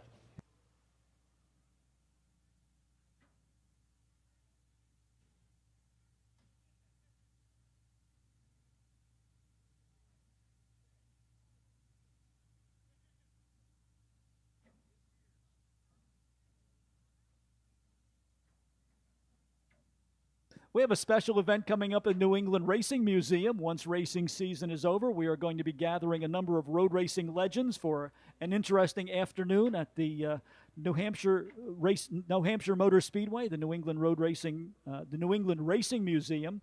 And among the people who will be involved in that, we will have Skip Barber, Rob and Chris Dyson, Janet Guthrie, Jocko Giacomo Jr., and Sam Posey. And we will kind of have a mixed format. We're going to have Sam Posey and Janet Guthrie joining us electronically, and Skip Barber and Rob and Chris Dyson and Jocko Giacomo Jr. will all be there in person. Frank Grimaldi is one of the people who is organizing that. Frank, why don't you give us the dates for that event? November 17 is a Sunday, and we're looking forward to as many people as we can fit in there to see it, because it really should be a great event to commemorate these road racing legends. And you have a display up in the infield Midway area, and tell us how people can get tickets for that event. There is a tent up in the Midway. We have brochures and information about the website, and people can get the tickets on the website, or they can use their phones to snap the code that's on the banner. And that date once again? November 17 is a Sunday.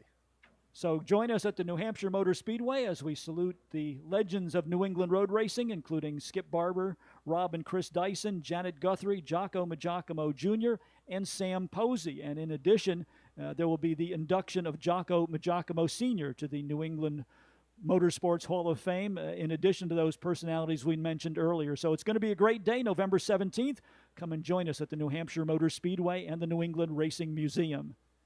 Thank you very much.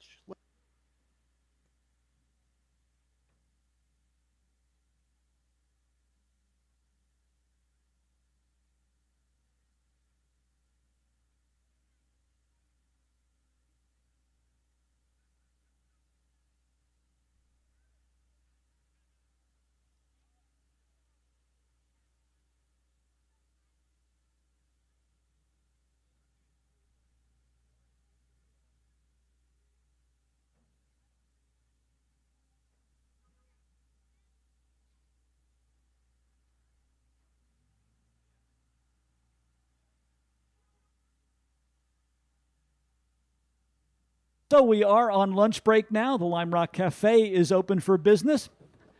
And we have a new treat for you up at the Lime Rock Cafe. It is called the Bullring Bacon Dog. Of course, Hummel Brothers Hot Dogs, the official hot dog of Lime Rock Park, and the all-new Bullring Bacon Dog with house-made bacon, relish, banana peppers, and crispy fried onions. So get your Bullring Bacon Dog at the Lime Rock Cafe. Also, don't forget that the beer garden is open for business. Enjoy an ice-cold Lime Rock lager brewed by our good friends at the Great Falls Brewing Company, available at the Lime Rock Beer Garden overlooking the S's. A number of food trucks are also available for your dining enjoyment in the Midway area.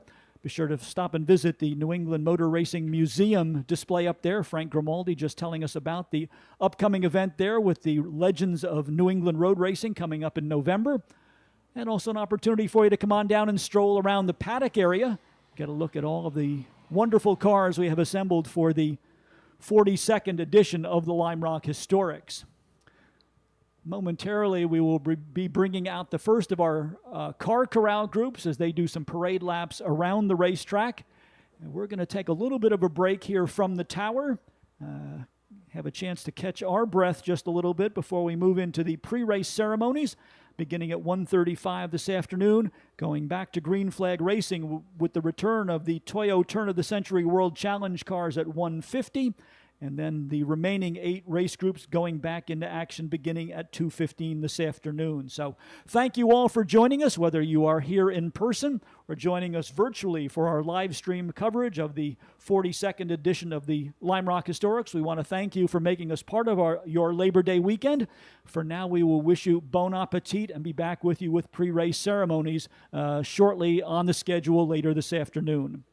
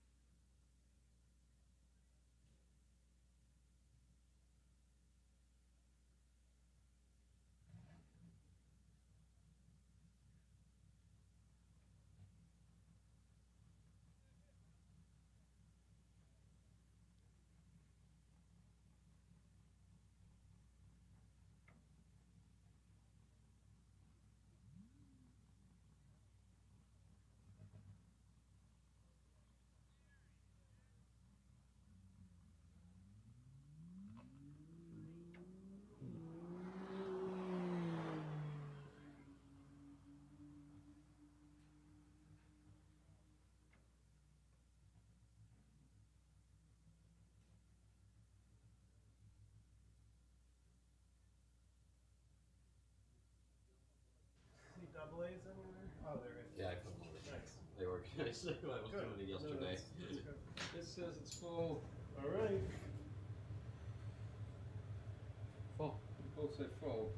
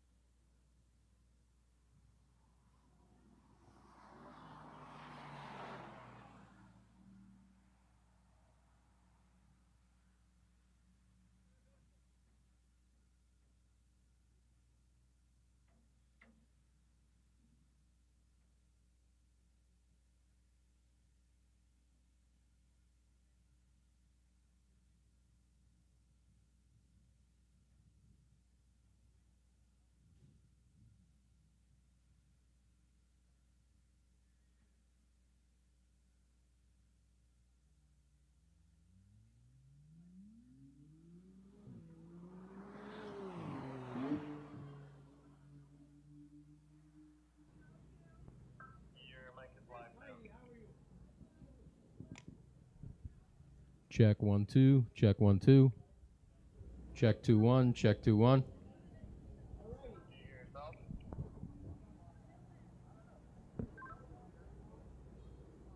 Okay, great. Then we are standing by until you could like cue me maybe when you get the right mic or it looks like it's gonna talk. So he's still up here, so we got a while.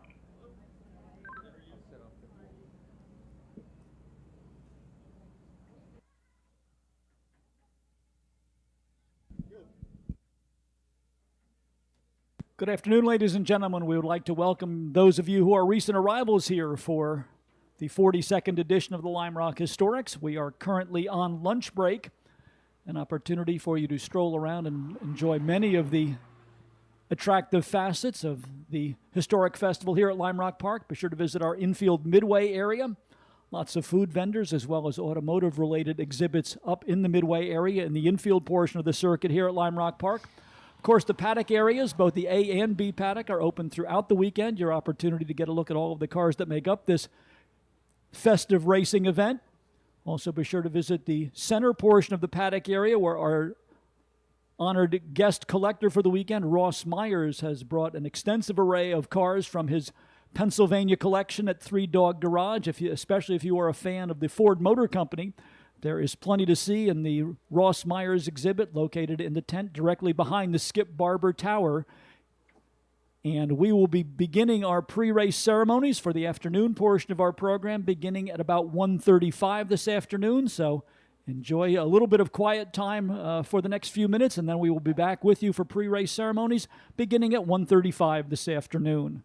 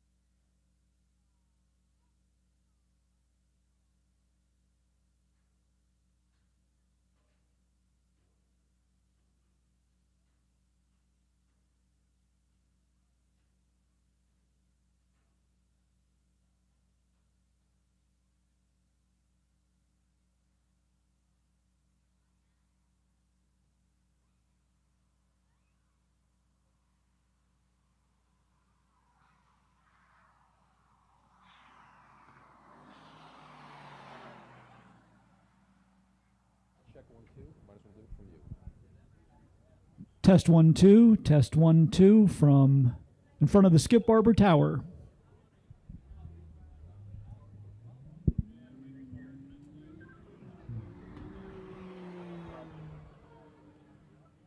Ryan, the level was good. One notch off of the aux 1 on channel 1.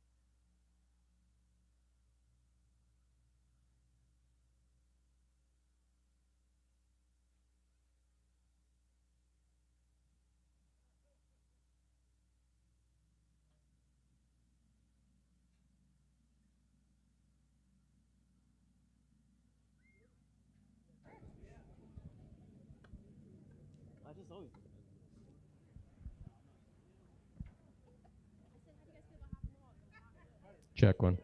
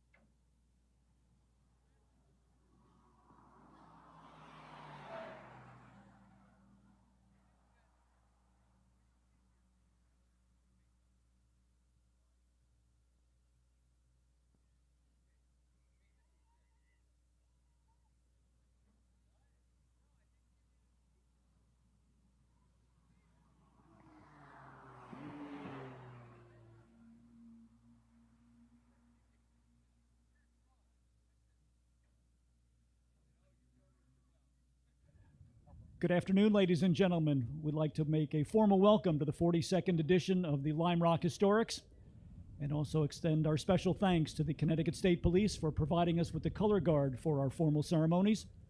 It's my pleasure now to introduce the CEO of Lime Rock Park, Mr. Dickie Regal. Thank you, Greg.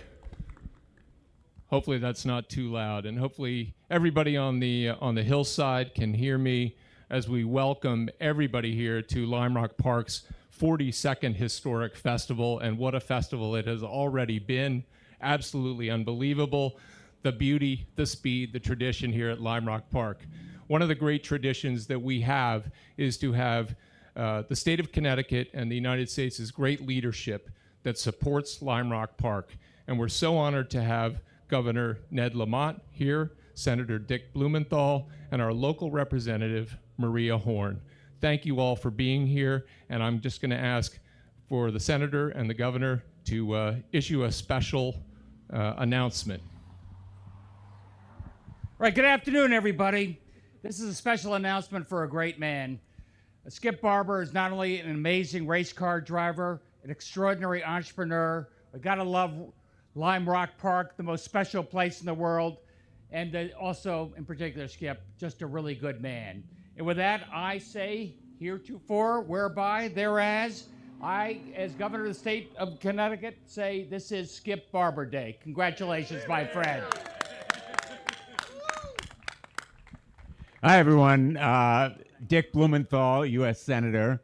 I've come here in past years, but this one is really special because we're honoring a man who has given so much. He's given so much of himself over so many years. Yes, Lime Rock Park is a treasure. It's a gem. It's a national institution, the oldest racetrack in the United States of America, and the best in the United States of America. But it's more than just cars and a racetrack. It's a park.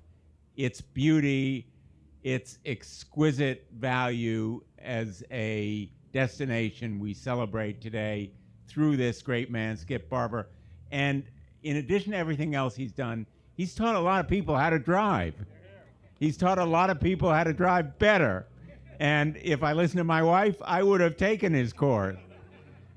But Skip, on a personal level, your friendship means so much to me and my wife, Cynthia, and we celebrate you today with a certificate of special recognition from the Senate of the United States. You will be happy to know that it was approved by an overwhelming bipartisan majority. That ain't happening these days all that much. Congratulations, Skip. Thank you, Senator. Also here today, as I said, is our local representative, Maria Horn. Maria, I want to say thank you for also issuing a proclamation to honor Skip Barber from the state legislature. Each of these proclamations and certificates will hang in a place of honor. Skip, we got to figure out where that's going to be. But this accumulation of the year 2024 as an honor, it's the year of Skip Barber, and we're also proud and happy to be here with you. So without further ado, I want to hand the mic back to my friend Greg Ricks. Thank you, Greg.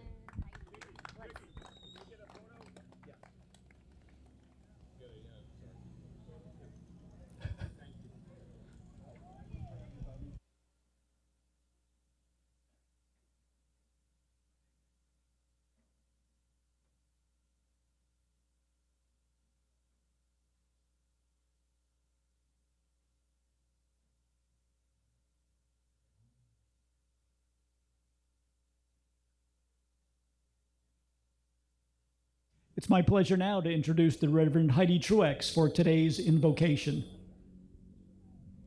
Let us pray.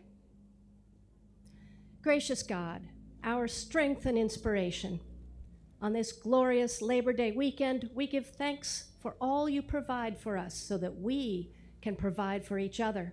St. Paul said, "Let us not become weary in doing good, for at the proper time we will reap the harvest." For those who labor today so that others may rest, God bless you. For those who cook for us, clean up for us, and keep us safe today. God bless you. For those in the fire, police, EMT, and military vocations, God bless you. For those who race and maintain these beautiful cars so that we may cheer you on, God bless you. For this beautiful Lime Rock Park and all the good earth which God has given us, God bless us today and every day. Amen. Ladies and gentlemen, I would ask you all to please stand. It's my pleasure to introduce Andrea Deo of Torrington, Connecticut for our national anthem.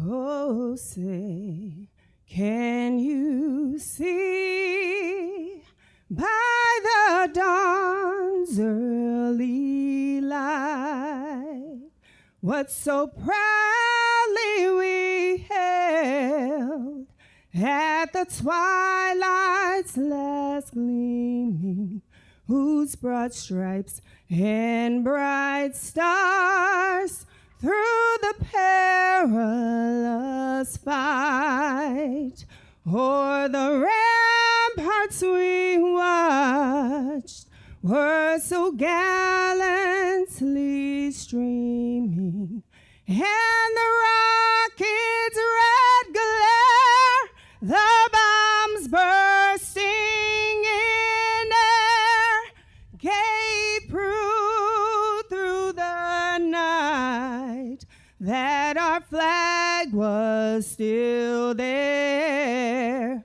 Oh, say does that star-spangled banner yet wave o'er the land of the free and the home of the brave?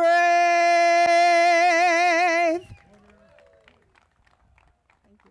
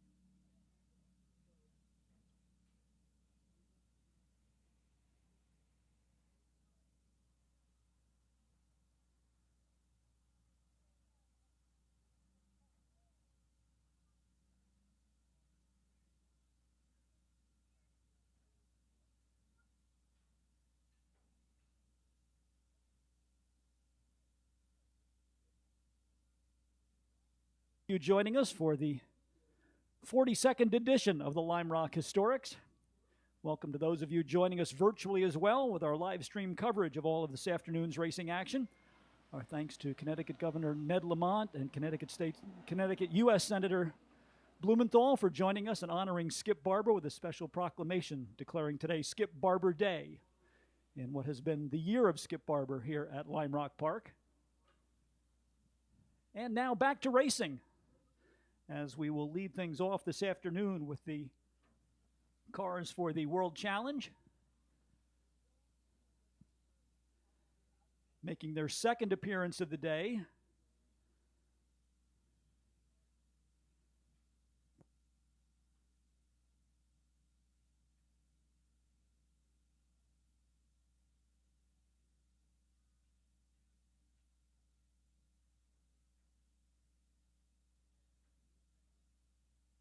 joining us to provide expert commentary for the return of the World Challenge cars, presented by Toyo Tires, is Kim Baker, former World Challenge champion, noted Corvette preparation expert. Kim, when was the last time you raced here? Oh, the last time I raced here was probably around the year 2000 with a NASCAR Grand National North car. NASCAR Busch North car. That was quite the series in those days. You know, those were great cars and incredibly fast for what they are. And NASCAR will be making its return to Lime Rock Park in the 2025 racing season, as we will welcome the NASCAR Craftsman Truck Series. First time a national touring series from NASCAR will race at Lime Rock Park. As Kim said, we've had the the regional series here in the past, the Whelen Modifieds and the Busch North Series, but for the first time in 2025, the NASCAR Craftsman Truck Series will come to race here at Lime Rock Park at the end of June. Lots of news will be forthcoming about that event, and be sure to tune in to our worldwide website, www.limerock.com, or tune us in on Facebook for more developments about the NASCAR Craftsman Truck Series coming here in 2025. Well, Kim, we saw quite a bit of action in the first stanza for the World Challenge cars. What can we look forward to in round number 2 for the day? I think you may see some more action, because usually at the end of the day, everybody tries to get their fast lap in. Their last lap is the most dangerous one. And I hope they got the Peter Cunningham's car back together again. Yeah, we saw them down there. They were working on the left front corner, seemed to be focusing on getting the drivetrain parts replaced, not quite as much concerned about the body work on the car. I'm sure they're professionals. They'll have it ready, and it'll probably be as good as new. Looks like Senator Blumenthal is going to be our honorary starter for the Turn of the Century World Challenge presented by Toyo. Cars rolling out onto the track. Looks like Chip Hare is going to be in the number 1. Peter Tonelli in the number 88 Viper will go from the pole position. Outside of him will be Steve Katz in the number 113, the Porsche. Second row to Chip Hare in the number 1. Alongside of him, the number 30 for Travis Washe. Car that is familiar to Kim Baker, the Ray Zisa number 4 Chevrolet Corvette. Will go out of 5th starting position, 6 to the 517 of Zephyr Belsky. Christopher Turner in the 029 Porsche Carrera will start 7th. John Coster's Porsche number 113 will go from 8th. John Whitaker in the Acura number 18 starts 9th. Christian Berzins in the number 10 BMW will start 10th position. Ken Fitzgerald goes out of the number 11 slot in the Lotus Esprit X180R, car number 14. We round out the field with Scott Kruger's Acura number 142 and Josh Brown in the number 84 Volkswagen. So it looks as though Peter Cunningham, unfortunately, not able to make the start here. Real-time racing crew was working hard on that car, but with the amount of time, or the limited amount of time we had available, it just wasn't possible to get the car fixed. Hopefully we will see it back in action here on Monday.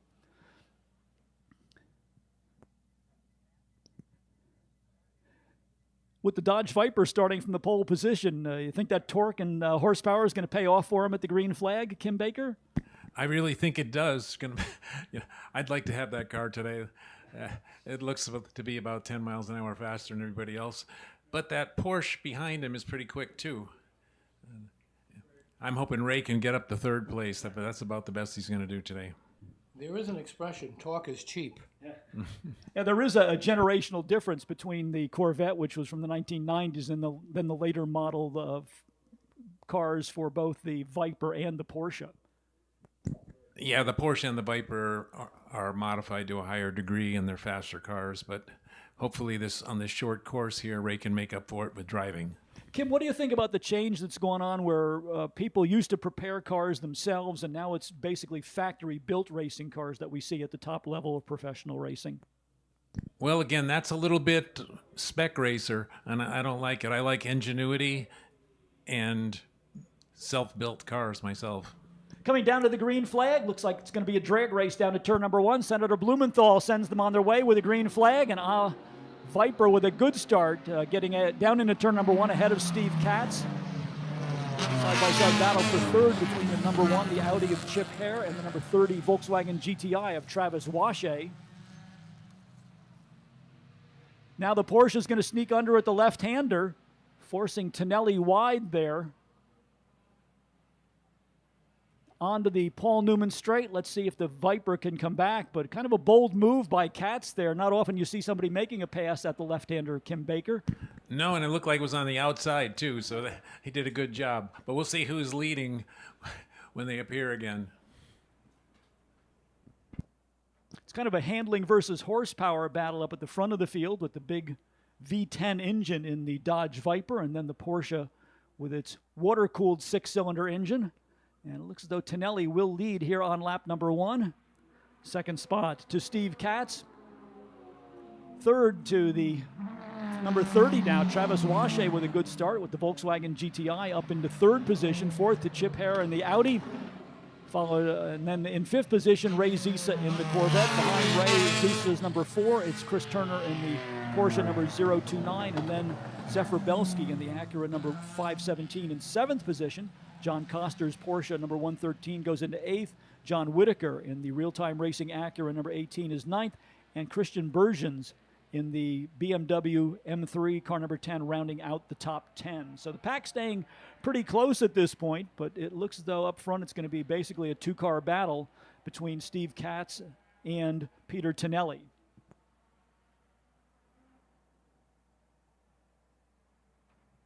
Porsche getting close again on the Viper. Then as the horsepower comes into play, the Dodge able to stretch the lead out. Kim, it looks as though the strong point for the Porsche is under braking going into turn number 1. The Porsche definitely had the advantage under braking, and he seems like he's a pretty aggressive driver too. And I got to give a lot of credit to that Volkswagen in third place. He's ahead of a lot of faster cars. Travis Washe really pedals that Volkswagen with a lot of enthusiasm out there. And he right now is holding off the Audi A4 of Chip Hare in the battle for third position. But that horsepower and torque advantage you were talking about for the Viper really on display right about the time they hit the pit entry road. The Viper starts to pull away from the Porsche. Then they get into the turn number 1 braking zone, and the gap closes right up again as that becomes the advantage for the Porsche. So let's see how it plays out on this lap as they come off of the diving turn onto the Sam Posey straightaway.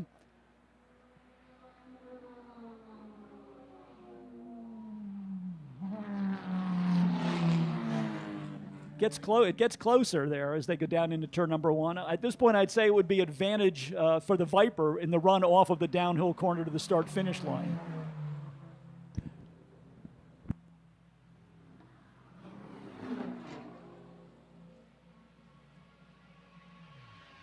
Good battle going on a bit deeper in the field.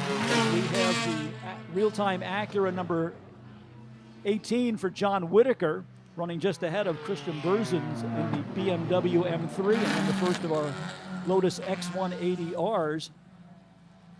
That is Ken Fitzgerald in car number 14. Kim, I guess one of the nice things about a short race like this is you don't have to worry about saving the tires on the car.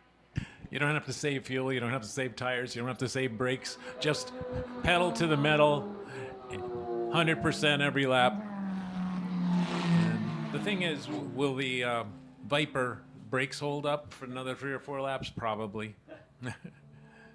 Probably. He might be the only driver who does have to be a little bit cautious with his tires, especially those rear tires, because I'm sure it's easy to get wheel spin with the big V10 engine in the Viper. Going over that hill, the crest of the hill, easy wheel spin.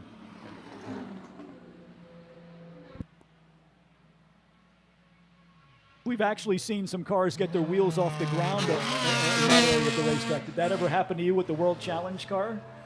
We'd get a little bit. We wouldn't see it like the old Can-Am days where they go over backwards, but not that much excitement. We'd probably pick up a couple inches, though. Now they're getting closer again. Porsche of Steve Katz again closing in on the number 88 for Peter Tonelli.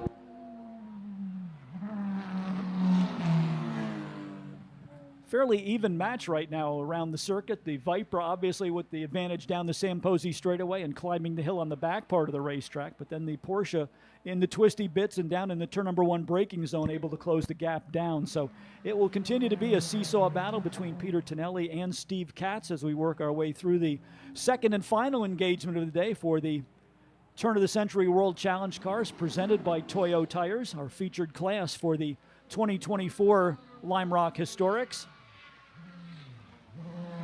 Race leaders getting into some lap traffic in short order here.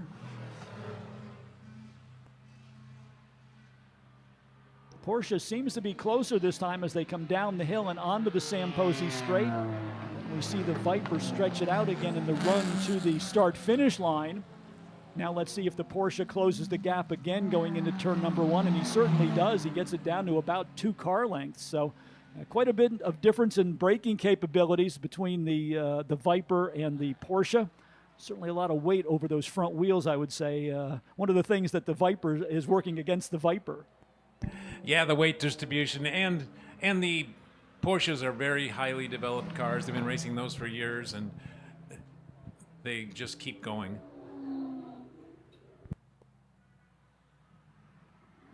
Let's take you through the top 10 positions. Peter Tonelli is your race leader in the 88. Steve Katz in the 113 second.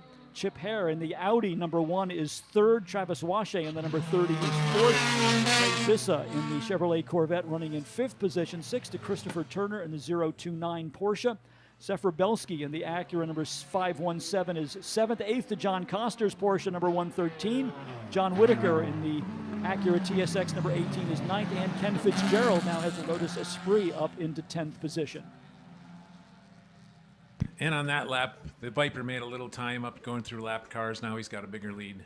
You think that is an advantage, just having that extra torque in the car, able to accelerate if you need to after you give up some momentum? No substitute for power. Yes. Meanwhile, going down into turn number 1, a good battle between Travis Washe in the Volkswagen and the Audi of Chip Hare, car number 1. They are just about bumper to bumper through Big Bend.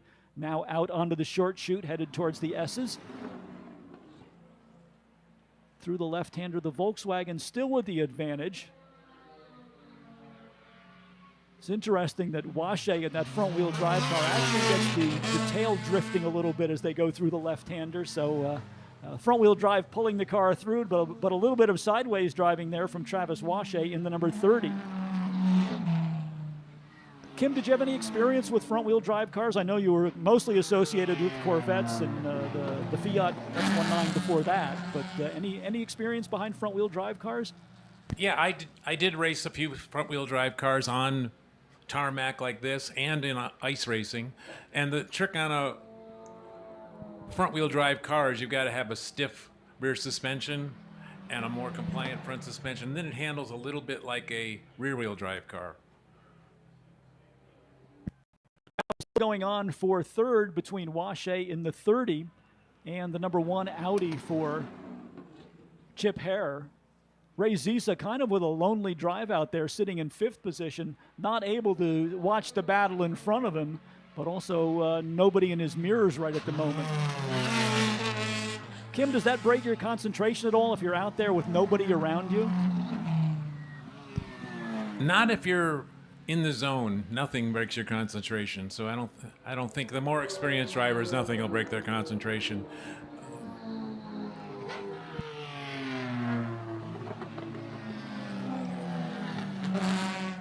Most of our attention now drawn to the battle for third position. Chip Hare going to try another move on Travis Washe, this time a good run off the downhill corner. And the Audi able to lead down into the turn number 1 braking zone at the end of the Samposi Straight where they go under the Liqui-Moly Bridge. Advantage to Peter Tonelli over Steve Katz right now is sitting at about 2 seconds. and then another 27 seconds back to Chip Hare, so almost a half-lap advantage for Peter Tonelli in first place over the third-place car, but just a couple of car lengths over Steve Katz, so the battle is still on for the lead.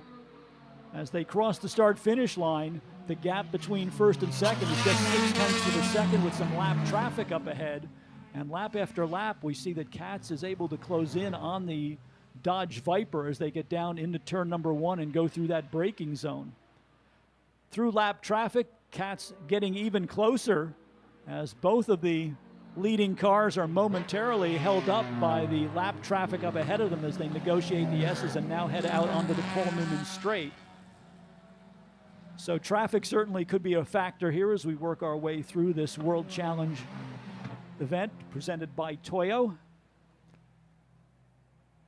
And watching my old Corvette go by here, he seems to be braking early going into turn 1. He's braking like at the 6 marker. I think he's got some issue that's causing him to do that. Maybe we need to put you on the radio with him and do a little coaching from up here. Yeah, in fact, his son's here, Zach. I'm going to put Zach in the car if he doesn't pass one more car.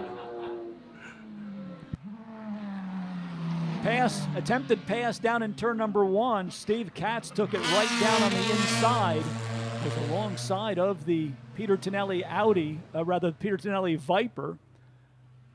But the Viper's still able to hang on to the lead, but we've now seen Katz attempt that move down in turn number 1, so he will again tuck back in and use the slipstream of the Viper as they go to the back part of the racetrack. Kim, is there any kind of NASCAR-style drafting or slipstreaming with these cars? Big time. This isn't the longest straight you'll run across, but there still is a lot of a draft effect. And if one of those cars can hold it flat through a diving turn, they can pass the other one. Still Peter Tonelli with the advantage as they come down the hill. Steve Katz right there, almost under the rear wing of the Dodge Viper. As we have seen lap after lap, Tonelli with the advantage as the start-finish line. Here's another dive by Katz going down into turn number 1. Can't quite get the car in position to take over the lead, but Steve Katz certainly giving it his best effort down there. He's able to get alongside, but so far has not been able to complete the pass on Peter Tonelli as they race through turn number 1.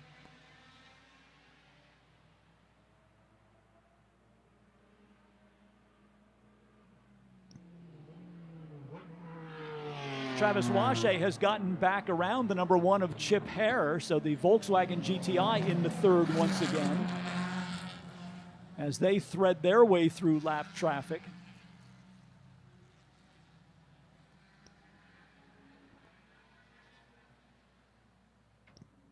Tonelli this time with more of an advantage off the diving turn. Katz not quite close enough to try that inside line going into the first turn.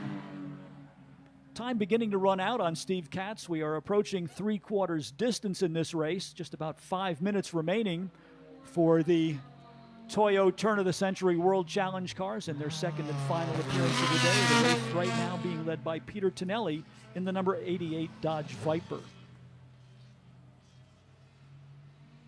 Kim Baker, do you think that Steve Katz is getting a little frustrated there in second place? He wishes he had more power. I've been in that situation before. It's really frustrating when you can catch somebody but not quite enough power to get by, no matter how hard you try, how hard the braking points are. But I'm sure he'll keep trying. Just wait for a slip-up if the Viper makes a slight slip-up. Well, just to show you the pace of the lead cars, they are about to come up and put the 5th place car a lap down. Peter Tonelli has extended the advantage now to about 10 car lengths. Let's see how things go as they work their way through lap traffic. They will encounter the number 4 Corvette right as they make their way through the S's here at Lime Rock Park. So we'll see if Peter Tonelli has to give up any momentum. It looks as though he was able to accelerate away as they exited the right-hander onto the Paul Newman Straight. So that could give him a little bit more of an advantage should Steve Katz get momentarily stuck behind the Ray Zisa Corvette as they climb the hill on the back part of the circuit. Looks like we're getting ready for the 1 lap to go signal. That board about to be held out for race leader Peter Tonelli. And the lap traffic did in fact work to the advantage of Tonelli, as he will get the 1 lap to go signal. Steve Katz put up a good fight in the number 113 Porsche, but not quite enough as they go into their final tour of the 1.5-mile circuit here at Lime Rock Park. So Steve Katz, the winner of the morning segment of the Turn of the Century Toyo Challenge, and now it looks as though it will be Peter Tonelli II in the Dodge Viper number 88 who will take the afternoon portion of the program for our featured cars of the weekend. Looking towards the Toyo Tire Bridge, the cars will come down the hill one more time. Here's the battle for third still going on between Travis Washay and Chip Hare. Hare again going to try and get alongside as they go down into turn number 1. And he will be able to complete that pass. Meanwhile, to the start-finish line, it is the number 88 for Peter Tonelli taking the victory. Second to the Steve Katz, number 113. Let's check in on the battle for third. Chip Hare made the pass in the number 1 car as they now go through the S's for the final time. So Travis Washay perhaps with one more opportunity. Now let's see if he can make up any ground on the back part of the circuit in the battle for third position. Right now, though, it is going the way of Chip Hare in the number 1 Audi.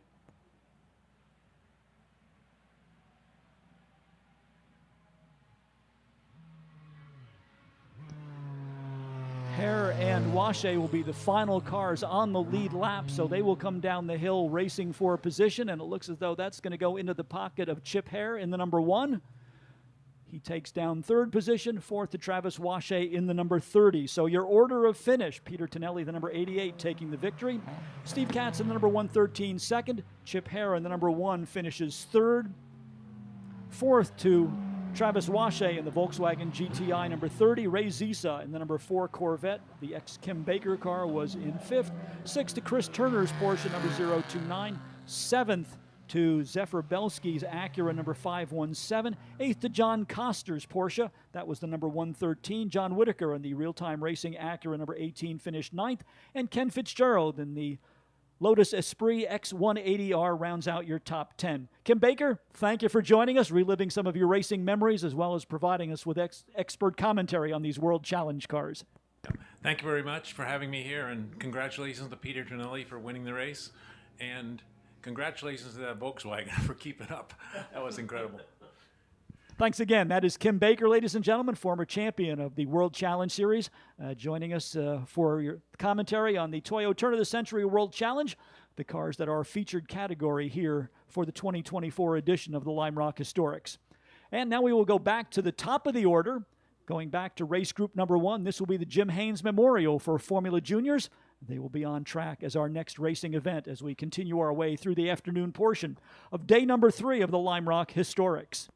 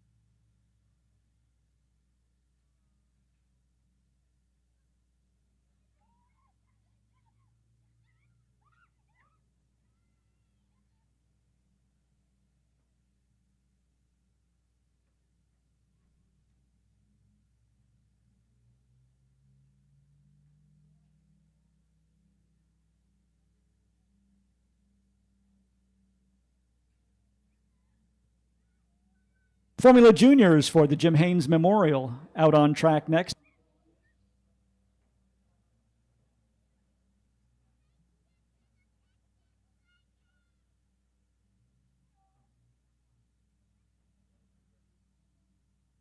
Second and final race of the day for the Formula Juniors about to take to the track.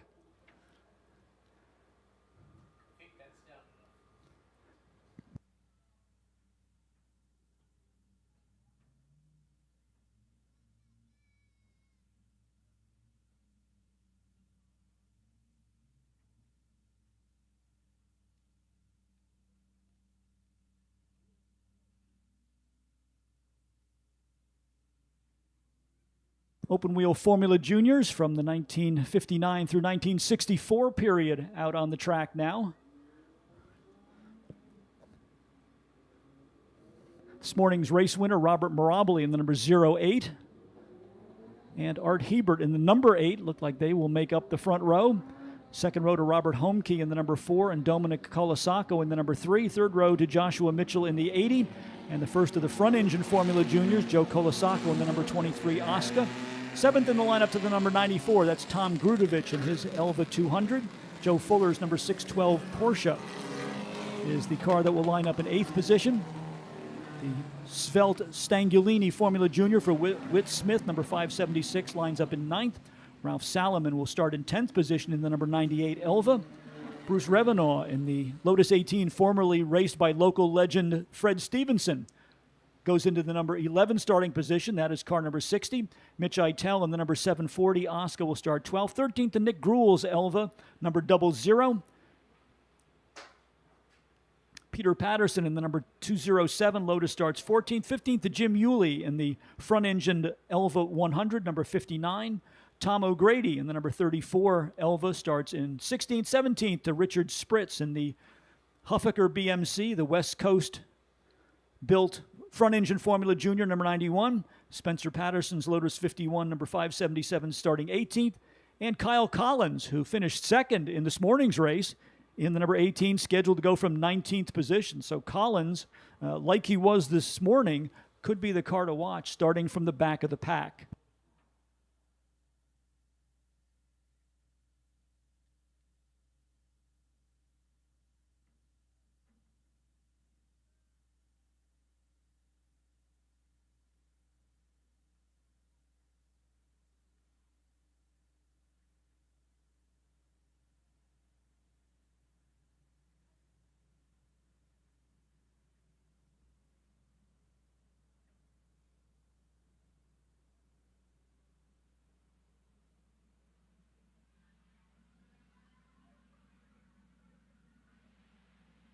McLaren pace car clear of the field. Green flag is out.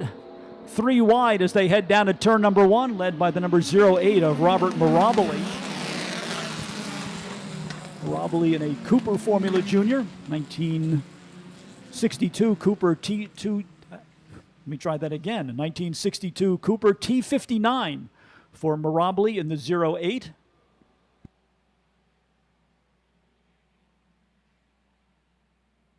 I think they might have actually given, although they had Kyle Collins listed on the starting grid further down in the field, he actually started in 4th position, so he will be a car to watch in the number 14 Lotus as he drove from the back of the pack this morning to run all the way up to 2nd place. So let's see if he's able to challenge Robert Mirabile for a position here. Mirabile is in the 08. Art Hebert in the 8, Robert Homke in the 4, Kyle Collins 18, and then Dominic Colasacco in car number 3. And it will be Mirabile, Homke, Collins, Colasacco, and Hebert, your top 6 cars. Joshua Mitchell now taking over 5th in the number 800 right at the line. Art Hebert already beginning to drift back in the number 8, so apparently some problems with that car. Mirabile is your leader. Homke 2nd, Kyle Collins, as we said, 3rd. Dominic Colasacco now shown 4th. And Joshua Mitchell rounding out the top 5 in the 800. And then the first of the front engine cars in 6th position, that's the number 23, the Italian Oscar, driven by Joe Colasacco.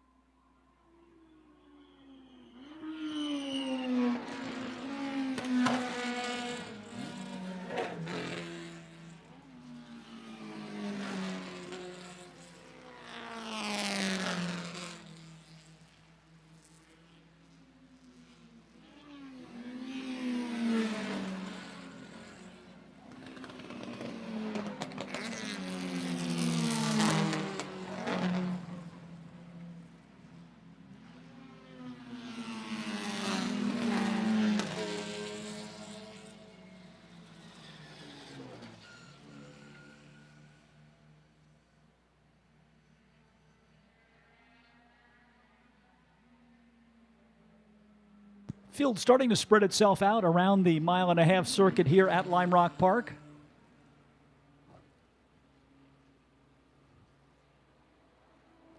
Robert Mirabile really finding a bit of extra speed here. He has set consecutive fast laps of the race. 1 minute .635 on that lap from Mirabile. That was just about 1 second faster than the second place car of Robert Homke, who was in the 1 minute 1 second range.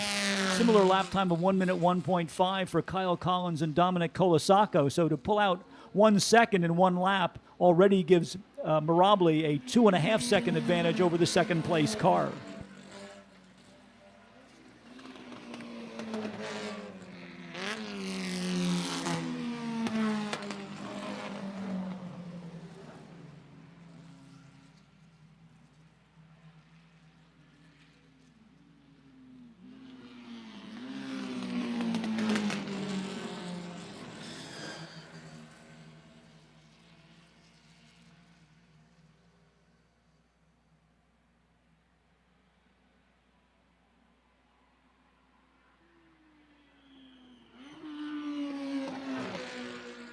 Kyle Collins continuing to motor along in third in the number 18, the first of the Lotus Formula Juniors. Dominic Colasaco with the one-of-a-kind Ram Formula Junior is fourth. That's the number 3.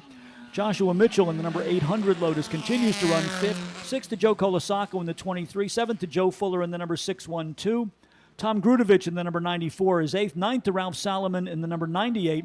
And Whit Smith in the Italian Stangulini, the front engine number 576, now rounds out the top 10.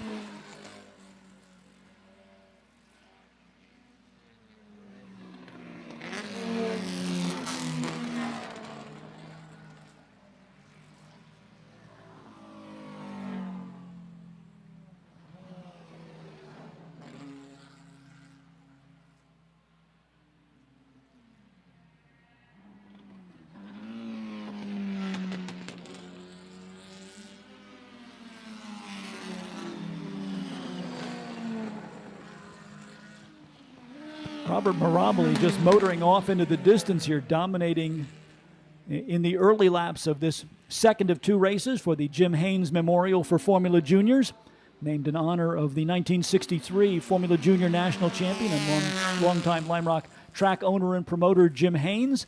And we are happy to honor Jim's memory with this Formula Junior event as part of the 2024 edition of the Lime Rock Historics.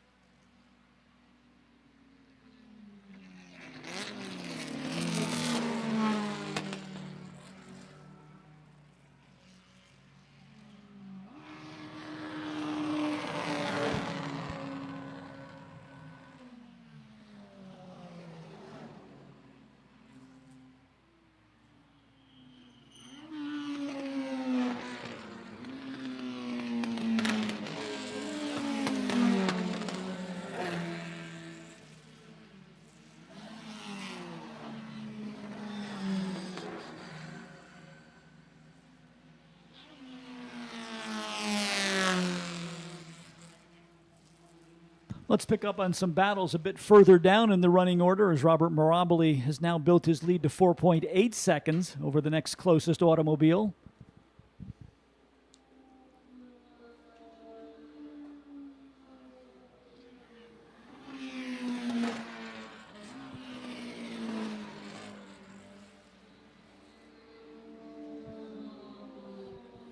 Number 576, Whit Smith in the front engine Stangulini, running side by side with the number 60 of Bruce Revenoff as they were battling for 10th position. Revenoff in the car raced by Lime Rock legend Fred Stevenson early in his racing career in his association with Lotus East in nearby Millerton, New York, and Revenoff now bringing that car back to competition here at Lime Rock Park.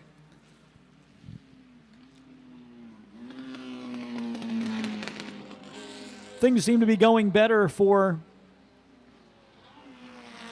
Richard Spritz in the number 91, the Huffaker BMC Formula Junior, front engine car built out on the West Coast by noted sports car enthusiast and technician Joe Huffaker.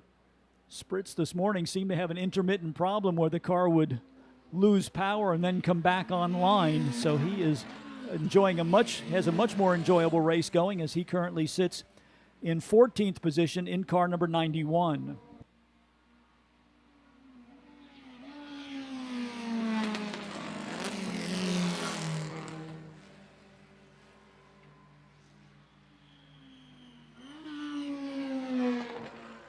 Dominic Colasaco now battling with Kyle Collins for third position. Collins in the deep blue with white trim, number 18. Colasaco in the red, number 3.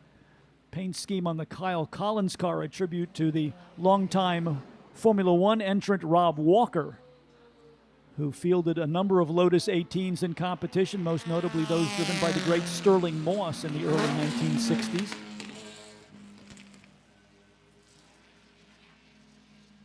Best battle on the track right now does seem to be between Kyle Collins in the 18 and Dominic Colasaco in the number 3. That would be the battle for third position.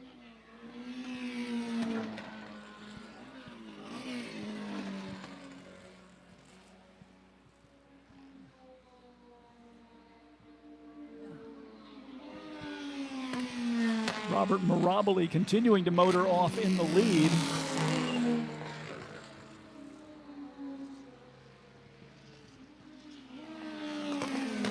Kyle Collins and Dominic Colasaco may have reeled in the number 4 of Robert Homke. We'll keep our eyes on that development. That would turn into a three-way battle for second position.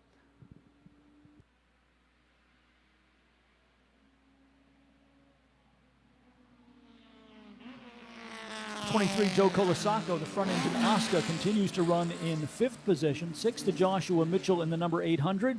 Joe Fuller's number 612 is 7th. 8th to the 94 of Tom Grudovich. 9th now to the number 60 for Bruce Revenaugh. And Ralph Salomon rounding out the top 10 in car number 98.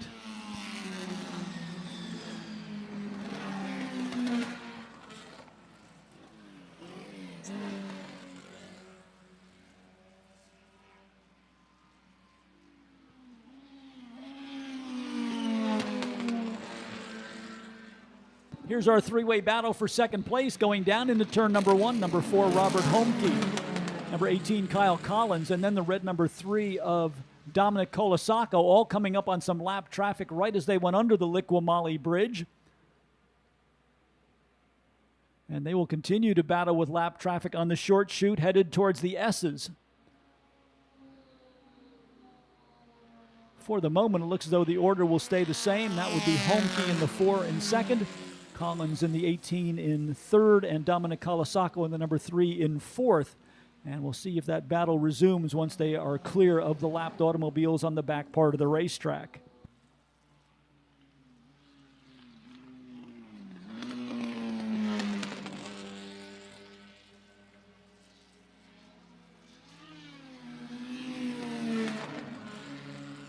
Race leader Robert Mirabile across the start-finish line. Looks as though that lap traffic may have broken the battle up just a little bit into a two-car battle. Kyle Collins now trying to get inside of Robert Homke as they go down into turn number 1. Number 18 Lotus will make the pass. So your new second-place car as they come out of Big Bend onto the short chute headed towards the S's will be the deep blue with white trim number 18 Lotus 18, driven by Kyle Collins. As he gets around, and Collins spins. Apparently we put the announcer's jinx on him. Kyle Collins had just taken over second spot. Then the car got away from him, going into the left-hander at the entry point to the S's. So a short run in second, unfortunately, for Kyle Collins in car number 18. He is able to get rolling once again, but he has lost at least a handful of positions as a result of that spin over there at the entry point to the S's. That will put Robert Homke back into second, but now put Dominic Colasaco in the position to battle for that spot. Colasaco will be scored in the number 3 car. Last time we had a look at the order, he was still sitting in third position after the spin by Kyle Collins. Here's your battle for second. Dominic Colasaco in the 3, about 2 car lengths behind Robert Homke as they go down into turn number 1. Again, some lap traffic could be a factor.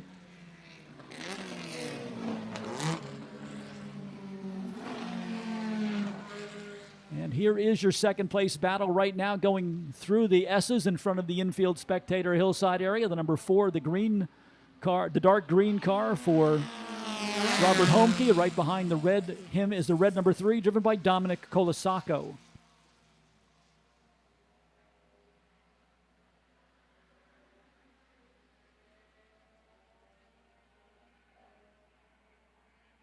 Kyle Collins actually didn't lose too many positions with that spin. Though he did go from second, he now sits in 4th place in the number 14. So let's see if he has anything left to battle back in the few minutes remaining here in the Jim Haynes Memorial Race for Formula Juniors, as we race our way through day number 3 of the 42nd edition of the Lime Rock Historics.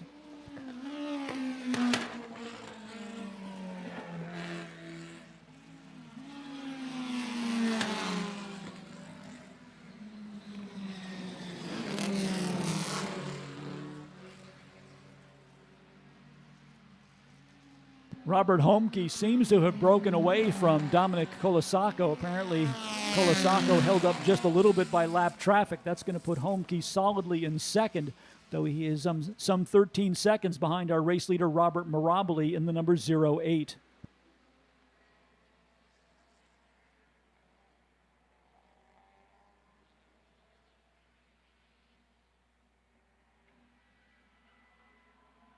Here is Mirabile across the start-finish line and headed down into turn number 1.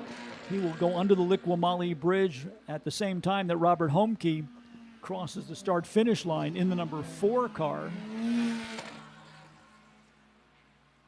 And then Dominic Colasaco now almost 2 seconds behind Homke in what had been the battle for second place.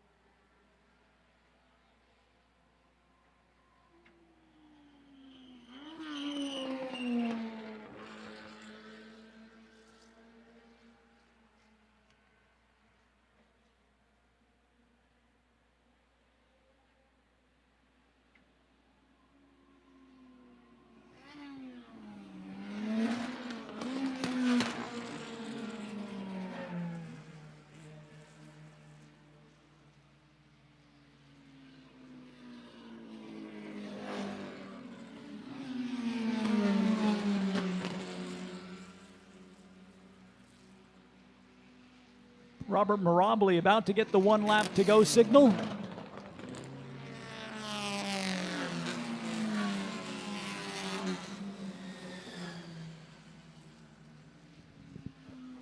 Gary Beschel, who is assisting Mike Petrucci up in the starter's stand, hangs out the 1 lap to go signal to our race leader, the number 08, Robert Mirabile.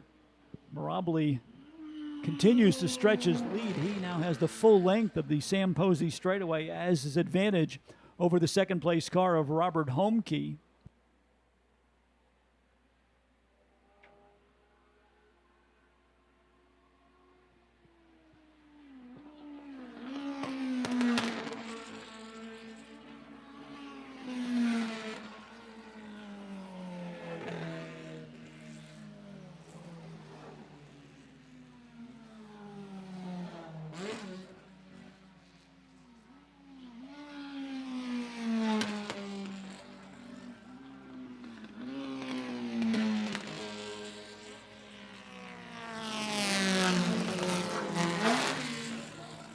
We direct our view towards the downhill corner. We should see Robert Mirabile on his way to the checkered flag. Here is the number 08. Mike Petrucci signaling him home in the number 1 position.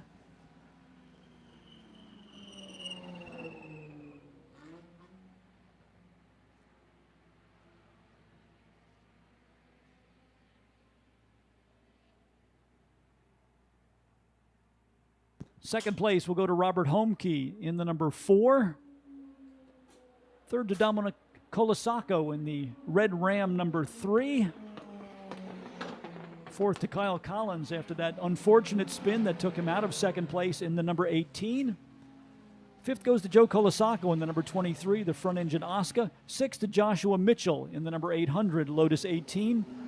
The number 612 Lotus 18 for Joe Fuller takes 7th.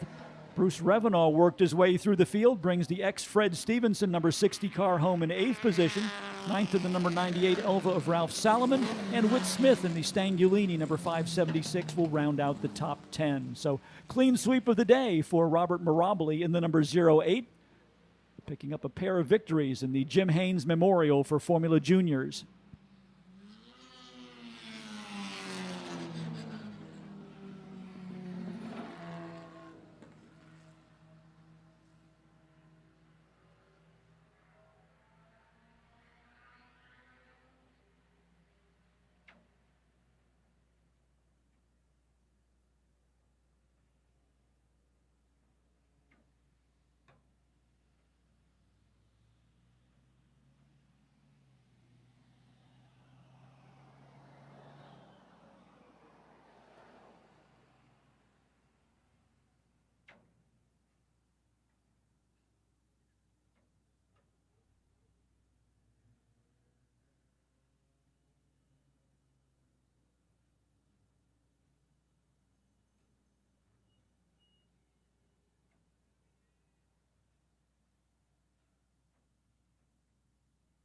Second race of the afternoon going into the record books as we led things off with the turn of the century World Challenge presented by Toyo.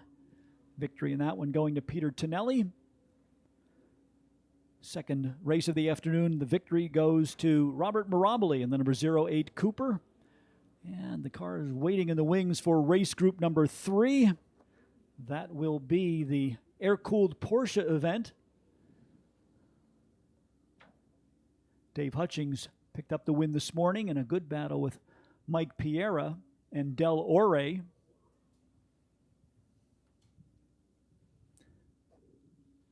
soon as we have our Formula Juniors off the scoring system, they will load in the starting lineup for our air-cooled Porsche group.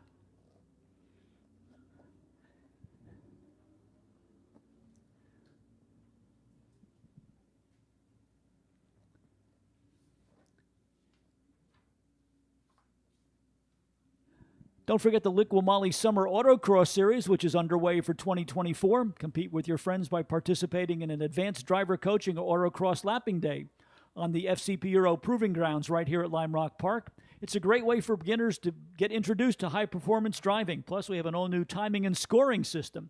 For more information about the Liqui Summer Autocross Series, visit our worldwide website, www.limerock.com.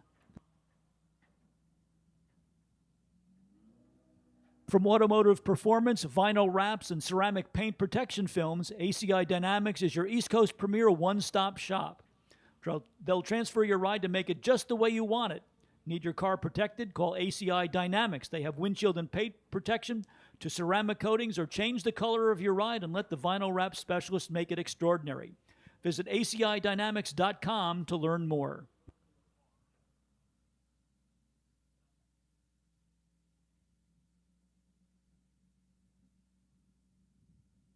Lime Rock Park keeps getting sweeter this summer as the facility has extended its partnership with the local honey provider, Beeworks LLC, to provide even more hives and honey for the 2024 season. Founded by New England native Dan Watkins, Beeworks is a honeybee service company that offers installation and maintenance of apiaries and pollinator land management services. Learn more at beeworksllc.com.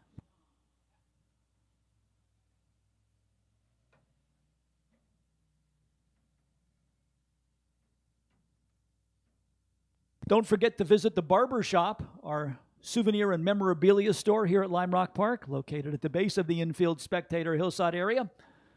Lime Rock branded merchandise for Historic Festival 42 is now available. Get the kids outfitted for back to school in style at the Barber Shop, located at the base of the infield Spectator Hillside area here at Lime Rock Park.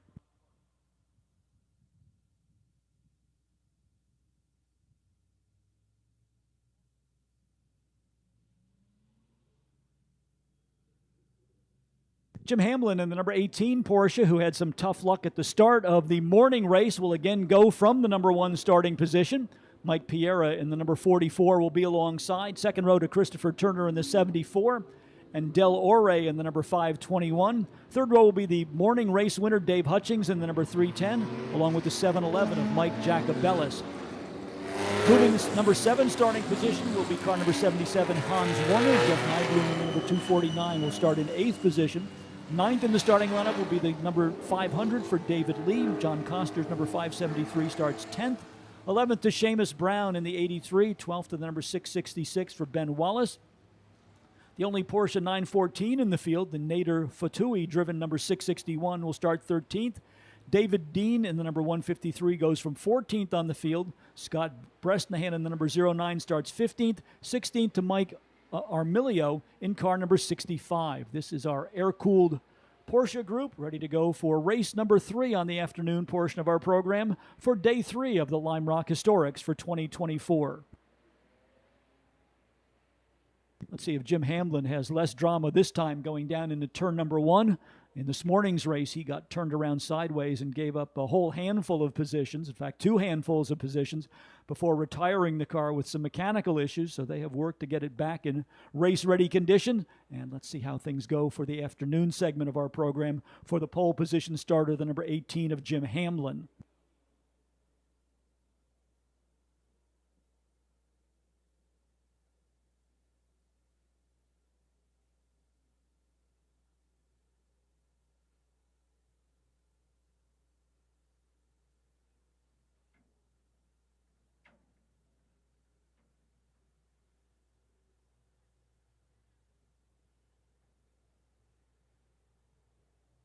The McLaren Artura pace car, provided by Miller Motor Cars of Greenwich, Connecticut, makes the move on to pit lane. Jim Hamlin and Mike Piera pace the field down. Looking for the green flag, our Porsche parade is on its way towards turn number 1. Hamlin this time with a good start as they try to go 3 wide down into the first turn. It looks as though Mike Piera is forced wide. Out onto the short chute, it will be Hamlin in the lead, Piera in the 44 second, Dave Hutchings in the 301 third. Then it looked like the number 74 car was in 4th position. That would be Christopher Turner.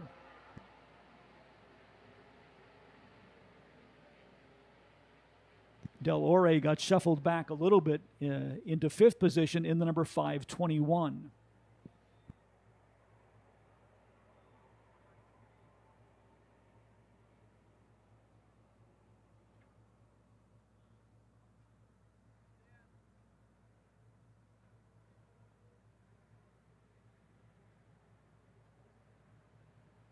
Hamlin 18 will be your leader. Piera second, but challenged by the number 74 as they go down into the first turn.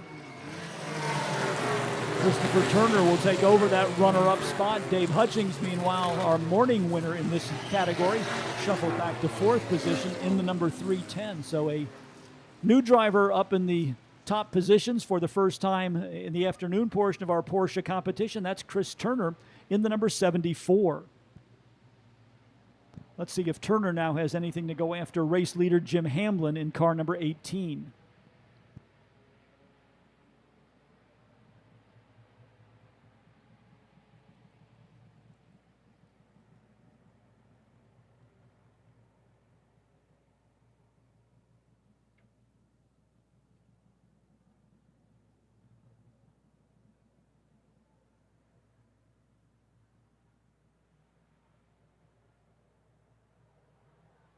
Red and white number 18 for Hamlin will continue to lead. The white and green number 74 for Christopher Turner second. The green number 44 for Mike Piera third. 4th in the number 301 for Dave Hutchings, and Del Ore in the number 521 rounds out the top 5. Running in 6th is Hans Warner in the 77. 7th to the 711 of Mike Jacobellis. Jeff Nybloom in the 249 is 8th, John Coster in the 573 9th, and David Lee in car number 500 rounds out the top 10.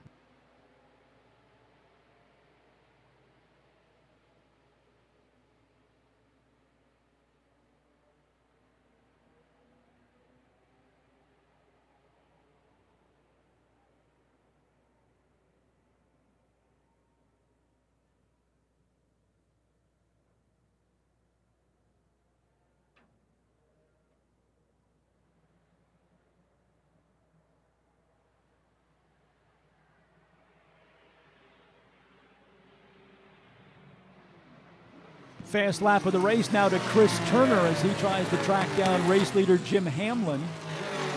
Piera hanging right on there in third in the green number 44.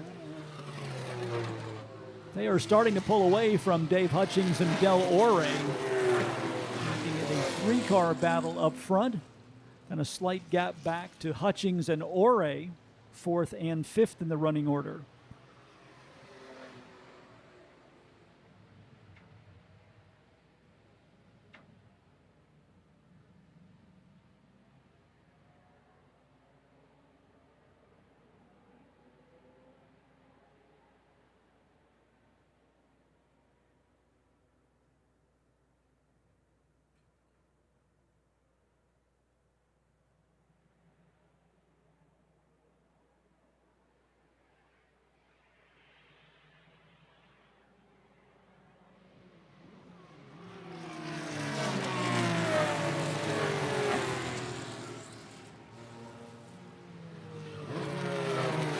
Jacobellis, another driver who's starting to move up in position. He has now put the number 711 into sixth place, though he is some distance removed from that battle among the top five cars.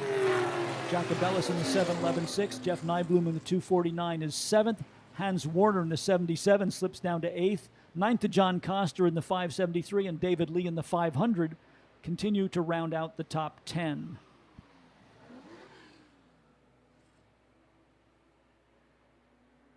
Fast lap of the race now going to the possession of Jim Hamlin at 1 minute, .212. Nobody quite yet in that sub 1 minute category. We did see Dave Hutchings get down below the 1 minute mark in the morning segment of racing for this group.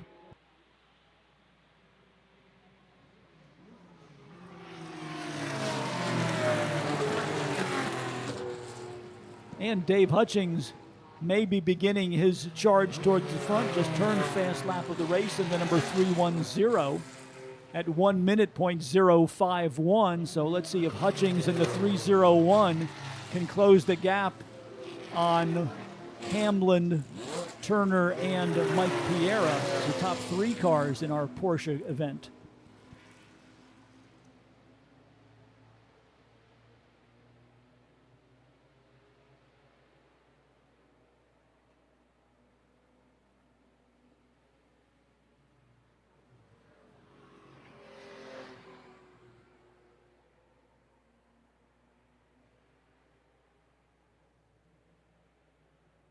Jim Hamlin starting to pull away a little bit now on Chris Turner and Mike Piera. Dave Hutchings starting to close in on those two. So although Hamlin's starting to solidify his advantage, the cars in second and third place facing some new pressure from the number 310 of Dave Hutchings. And he's bringing the 521 of Del Ore along with him. So although Jim Hamlin runs out in front, the action getting hot and heavy behind him between 74 Turner, 44 Piera, 310 Hutchings, and 521 of Ore.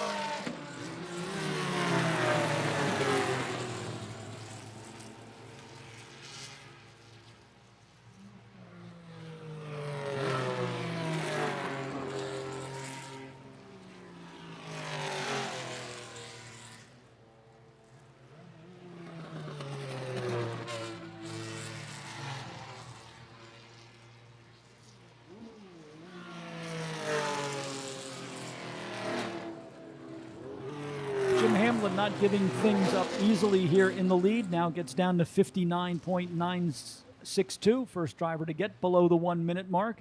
And that now gives him a 2-second lead over the new second place car, the number 44, driven by Mike Piera. So Piera was able to get around Chris Turner But now they exchange positions once again, but the gap's starting to spread out here as they come up on lap traffic. Hamlin right now in control of the race by almost 2 seconds over Turner, then another second or more back to Piera. Another second back, another half second back to Hutchings and Ore. So Chris Turner now fast lap of the race, 59.4. Jim Hamlin with a almost 2 second advantage. Let's see if Chris Turner, now that he has broken free of that battle for second, can start to close in on our race leader.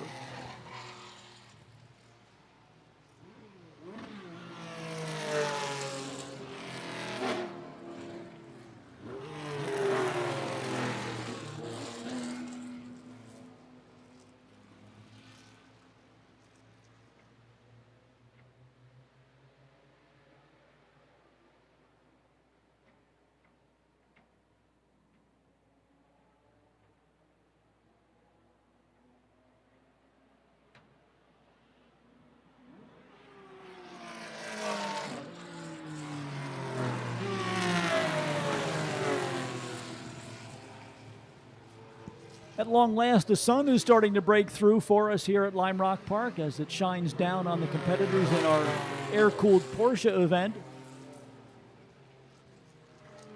Jim Hamlin and Christopher Turner starting to build respective gaps here. Hamlin about 2.3 seconds ahead of Turner, and then Turner about 1.4 seconds ahead of Mike Piera. Piera with his hands full trying to hold off Dave Hutchings and Del Ore.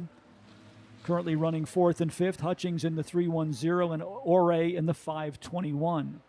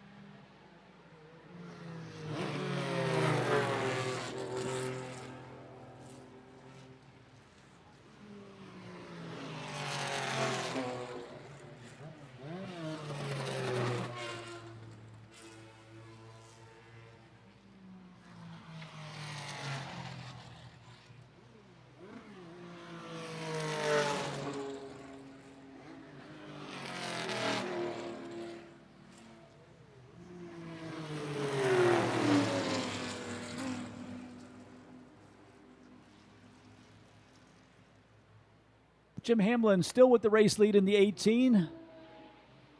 Christopher Turner in the 74 second. Mike Piera getting more pressure from Dave Hutchings. Hutchings in the 310 had a notion to try a pass, then thought better of it and got back in line as they headed down underneath the Liqui Bridge. Del Ore still keeping the pressure on Hutchings, so although Hutchings is trying to focus his attention forward on tracking down Mike Piera, he also has Del Ore's number 521 looming in his mirrors.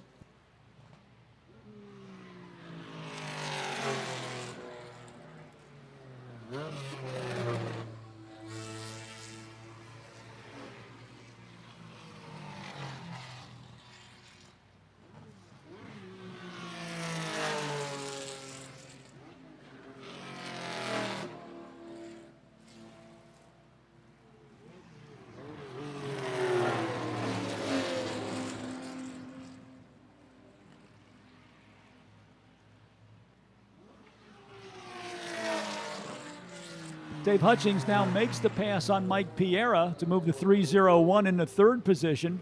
And it looks as though Piera may give up another spot as Del Ore has gotten alongside in the 521 going down into Big Bend.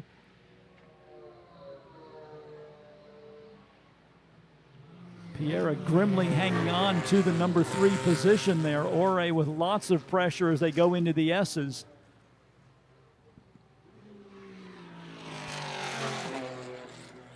Let me correct that. That is Piera hanging on for 4th position, not 3rd position.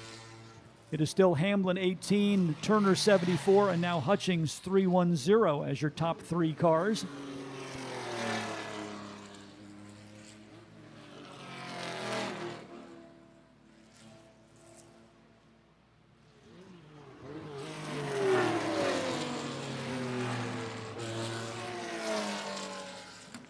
Dave Hutchings starting to pull away now from the 44 of Mike Piera.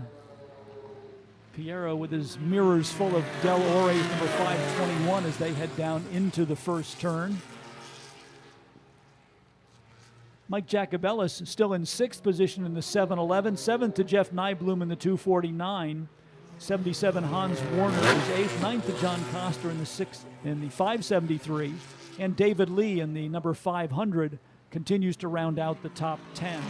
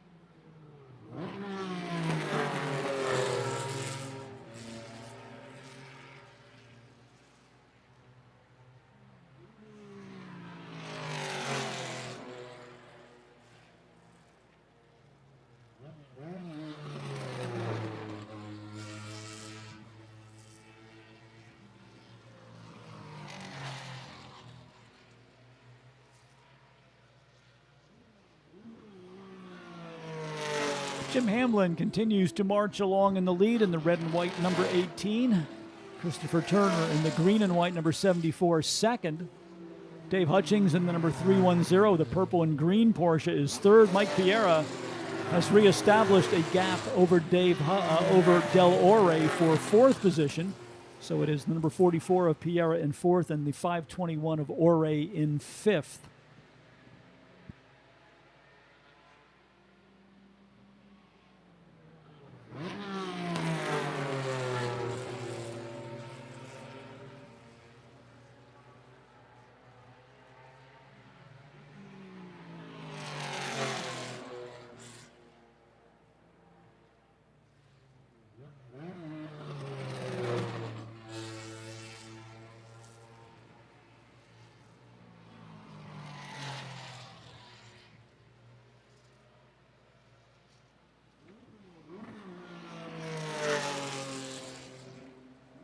One lap to go is the signal to race leader Jim Hamlin.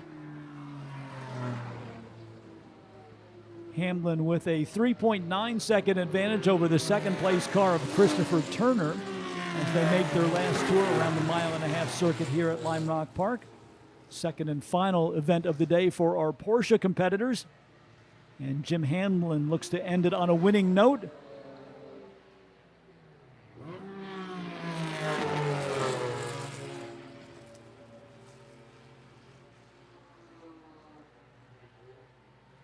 Red and white number 18 Porsche.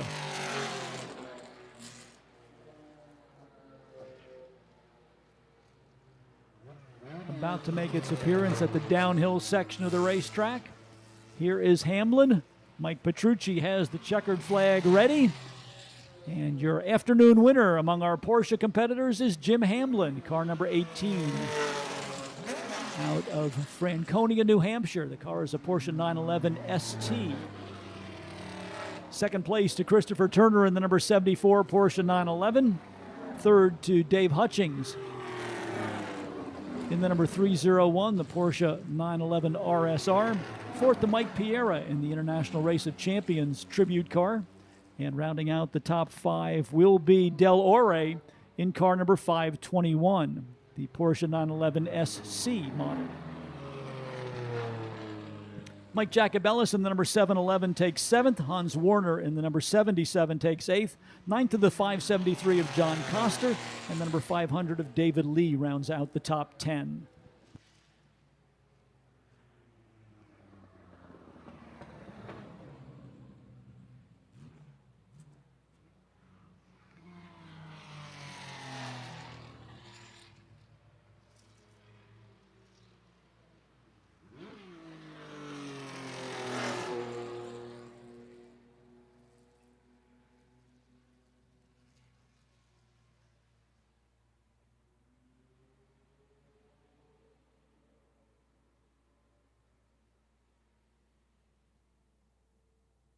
In other racing news, our friends at the International Motor Racing Research Center will honor McLaren Racing's Zach Brown with the Cameron Argetsinger Award, which will be presented on September 12th as part of the big NASCAR weekend at Watkins Glen. The award memorializes Cameron Argetsinger, founder and organizer of the first races at Watkins Glen more than 70 years ago. Past winners include the likes of Roger Penske, Mario Andretti, and Richard Petty, among many other notable recipients. If you would like to join in the celebration of the presentation of the Cameron Argetsinger Award to McLaren's Zach Brown, visit the worldwide website for the International Motor Racing Research Center. That is www.racingarchives.org.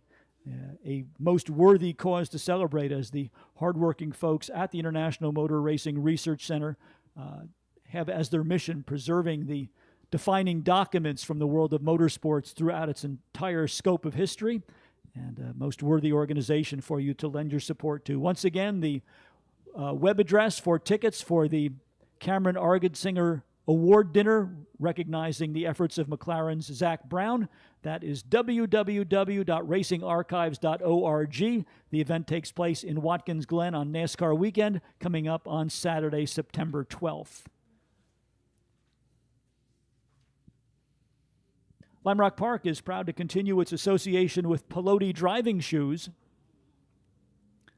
With deep roots in the racing world, Pelote has outfitted championship drivers for some of the toughest tracks globally. Each pair of shoes embodies top-tier performance, quality, and design, inspired by the standards of professional racing drivers. And this weekend, there's a special discount at both the barber shop as well as the online Pelote website, which is www.pelote.com. Use the discount code LimeRock10 for a 10% discount on your first pair of Pelote driving shoes.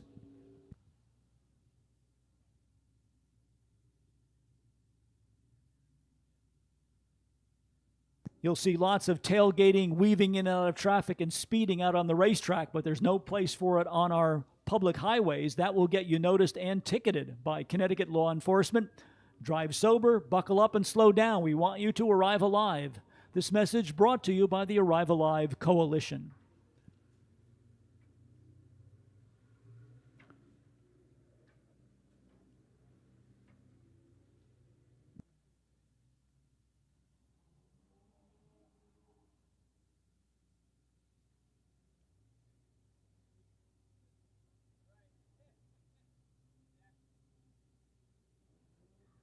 Be sure to check out the first milestone on Lime Rock Park's new Walk of Heroes, located next to the Skip Barber Tower, commemorating none other than our very own Skip Barber. It is a fitting cap to our year of Skip celebrations. The new Walk of Heroes is our way to pay small thanks to those who have paved the pathway for all of us in the world of motorsports.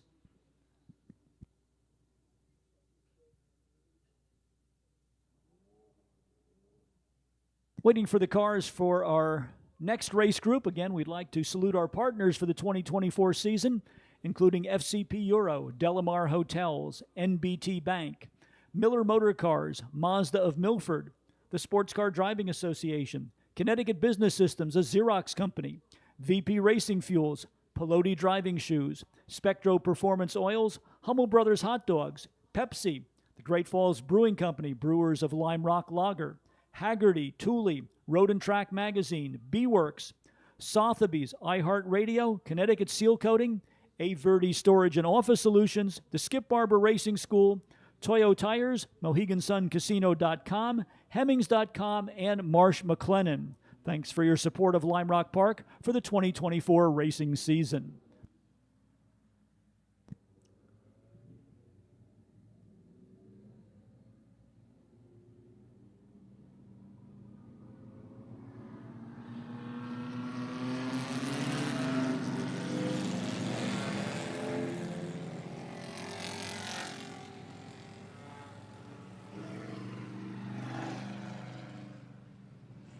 Cars rolling out for the next race on our program. This is our amalgamation of pre-1940 racing cars, post-1940, late 1940s, early 1950s MGT types, as well as an interesting mix of one-of-a-kind H-modified cars and a few other interlopers of sorts. Let's introduce the starting lineup to you. On the pole position, driving the number 928 MGTD, will be Frank Filingeri. The car is a 1951 MGTD. Michael Barstow, also in an MGTD, number 450, will start alongside. Second row to Kurt Burns in his MGTD, number 283. Peter Greenfield in the number 41 Alfa Romeo Monza starts in fourth position. Fifth will go to the Crossley-powered Jabro H-modified for John Oliva, number 11. Chris Towner in the number 746 Morgan starts in sixth position. Seventh to the Alfa Romeo Giulia Sprint for Ed Metalman, number 19. Ed Callow in the 1947 MGTC, number 452, starts eighth. Ninth to Santos Spadaro in the Fiat Topolino-based PBX H-modified with the four-cylinder Crossley engine. George Holman with the big 1929 Stutz Special starts in 10th. That's car number 87. The Jabro Crossley of Kevin Clemens, number 675, will go from 11th. 12th to the Voigt Crossley H-modified for Richard Campbell, number 91. Doug Fisher in the Windy City Special, the Ford Dirt Track Racer, starts in 13th position. 14th to the MGTF of George Pardee, number 66. And scheduled to go out of 15th is the 1967 Gilbert Chevrolet Indy car for Steve Francis, number 28.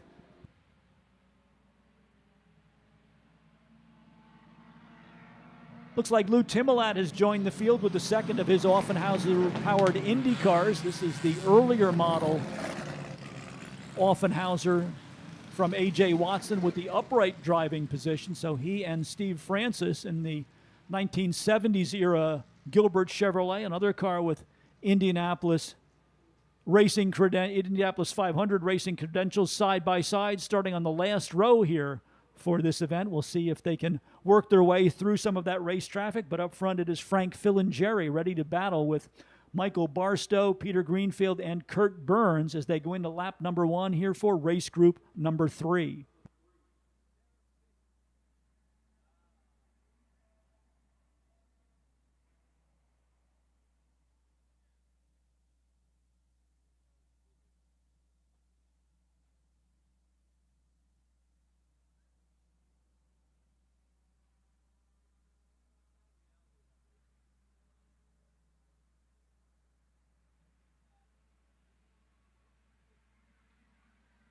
Peter Greenfield quickly to the lead in the 1933 Alfa Romeo Monza 2600. They're starting from the number 4 position.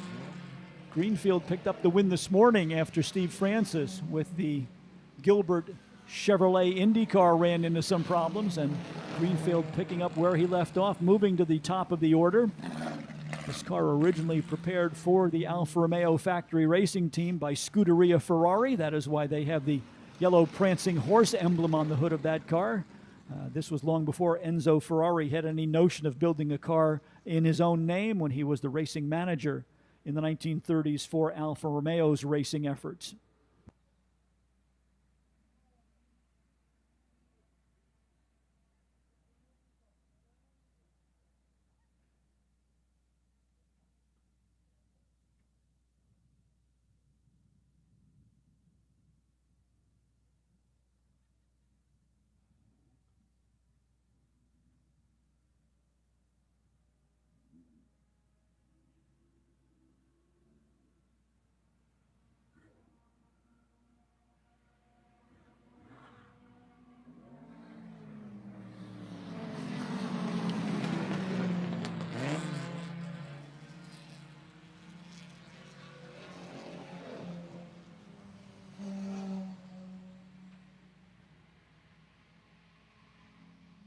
Peter Greenfield continuing to lead the way from Frank Filingeri, and then the lineup of MGTDs behind the Alfa Romeo.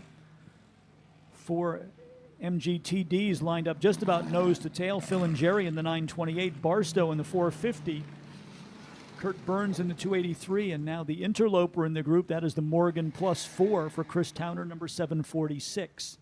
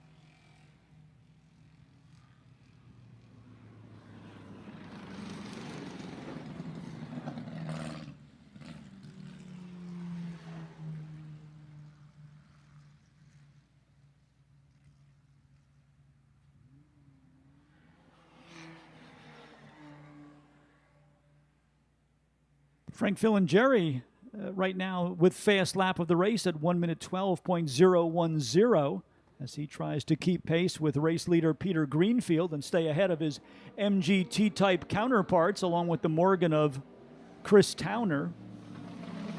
Top 5 cars have drawn away from the remainder of the field.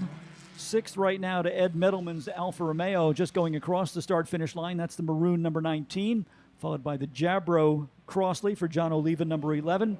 Santos Spadaro should be the next car to the line in the PBX H-Modified, number 74. 9th to Kevin Clemens and another of our Jabro H-Modifieds. And Ed Callow's MGTC, number 452, now rounding out the top 10. Steve Francis starting to pick the pace up a little bit from the back of the field in the Gilbert Cheetah Indy car. Looks as though he will take over 10th from Ed Callow within the next lap or so. And not too far behind him, the number 98. That is another of our Offenhauser-powered Indy cars owned by Lou Timolat of nearby Falls Village, Connecticut.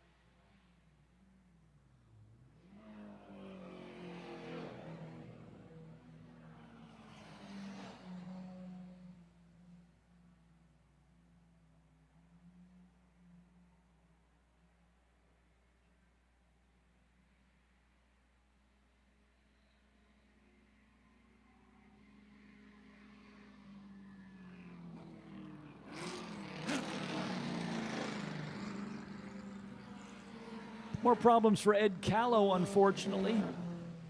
MGTC on the pit road. Ed had mechanical issues on in practice yesterday. Thought he had them sorted out for the morning race, but now things seem to have gone sour again as he is on pit road.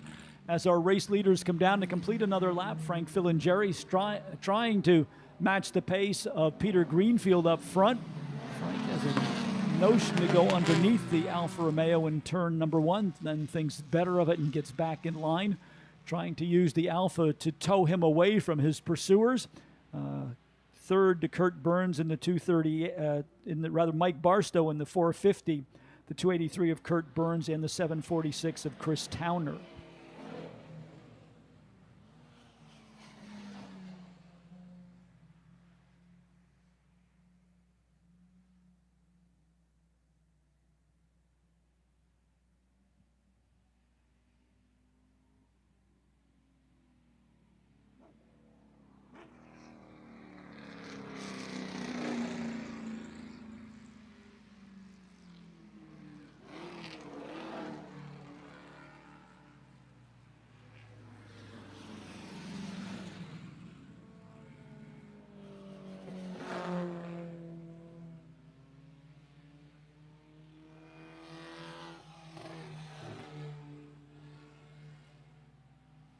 Peter Greenfield and Frank Filingeri put a lap on the Windy City Special, the 1930 dirt track car with the 4-cylinder B-block engine. Another of our competitors in the pre-1940 category.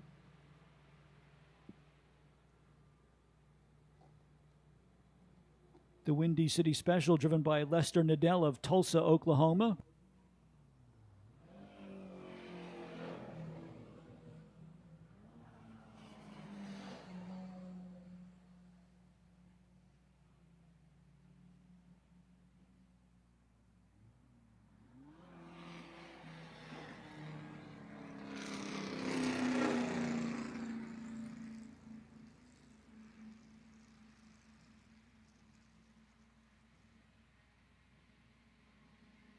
Well, looks like I got the driver wrong on the Windy City Special. It's actually Doug Fisher behind the wheel of the number 10. Lester Nadell entered in the other 1930 dirt track car that was supposed to be part of this race, but unfortunately was sidelined earlier in the weekend. Meanwhile, up front, Peter Greenfield still leading from Frank Filingeri. They have now moved away from most of their competitors. Michael Barstow now almost 5 seconds behind in third place in the number 450. Kurt Burns a couple of tenths behind Barstow in the number 283, and fifth to Chris Towner in the number 746 Morgan.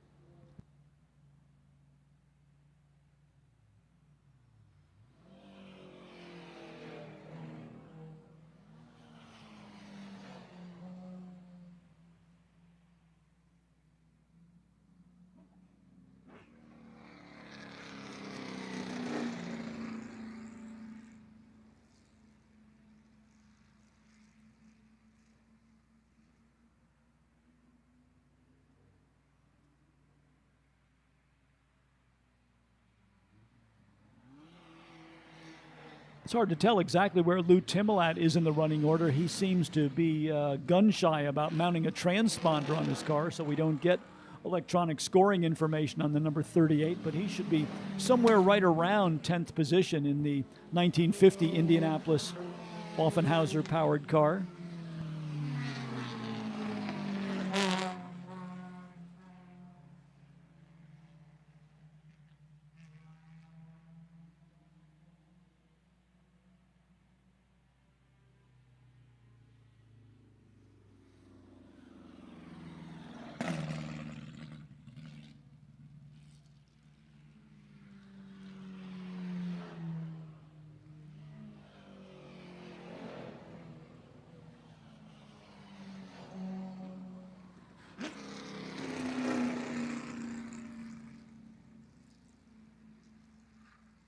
Looks like we're going to go to a full course caution here.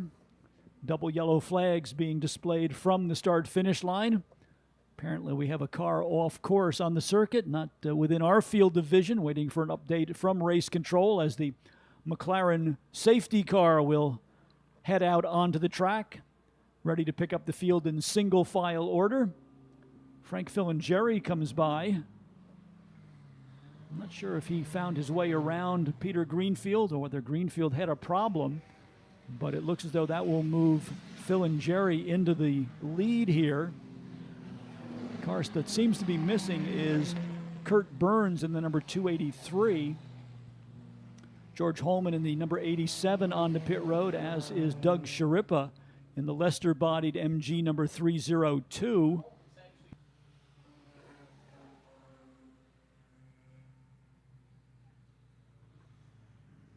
Well, George Holman just making a tour through pit lane, apparently to let some faster traffic by, while Doug Sharippa, or rather Tom McCormick, calls an early exit to the race with the Lester-bodied MG.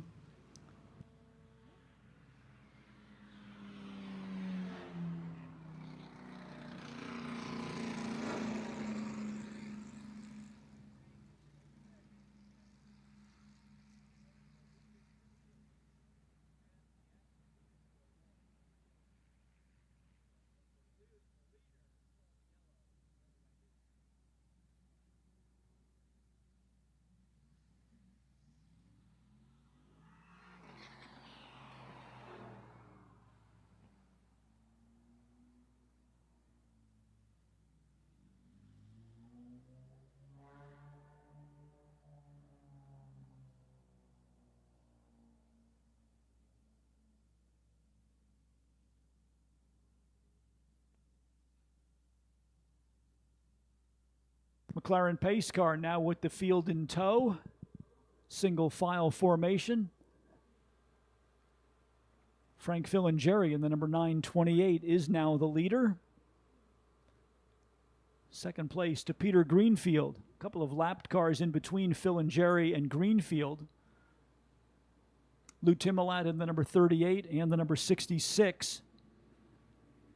The MG of George Pardee are both a lap down. Then it is Greenfield in 41 second. The Morgan of Chris Towner, number 746, now third. Kurt Burns in number 283 is in fourth position. Fifth to the number 11 of John Oliva. Steve Francis in the number 28. The Gilbert Cheetah IndyCar is sixth. Seventh to Ed Meadows in the number 19 Alfa Romeo. Kevin Clemens in the Jabro, number 675, is 8th. Santos Spadaro in the 74, 9th. And Doug Fisher now rounding out the top 10 in the Windy City Special. That is the dirt track car from the 1930s for Doug Fisher, number 10, sitting in 10th. Looks as though we're going to call this one complete. They have dispatched the rollback, which means that they need to put some extra effort into retrieving the car that went off course. So they will call this one complete. Mike Petrucci already picking up the checkered flag as our Lime Rock safety fleet makes its appearance on the racetrack.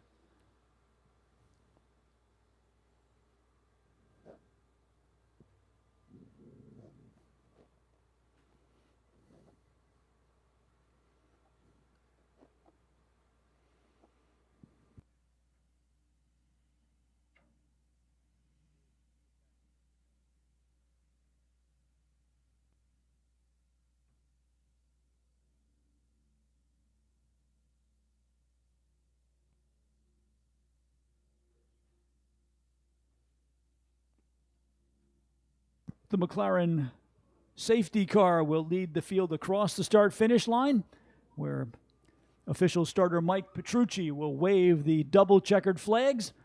And a most welcome sight for Frank Filingeri in the car number 928, who takes the victory. Second place to Peter Greenfield in the number 41, third to Chris Towner in the Morgan number 746.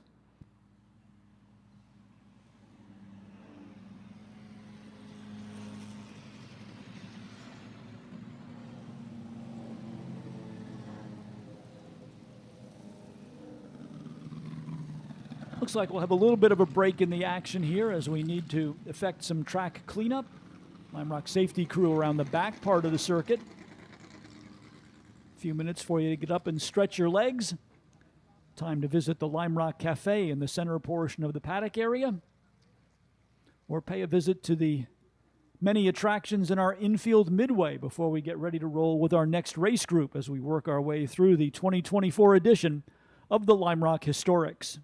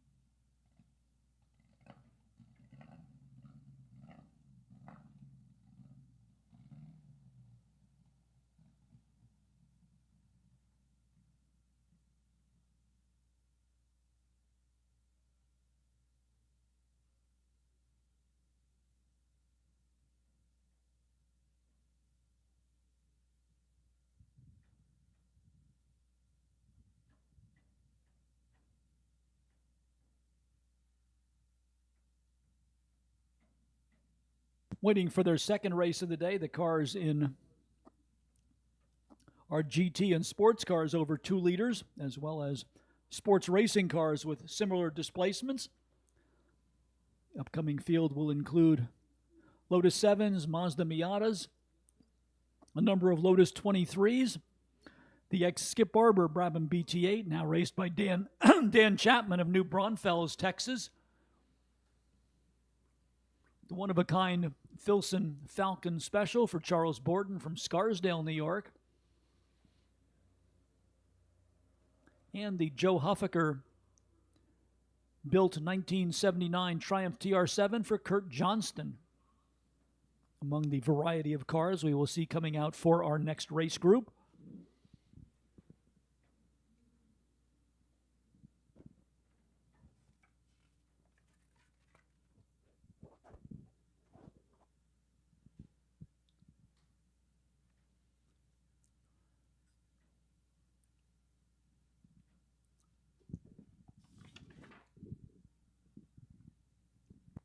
FCP Euro is more than just Lime Rock Park's official auto parts supplier.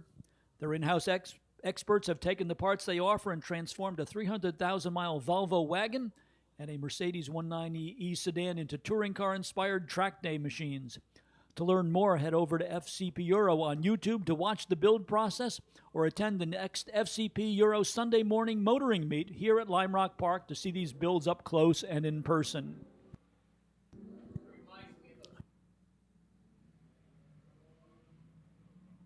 Craig Chima leading the field out for our next event in his Lotus 7. Martin Hosek will start alongside in the number 39, the V8-powered Devon Special Wide Body Edition. Kurt Uzbey in the number 42 Lotus 23 starts from third. Chris Domingo in the Lotus 7, number 11, will start fourth. The yellow Ginetta G4 for Hervey Park, number 111, starts in fifth position. Sixth to our visitor from England, Jack Rawls in the 1959 Austin Healey, number 12.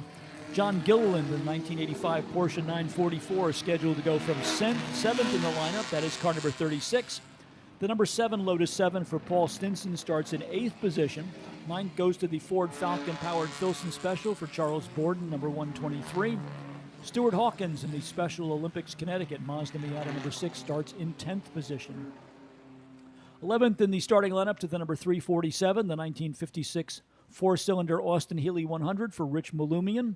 Mark Gregory's number 023 Mazda Miata starts 12th. 13th to yet another of the Mazda Miatas. This is Patrick Daly. Cosme Fumet in the Lotus 7 number 150 starts 14th. 15th to the ex-Skip Barber Brabham BT8 sports racer, now driven by Dan Chapman, number 52. Henry Fry's Triumph TR250, number 29, starts 16th. 17th in the lineup to Andrew Moore's MGB Roadster, number 50. Steve Milton in the Mazda Miata number 40 starts at 18th position. 19th to the number 25, Aston Martin for Michael Rowan. Alex Heckert in the MGB Roadster number 45 starts 20th. 21st to the number 34, MGB for Doug Sharippa. Ed Zemek out of Schenectady, New York with the number 33 Mazda starts in 22nd position. 23rd to Taz Squires, Datsun 240Z number 51. Kurt Johnston in the Huffaker TR7, the number 11A, will start 24th. 25th to the Lotus 23 of Joe Bezzetta, and John Einhorn in the Austin Healey 3000, number 26, scheduled to go from 26th on the field. 2x2 order as we go to green flag racing. A good jump by Craig Chima in the number 5. He will lead Martin Hosek down into turn number 1. And it's a side-by-side battle between Chris Domingo and the Lotus 7, number 11. Number 42, Lotus 23 for Kurt Uzbey.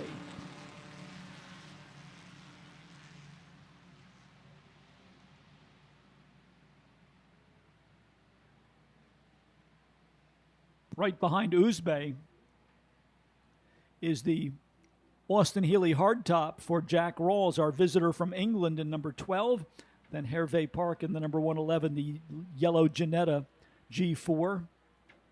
And Paul Stinson in the number 7 Lotus right in the frame there as well.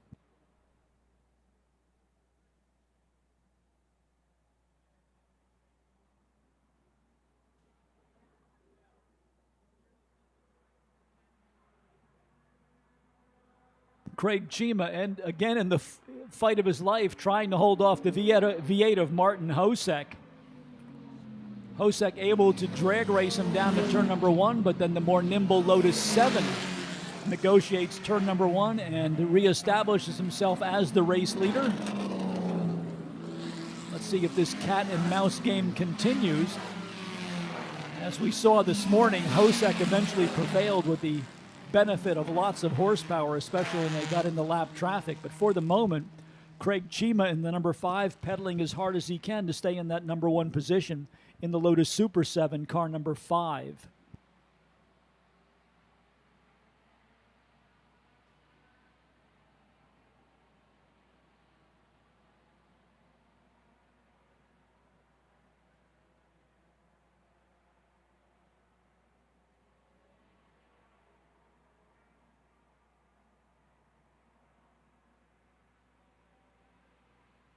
Hosek again using that horsepower advantage. This time he's able to pull by Chima as they cross the start-finish line. The Lotus 7 may be able to close up just a bit, but once Hosek gets in the number 1 position, that wide-body Devon is a very difficult car to pass, so Craig Chima, for the moment, will ride in second spot and perhaps look for a weakness in the armor of the orange and blue entry for Martin Hosek, the number 39. Third spot to Kurt Uzbe in the number 42, the Lotus 23. Chris Domingo in the number 11 Lotus is 4th. 5th to Jack Rawls in the hardtop Austin Healey, the black and red number 12. 6th to Hervé Park in the Ginetta, number 111. Again, it's 777. Paul Stinson, car number 7, running in 7th, which is a Lotus Super 7. John Gilliland's Porsche 944 is 8th. That's car number 36. Rich Malumian, after some problems this morning, has his Austin Healey 104 back in action. The red and white number 347 currently sitting 9th. And Stuart Hawkins rounding out the top 10 in the number 6 Mazda Miata.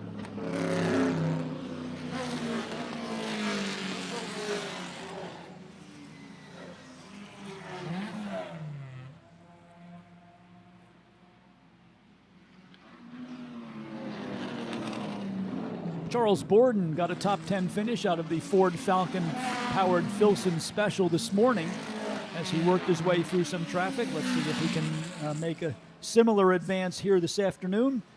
The number 123, Charles Borden, out of Scarsdale, New York, currently sitting in 12th position, right behind the number 023. That is the Mazda Miata of Mark Gregory.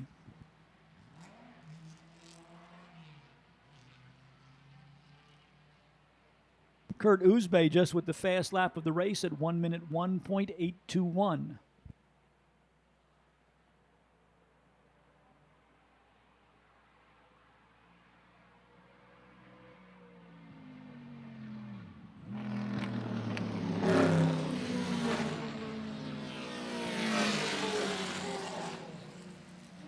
It's a very robust exhaust note from that V8 engine in the Martin Hosek Devon Special as he makes his way down the Sam Posey Straight.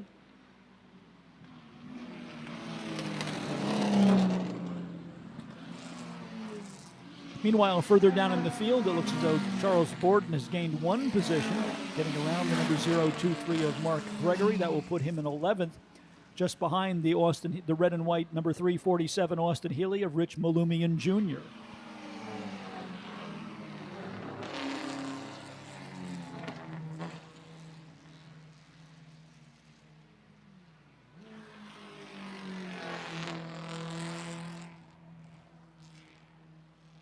Craig Chima not giving up here, staying a steady 3 or 4 car lengths behind Martin Hosek's number 39. Hosek should slip up for any reason. Chima will be right there to capitalize.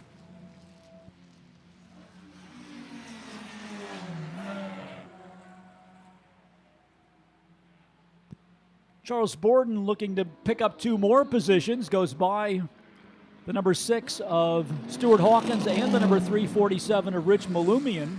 So all of a sudden, Charles Borden is up into the top 10 in the Ford Falcon-powered Filson Special, number 123.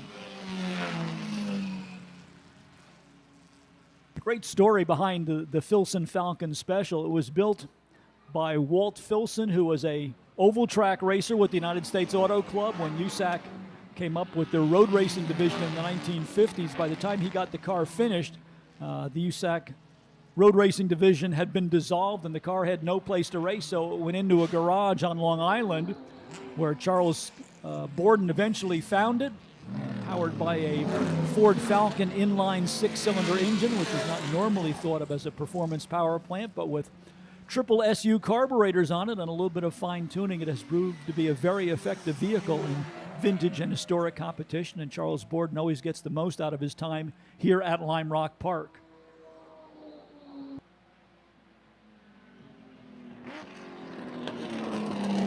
And he is now into the top 10 in 10th position and gains one more spot, now up into 9th for the number 123. Martin Hosek still leading the way, but by less than a second over Craig Chima. Kurt Uzbey in the number 42 third, Chris Domingo in the 11 fourth, and the yellow Ginetta for Hervey Park, number 111, continues to round out the top 5.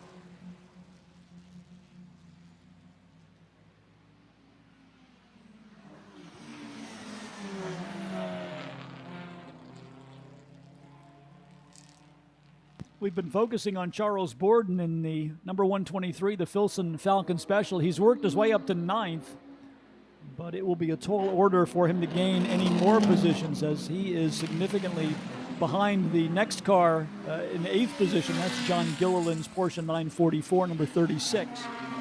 Up front, it is still Martin Hosek leading. He has now stretched his margin over Craig Chima to 1.8 seconds. Kurt Uzbey in the 42 still third. Chris Domingo in the 11 fourth. Hervey Park in the 111 fifth. Good battle for 6th between Jack Rawls and the red and black Austin Healey number 12. The Lotus 7 of Paul Stinson, car number 7. And the yellow Porsche 944 of John Gilliland, number 36.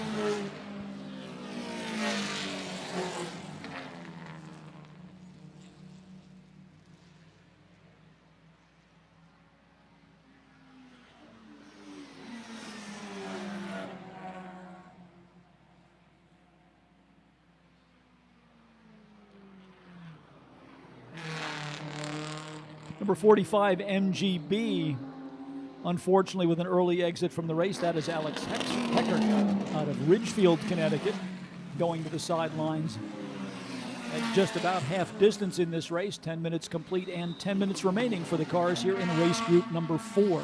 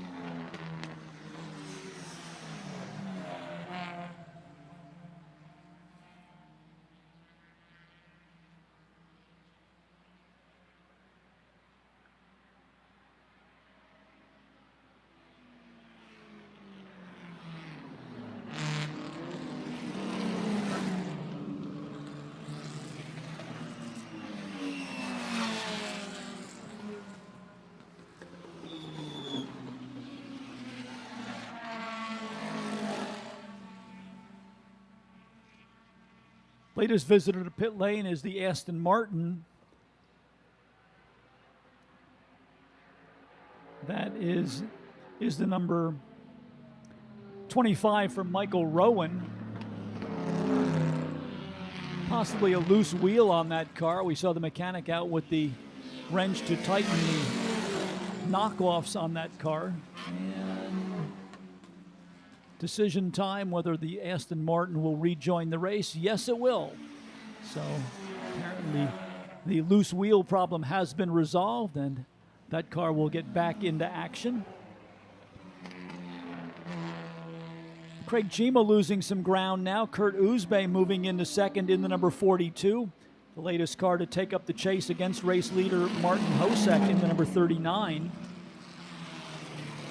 Craig Chima, who started from the pole position, now slipping down to third position in the number 5, just ahead of the number 11 of Chris Domingo.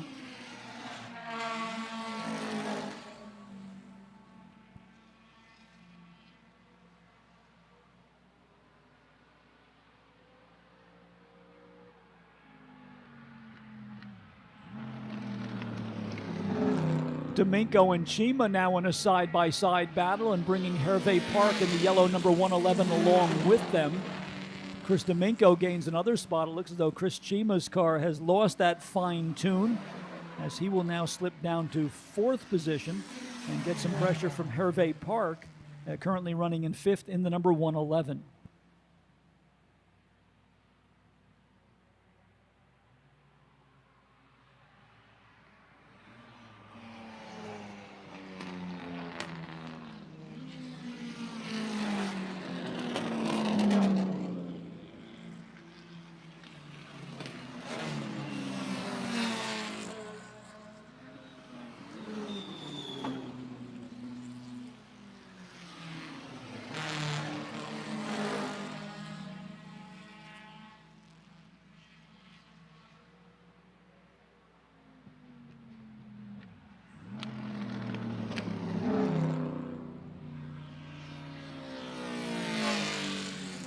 Craig Chima trying to fight back against Chris Domingo as they are wheel to wheel going down into turn number 1.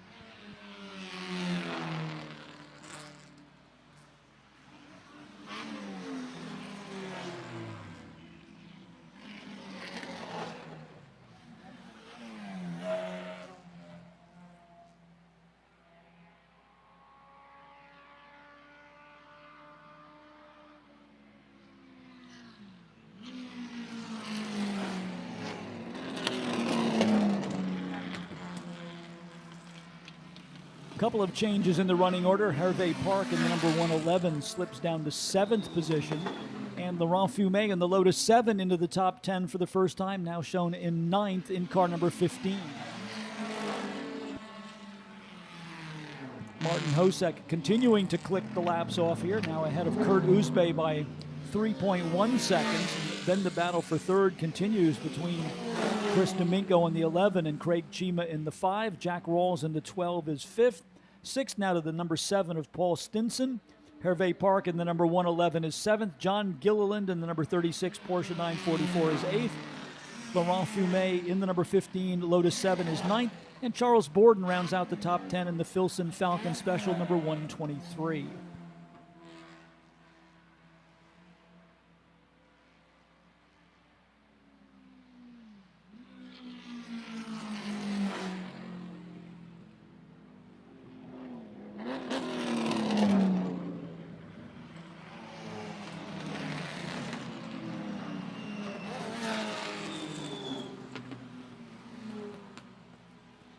Looks like the 1 lap to go signal for Martin Hosek. Kurt Uzbe has closed in a little bit. The gap now down to 1.9 seconds. But I think with less than a mile and a half to go, it will be a tall order for Uzbe to catch up with the powerful V8 powered wide body Devon of Hosek.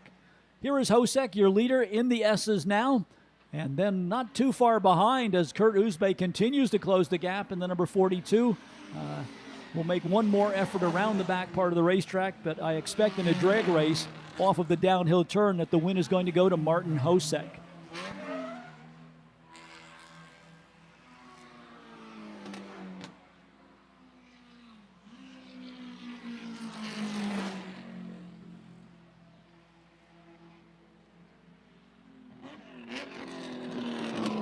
bumper-to-bumper Miata racing between the number 6 of Stuart Hawkins and the number 23 of Mark Gregory. Checkered flag is in the air meanwhile. Perfect 2-for-2 day for the wide-body Devitt of Martin Hosek, taking the win here in race group number 4. Chris Domingo just holding off Craig Chima for third position at the line. 5th will go to Jack Rawls. Late race charge from Hervé Park will come up just short. Park will take 6th. Paul Stinson in the number 7 finishes 7th. John Gilliland in the 36 is 8th. Laurent Fumet 9th. And Charles Borden in 10th. So if you are a student of numerology, in the morning race, Paul Stinson in car number 7 finished 7th, and the car is a Lotus 7. And in the afternoon, who finished in 7th?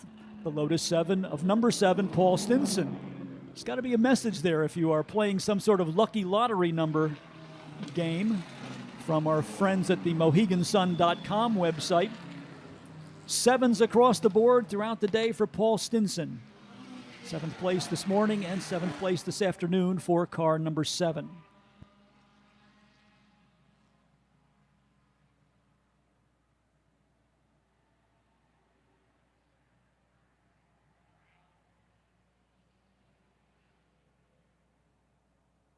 Tight finish at the end between Stuart Hawkins in the number 6 Mazda Miata and Mark Gregory in the number 23 Mazda, giving us a little bit of a preview about our season finale here at Lime Rock Park, which will be the second edition of MiataCon, where we will celebrate everything related to the popular Mazda 2-seater, a series of racing events for all 4 generations of the Mazda Miata/MX-5, also a track day for Mazda driving enthusiasts, autocross for Mazdas on the FCP Euro Proving Grounds, as well as parade laps for all of our Mazda owners who will be joining us. So if you are a Mazda Miata owner or a Mazda Miata enthusiast, come back and join us for MiataCon last weekend of October here at Lime Rock Park. Ticket information available at our worldwide website, www.limerock.com.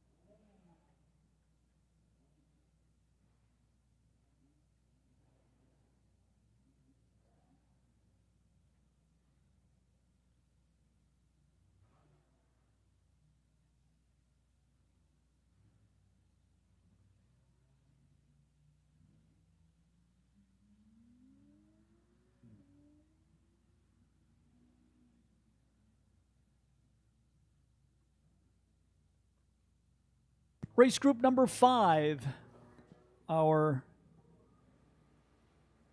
Battle of the Tin Tops, ready to come back out for their second appearance of the day. Racing sedans from the Sports Car Club of America B, C, and D sedan categories, the IMSA RS Championship, as well as the 2.5-liter division of the Trans Am Series, all coming out for our next race group. Let's take a moment to welcome all of the folks worldwide who are following our live stream of the 2024 Lime Rock Historics. We want to thank you for joining us wherever you are watching from, and point out to you the QR code up in the right-hand corner of the screen. That will link you to our event souvenir program, the Daily Rev, which will give you complete entry lists as well as the entire schedule for the weekend, along with some interesting article and informative articles about our honored collector, the noted Ford enthusiast from Three Dog Garage, Mr. Ross Myers, as well as a background on the turn of the century World Challenge presented by Toyo, our feature class for the weekend here at Lime Rock Park for Labor Day weekend 2024.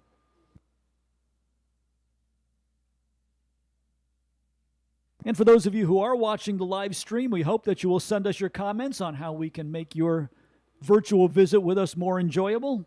Right now, we are limited to one camera location located at the base of the Lakeville pedestrian bridge, giving you a panoramic view of the cars as they come across the start-finish line and head down and turn into turn number one. We hope in the future to be able to expand the number of camera positions that are available, but for now, that is the limitation of our offering. So the commentary that we provide doesn't always match what you're seeing on the screen, but we hope that it will help to fill out the picture for you of the racing events that are taking place throughout the weekend here at Lime Rock Park.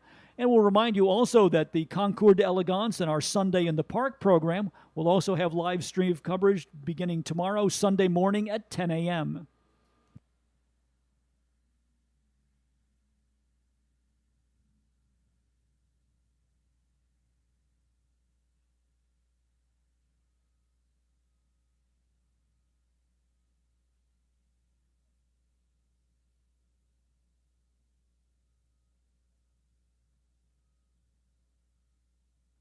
Those of you who are on site with us have noticed the sun starting to break through after the cloud cover has been with us for most of the day today.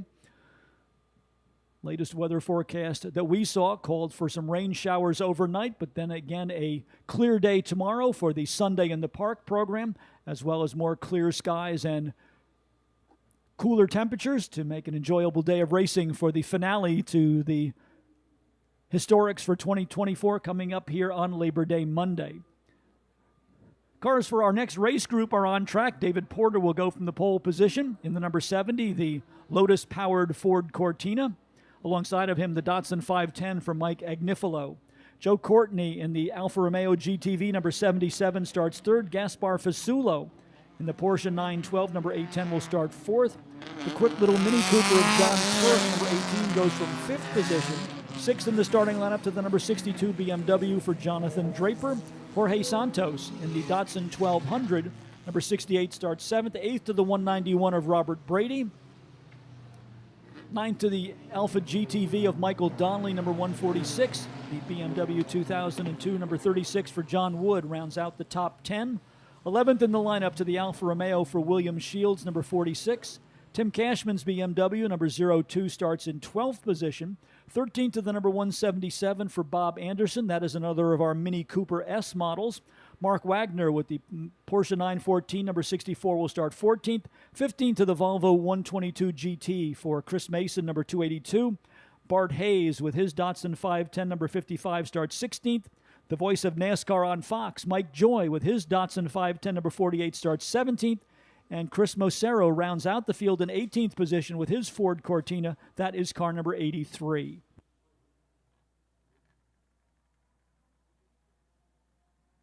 No sign of Simon Kirkby. Kirkby had a top 10 finish this morning in his Sunbeam Imp. Actually, it's a Hillman Imp, as I have duly noted on my entry sheet. Kirkby, the director of the Lime Rock Drivers Club, had an outstanding run this morning with a top 10 finish in the number 777. But that car does not seem to be in the starting lineup for the afternoon portion of our program. Hopefully we will see Simon Kirkby and the Hillman Imp back in action here on Monday.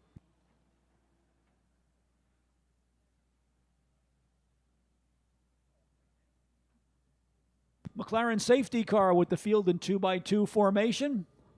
David Porter in the Lotus Cortina, Mike Agnifilo in the Datsun 510 get the green flag from Mike Petrucci.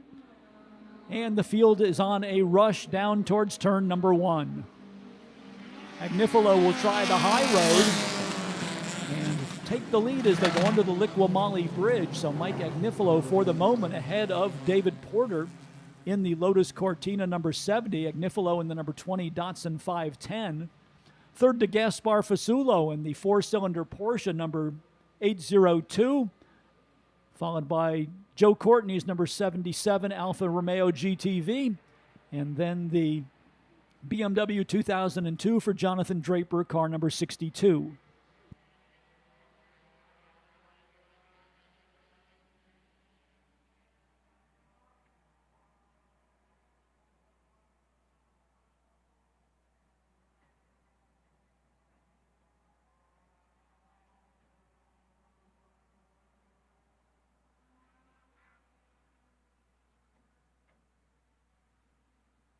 Agnifilo able to match the pace of David Porter early in the going here. Porter was a dominant car this morning.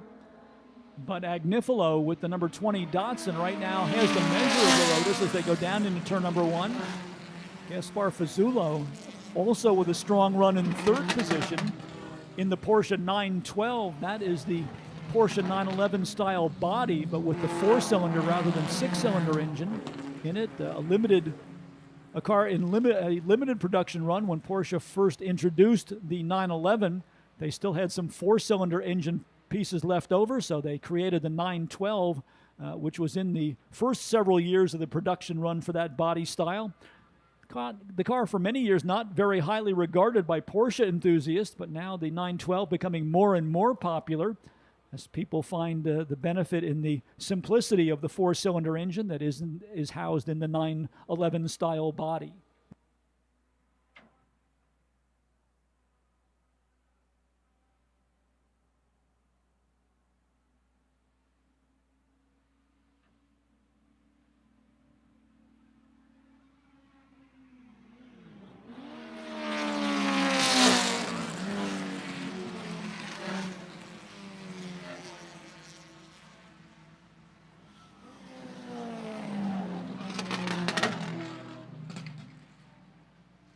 Gaspar Fazzulo with fast lap of the race now at 1 minute 5.864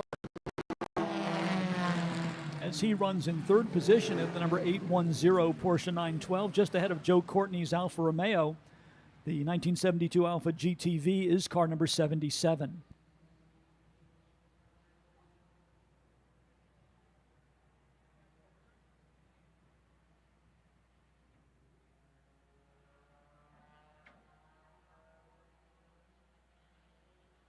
In a clever bit of rules reading in the late 1960s, the folks at Porsche looked at the rules in the 2-liter division of the Trans Am series and discovered that the dimensions of the rear seating area at the minimum for a car to be classified as a sedan exactly matched that of the Porsche 911 body style. So for several years, the Porsche 911 style body was actually eligible to race as a sedan in the Trans Am series. In fact, won the championship in 1969 in that category. The car was driven by Tony Adamowicz, and among the crew members was Connecticut resident Don Breslauer. So the Porsche 912 not really out of place here, racing with the sedan tin tops here in this particular race group.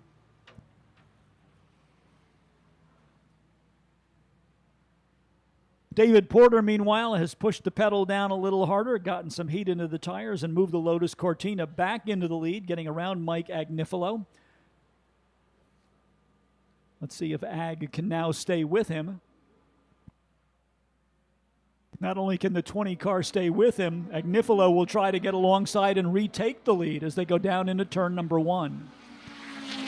Meanwhile, the Ford Cortina of Chris Mosera has some problems. That car has come to a stop on the escape road down at the end of the Sam Posey straightaway. Those of you watching the live stream can see the corner workers waving the yellow flag over in the lower right-hand corner as we have moved our flag station from the inside of the racetrack to the outside of the corner. Looks like we're going to go to a full course caution. Whatever has happened to the Ford Cortina, that car is immobile in its current position. Obviously a dangerous position for that car, so we will dispatch the McLaren safety car, get the field in single file order, dispatch our Lime Rock safety team as needed, and hopefully we'll have a quick cleanup and get back to green flag racing here for our tin top cars in race group number 5.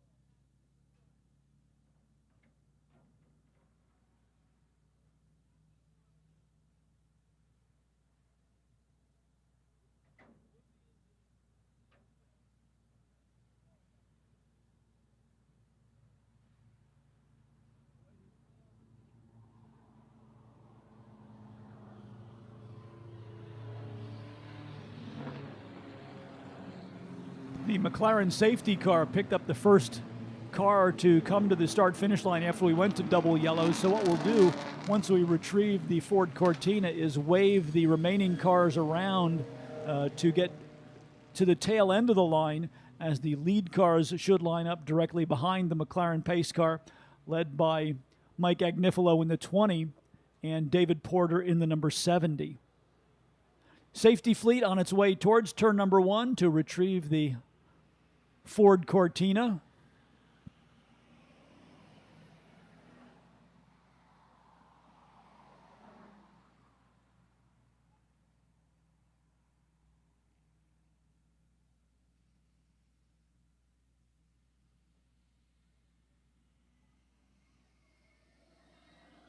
Could be something in the drivetrain of the number 62 car. Sorry, the number 83 car of Craig Chimera. Though now they have sent the rollback through the area, so we'll see if we have a second car that needs a pickup, but they are working to pull the number 83 car to a safe vantage point down in turn number 1.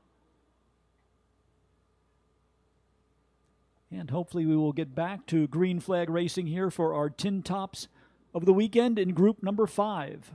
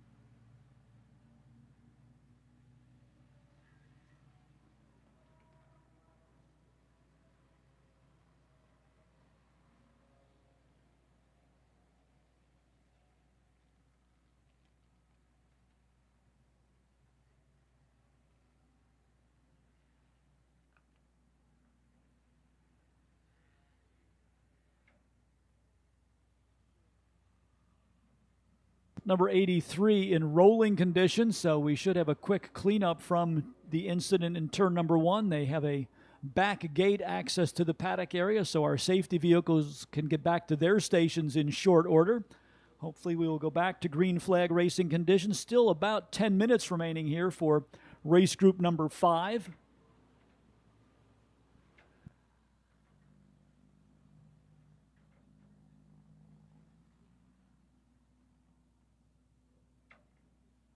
Clear track conditions once again as the safety vehicles have made their way back to the paddock area. We'll see if we go back to green flag racing on this lap or go one more lap behind the safety car.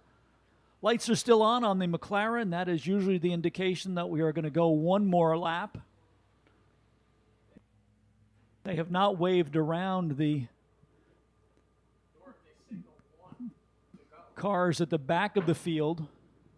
So the car directly behind the safety car is the number 02 is actually the car in 9th position. Race leader Mike Agnifilo in the number 20 near the end of the line. It would be Agnifilo 20, your leader. David Porter in the 72nd.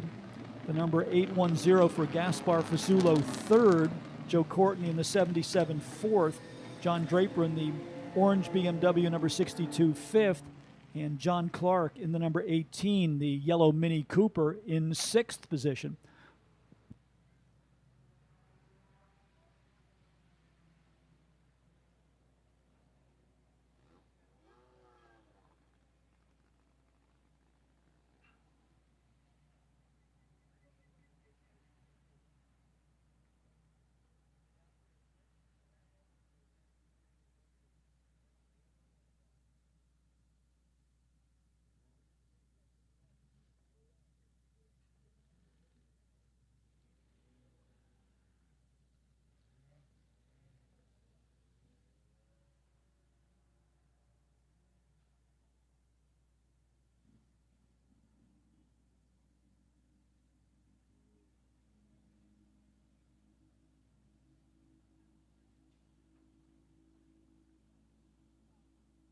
And it looks as though the safety fleet also recovers the number 46 Alfa Romeo, so that was the reason we are still under yellow flag conditions.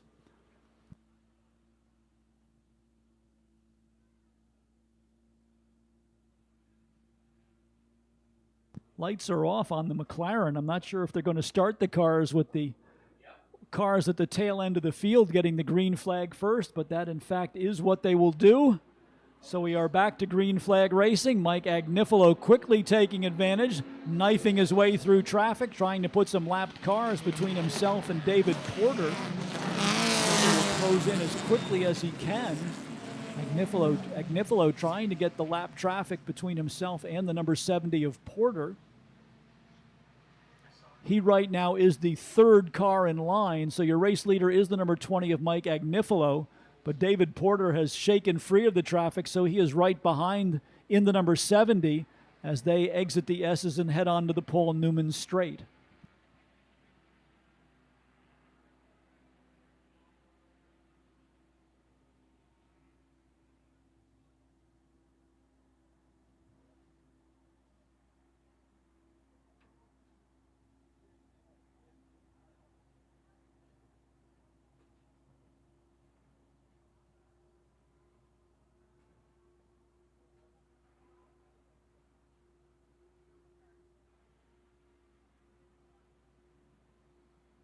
David Porter will challenge Mike Agnifilo in the number 20 as they come across the start-finish line.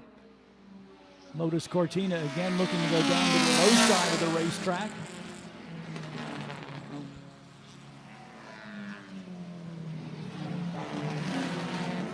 I think the driver who really lost out in that whole battle was the number 18, John Clerk, in the Mini Cooper.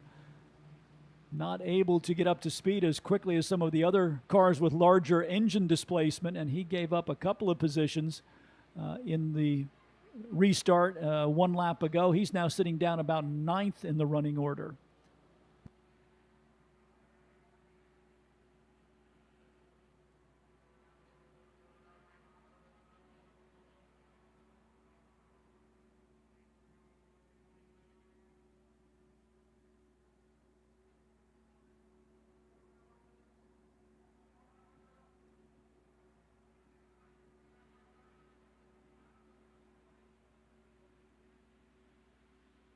Porter again right in the slipstream on the Agnifilo Datsun as they cross the start-finish line. Lotus Cortina will try to run down the inside, going down into turn number 1. A little bit slower exit from the apex of the corner allows Agnifilo in the number 20 to stay in the lead. And it looks like they will get the 1 lap to go signal the next time by, so the battle is on for the race lead here between the number 20 Datsun of Mike Agnifilo and the number 70 Lotus Cortina of David Porter.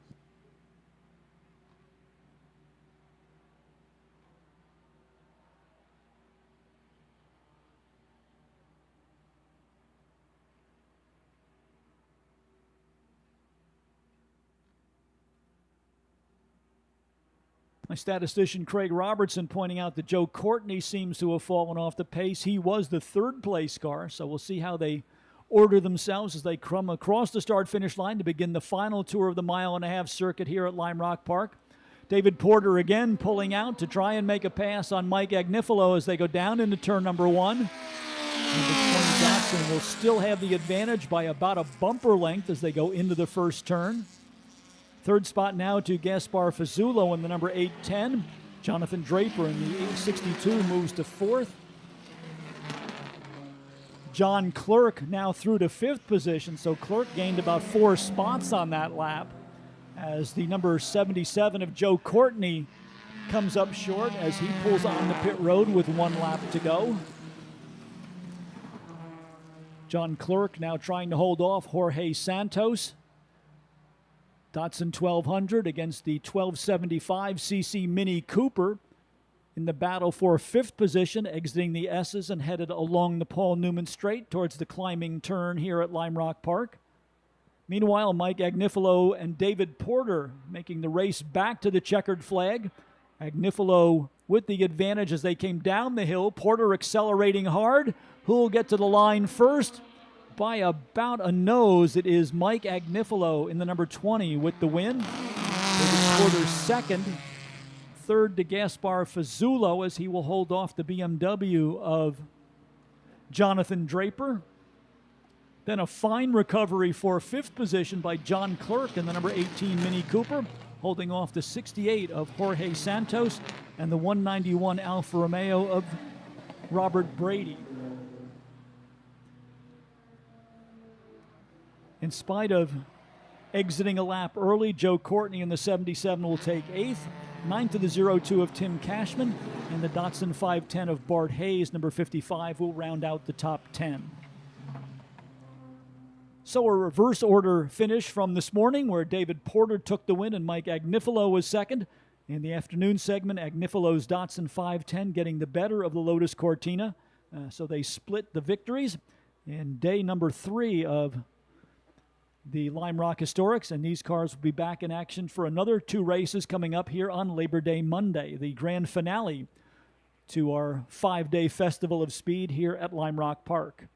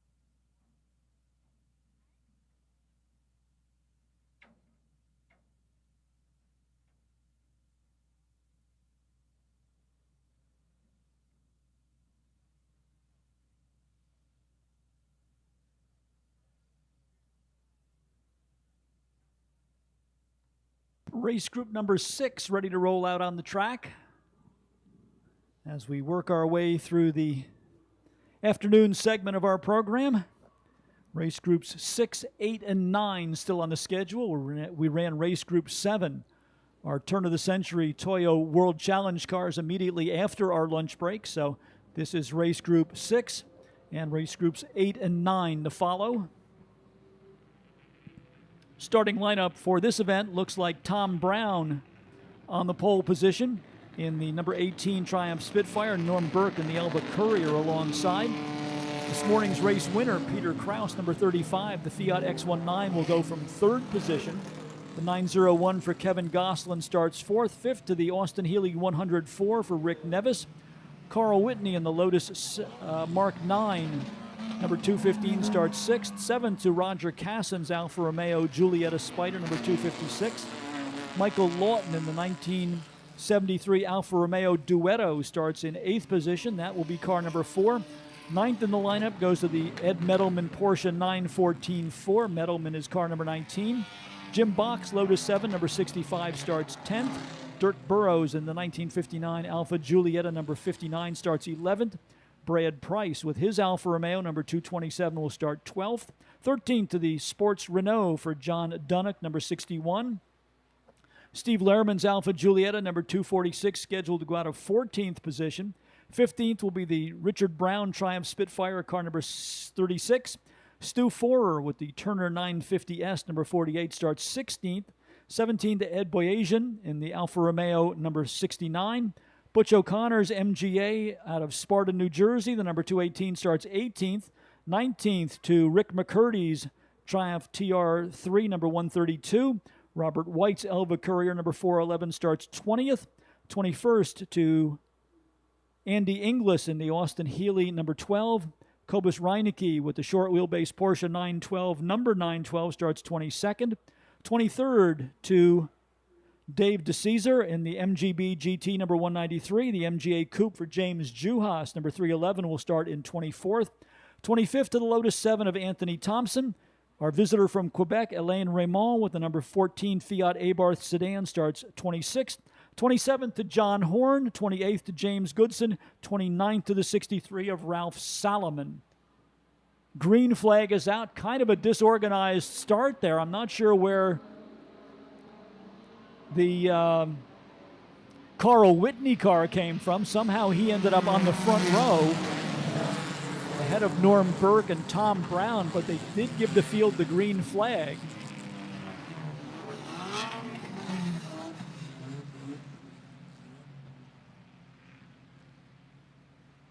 Field starting to sort itself out now with Burke in the lead, challenged by Peter Kraus in the Fiat X19. Then it is Carl Whitney in the Mark 9 Lotus, and Tom Brown in the number 18 Triumph Spitfire.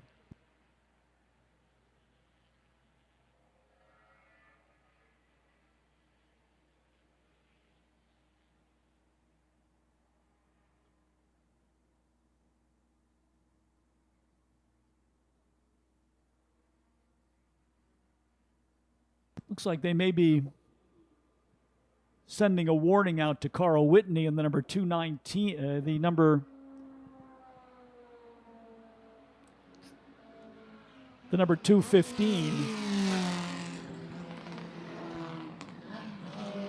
It was kind of a disorganized start. Fortunately, no contact among any of the cars up at the front of the field. Everybody able to continue at racing speed, so we'll see if that is a warning for Whitney or whether he will be called pit side for a penalty.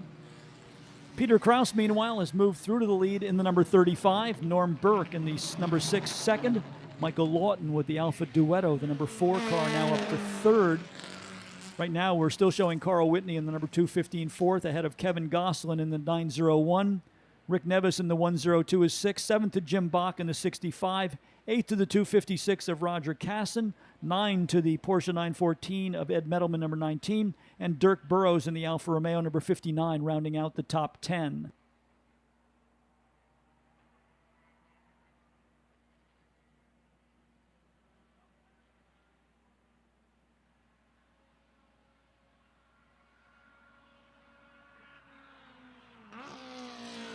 Kraus, Burke, and Lawton, your top three. It looks as though Whitney will come to pit lane for a stop-and-go penalty. That disorganized start kind of giving an advantage to Peter Kraus once he got into the lead around Norm Burke.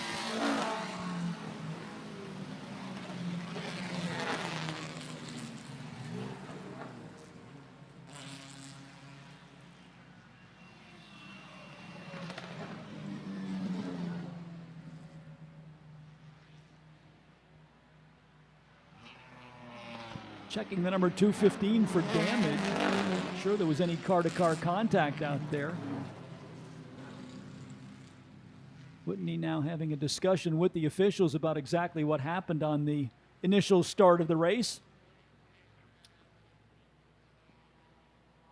And I guess they have held him long enough. They will allow him to rejoin the race now with a significant time penalty. In fact, he will be a lap down as race leader Peter Kraus comes across the start-finish line.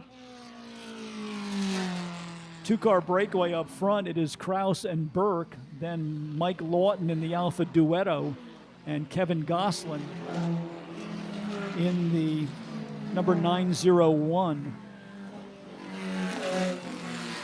I almost wonder if something happened to the Richard Brown car.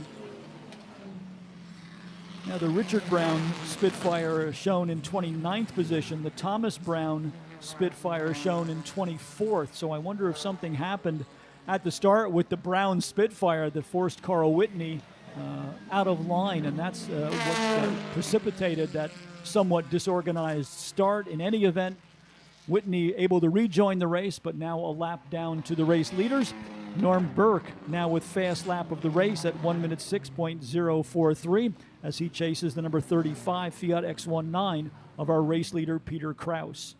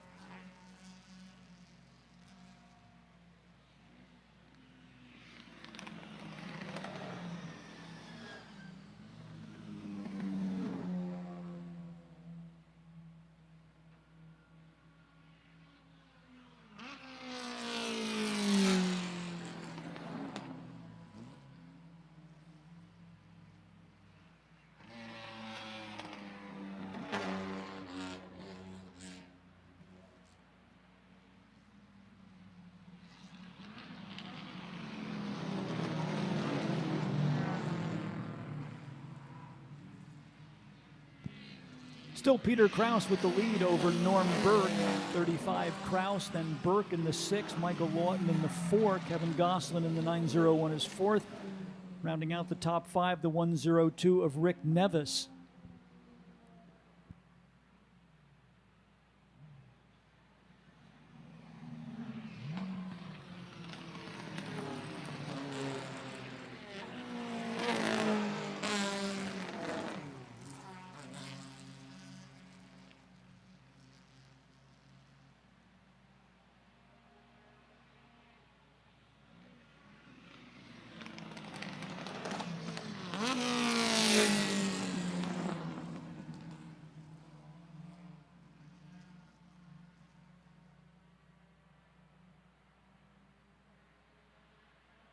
Kevin Goslin in the 901 and Mike Lawton in the number 4 battling for a position as they try to get around the lapped car of Carl Whitney.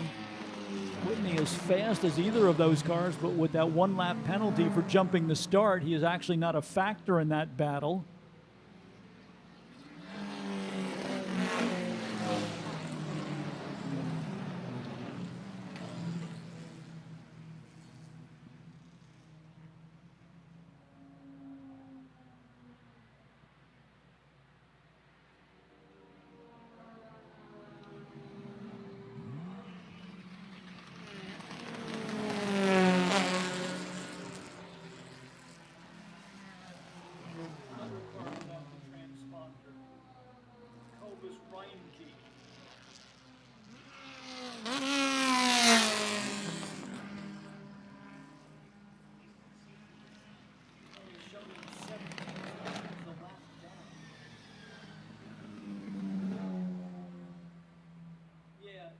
That's right.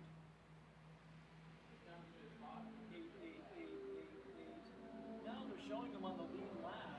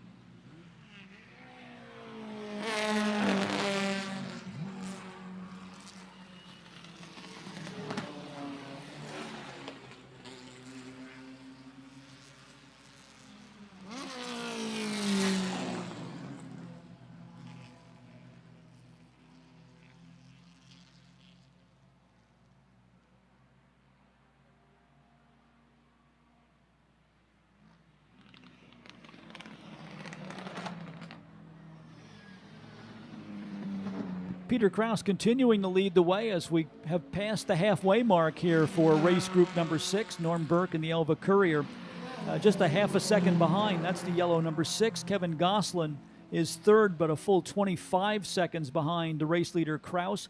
Michael Lawton in the number 4, the Alfa Duetto, is in 4th position. Rick Nevis in the Austin Healey 104 is 5th. That's number 102. Roger Cassin's Alfa Giulietta number 256 is 6th. 7th to Ed Meadow in the Porsche 914, number 19. Jim Bach with a steady run in 8th position in the number 65. 9th to Dirk Burrows in the Alfa Giulietta number 59. And Steve Lehrman now rounding out the top 10 in the number 246. That is yet another of the popular Alfa Giuliettas. John Dunnock in the sports Renault number 61 is 11th. 12th to the Turner of Stu Forer number 48.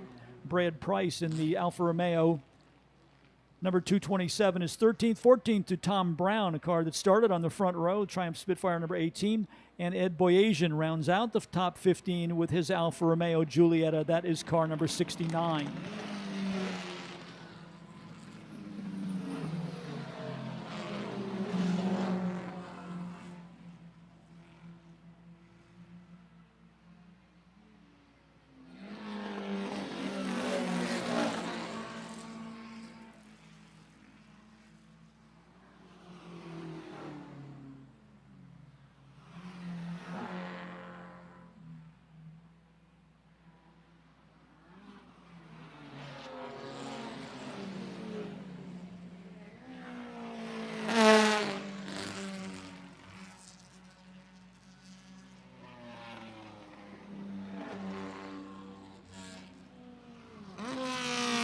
Peter Krause proving to be a hard man to catch in the debut performance for his Fiat X19. The racer out of Raleigh, North Carolina, a longtime fixture in the Sports 2000 class, taking kind of a lateral move now into the production-based Fiat X19, but driving it to good effect here. Right now leading the way for the second time today as we start to count down towards the finish of this event. About 3/4 of the distance has been completed, 15 minutes remaining and a little bit more than 4 minutes to go here for race group number 6.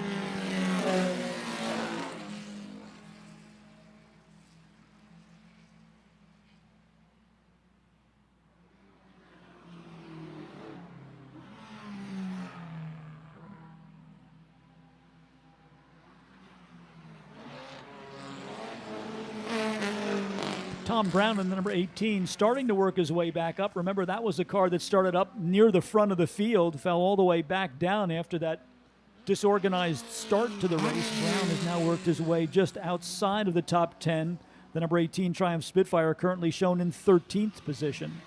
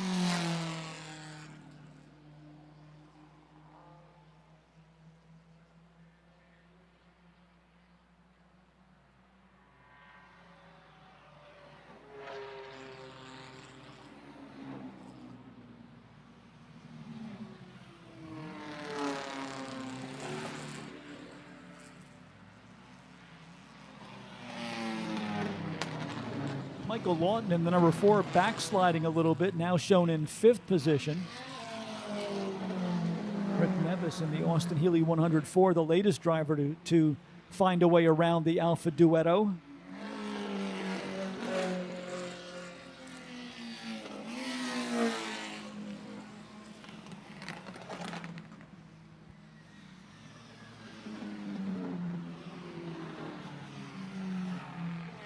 Peter Krause really showing the speed of that Fiat X19. 13 seconds his advantage over the second place car of Norm Burke, number 6.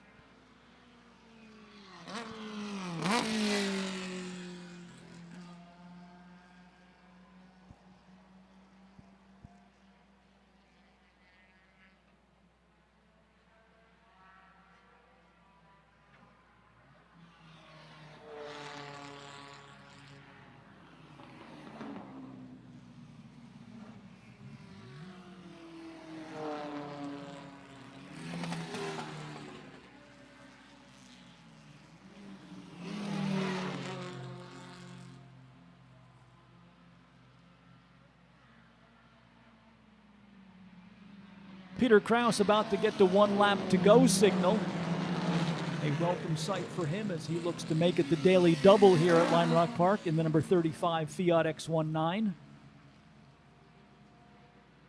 Would have to call it a successful debut for this car, coming out to the track for the first time. And there is the 1 lap to go signal for the number 35.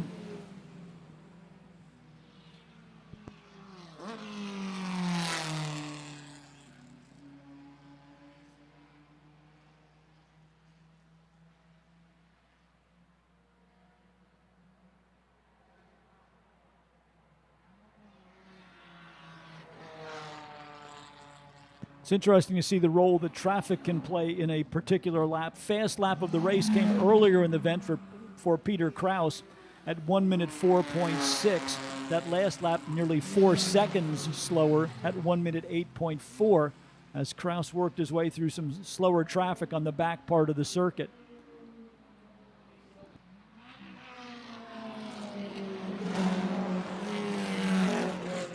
Remainder of the field getting the 1 lap to go signal as they come across the start-finish line.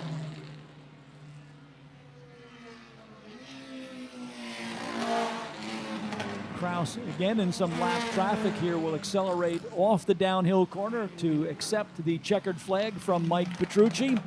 2 for 2 on the day for Raleigh, North Carolina racer Peter Kraus in number 35.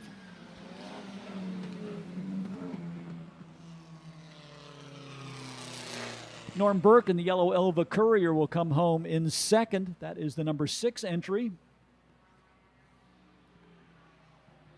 Third to the blue Triumph Spitfire for Kevin Goslin. Goslin in a race right to the finish here with Rick Nevis.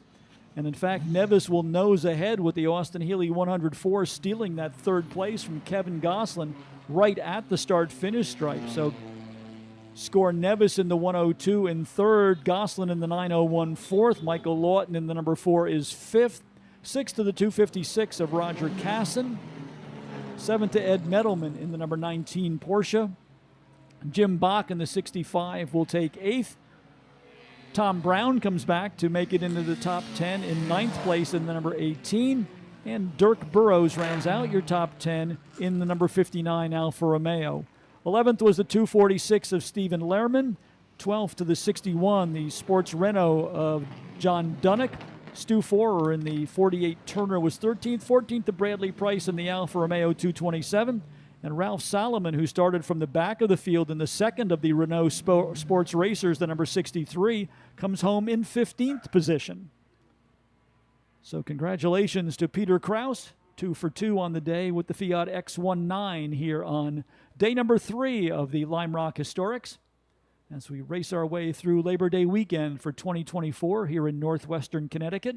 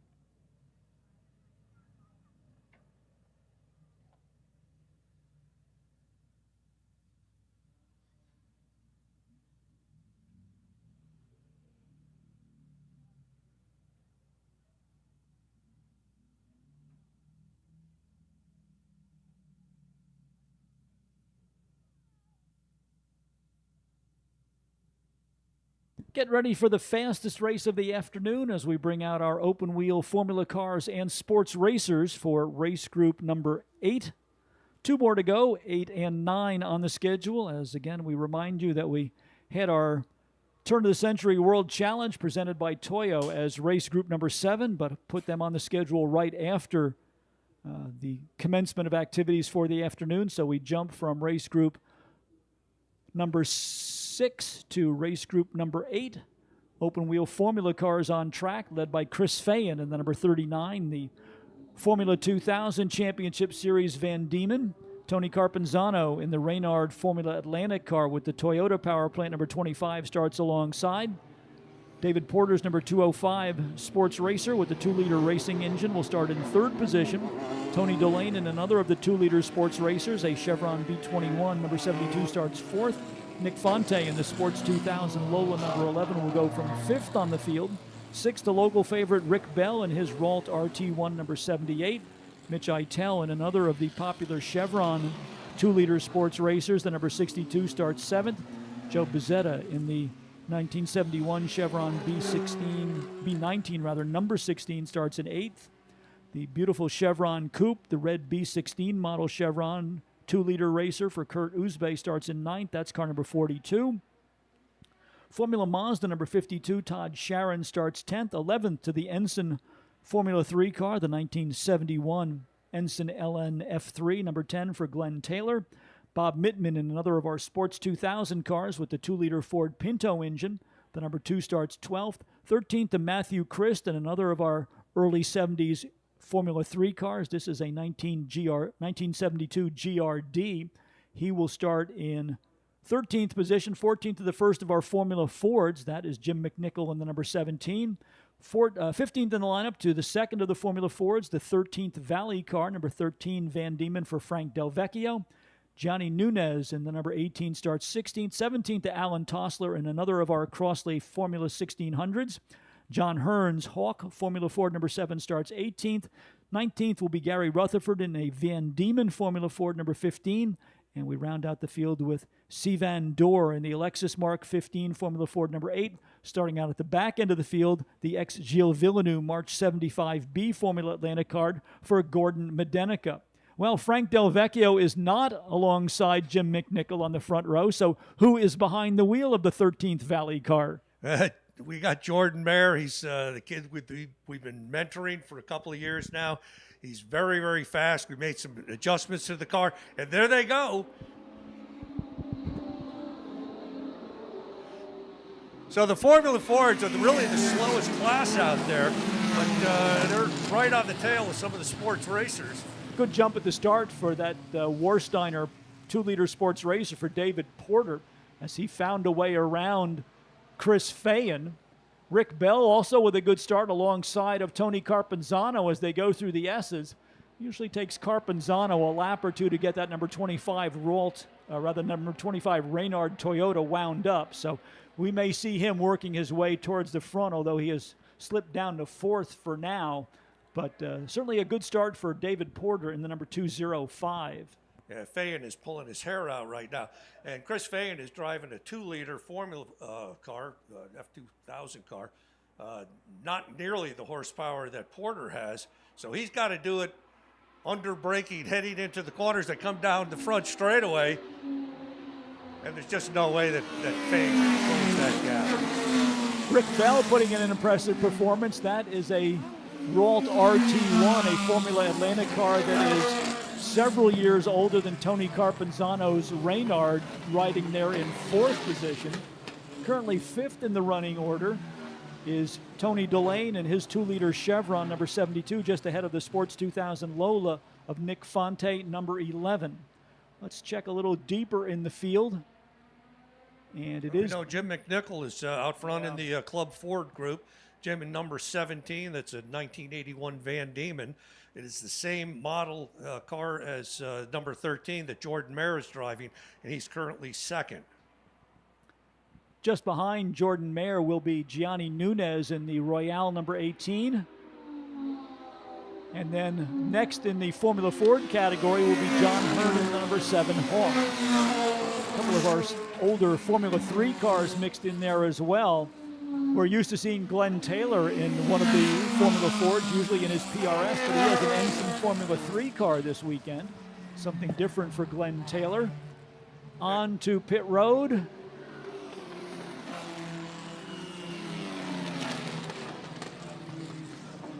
This is the number 10, and that is Glenn Taylor in the Ensign Formula 3 car. So a short day for that automobile, as it looks as though Taylor is going to go directly back to the paddock area.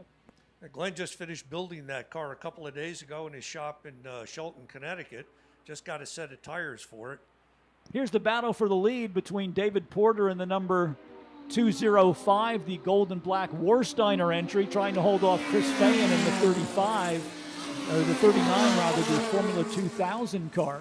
Rick Bell doing a good job out there in third with the number 78, the Ralt RT1.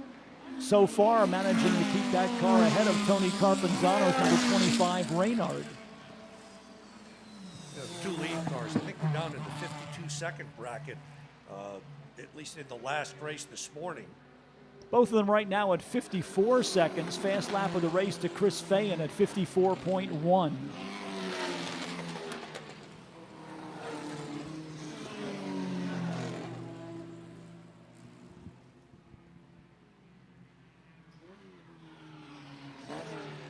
Chris Fayen going to make a challenge to David Porter, the 2-liter sports racer, pulling a little bit stronger as they come to the start-finish line.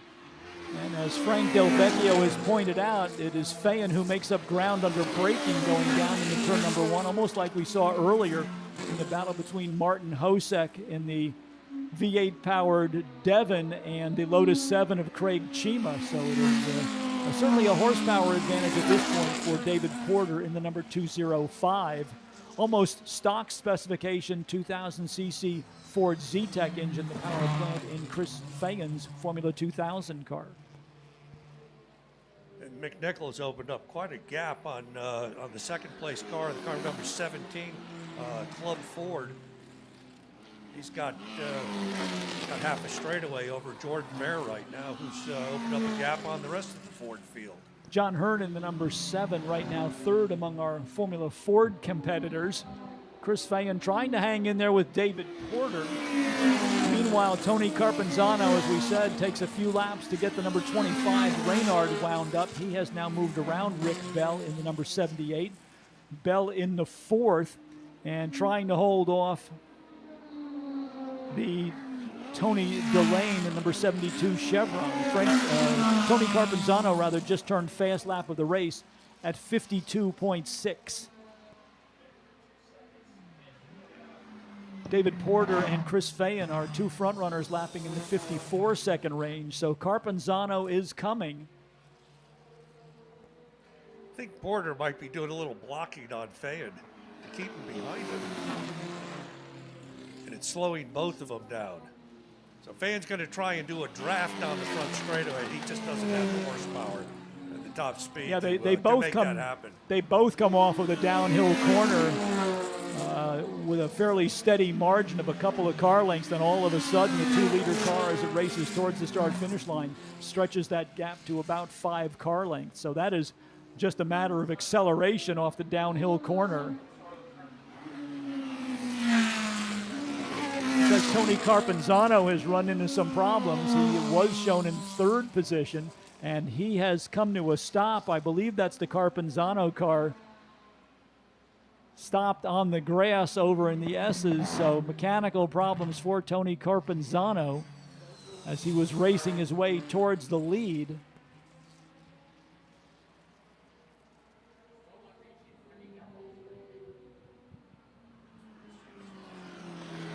Car is sitting on the grass over on the inside of the right-hander right before they head onto the Paul Newman straight. So he drove that car there, discovered a mechanical problem with the car and tried to get clear of the racetrack.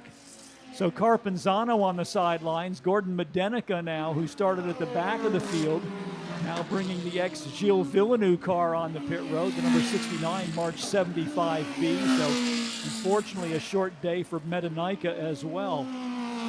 Double yellow flags indicating that we will dispatch the McLaren pace car to get the field in single file order. Looks as though they're going to send one of the cleanup vehicles to retrieve the Carpenzano car.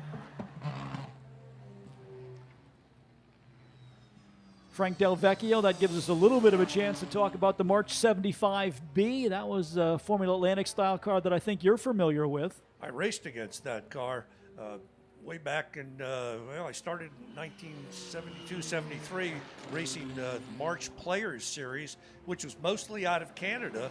And we had some pretty good drivers back then. And one particular driver, Gilles Villeneuve, of course, went on to race for Ferrari Formula One. But along with Gilles Villeneuve, there was Bobby Rahal and then Kiki Rosberg and Bertil Roos, a bunch of fast Canadians, Kenny Brack and Craig Hill.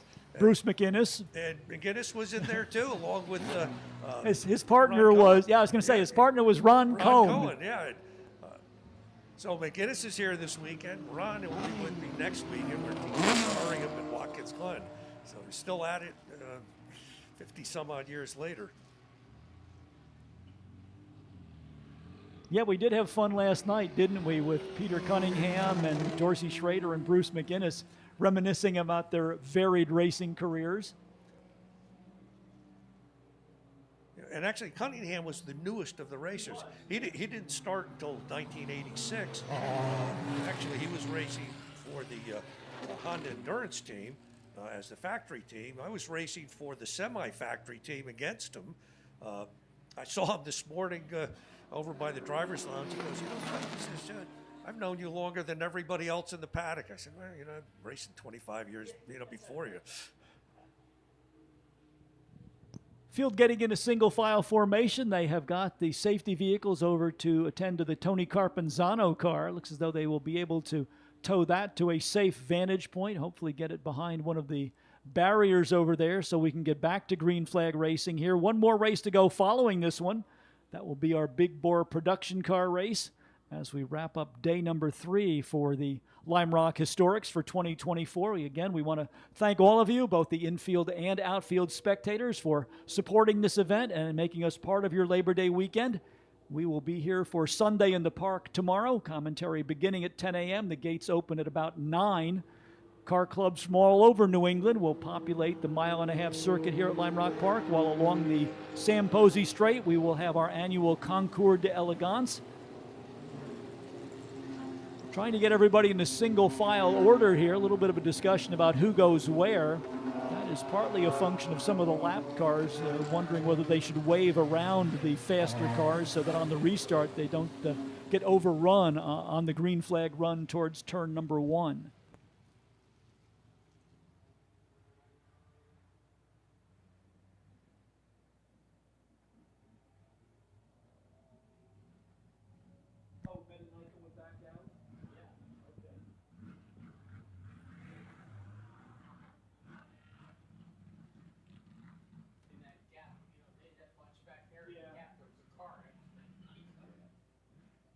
Still working on retrieval of the Tony Carpenzano car.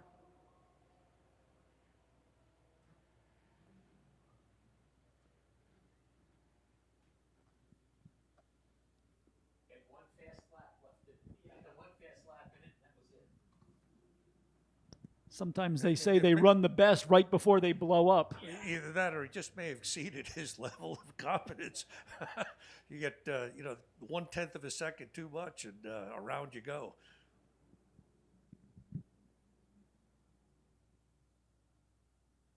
Waiting for the field to reappear through the diving turn, the McLaren Artura pace car provided by the good folks at Miller Motor Cars of Greenwich, Connecticut. We want to thank them for their support of the 2024 racing season here at Lime Rock Park. One more race to go at Lime Rock. This is not the season finale, as we will be back with MiataCon 2024, the second edition of the popular Mazda racing event coming to Lime Rock Park at the end of October. So if you are looks as though somebody's getting a consultation flag here.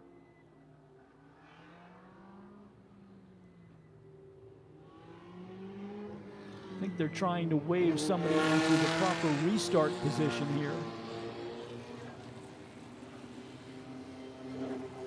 We teach that in school. When somebody's waving a black flag at you and pointing it at you, that's not a good thing. Even worse when they have your number on the board.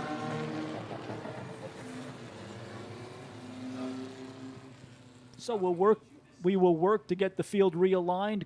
Still working on the Carpenzano car over there, so a while longer before we go back to green flag racing.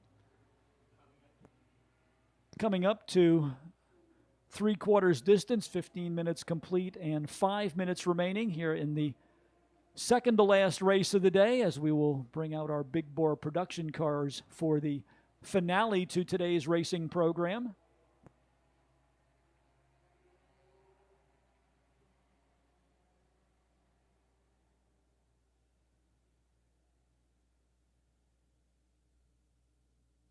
Frank, you've turned the number 13 car over to Jordan Meyer. Is that a signal you are retiring or cutting back on your racing? Yeah, I'm cutting back a little bit. You know, I get a thrill out of seeing him do so well. He's the second fastest Formula Ford out there, behind Jim McNichol's got just years of experience. You know, I took this kid who didn't know how to drive a shift car and turned him into a first-class race car driver. And you know, after 56 years behind the wheel, you know, I could skip a few races. It's okay, but I still love being out there. I was out there this morning, and you know, I had a good time. Still trying to get the field realigned here. They have the number board up for somebody.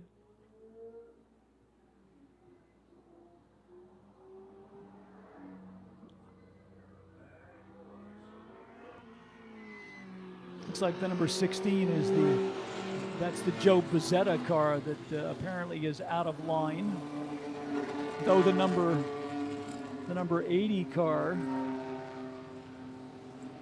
Sedan Door, it looks as though he is trying to get cars waved around him, as he does not want to be in the middle of the restart, still developing his racing experience. So unfortunately, we don't have car-to-car communications like they do in something like NASCAR or IMSA, so you have to try and use hand signals and flag signals to get the drivers in the proper restart position. In this particular group, some of these cars are so fast compared to the Club Fords that this is really heads-up driving. You're driving with both eyes in the mirror, you know, most of the time that you're out there, and you're trying to get the faster guys by you without slowing you down. Looks as though they've got the Carpenzano car cleared, and it looks as though there might be some damage to the right front suspension on that car. I'm not sure if he had some contact with somebody. When you spotted him parked over in the grass and I turned around, the car had already come to a stop. So I'm not sure whether he had a suspension piece that might have broken on the car or whether there was some car-to-car contact. But in any event, an early exit for Tony Carpenzano. Let's see if we are ready to go back to green flag racing. The lights are off on the McLaren. Bob Green will bring that car down on the pit road. David Porter will bring them back to the line. Let's see if Chris Feehan can capitalize on the restart. Number 205 jumps away into the lead. Feehan's got one shot. He's got to get around through turn one, turn two, in order to get enough of a gap to keep Porter behind him. Not much time left to do that. They will get the 1 lap to go signal the next time they come to the start-finish line. So David Porter out in front in the number 205. As you said, Frank Del Vecchio, time running out for Chris Feehan there in second position. Rick Bell, with a good run, has the number 78 Ralt up into third, trying to hold off Tony Delane for one more lap.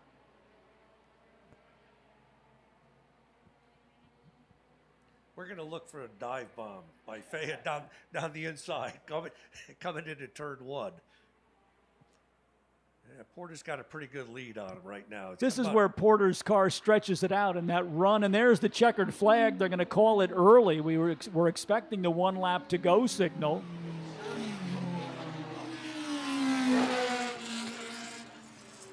A little bit of confusion from the flag out on the flag stand there. We saw the checkered flag for the top 2 cars. Everybody else still at racing speed. So we were looking for the 1 lap to go signal. So everybody behind the cars, the front two cars, apparently thinks the race is still going. They haven't hung out the yellow flags at any of the corner stations. But if my So, recollection, whoops. my Whoops. recollection of the rule book is once the checkered flag is out, that's the race. Whether it's shown to the cars behind the leader or not, that should be the official finish. I'm sure that. There's going to be some chaos, though, coming down the Yeah, hill here. exactly, because the front two cars are slowed down, getting ready to head to pit lane, while the cars behind them still think they're racing out there. So.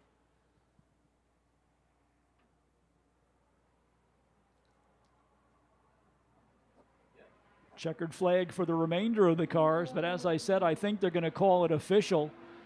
The first three cars did get the checkered flag. That would be Porter, Fayen, and Bell. So they trundle down pit lane at a reduced pace. Everybody goes racing by them.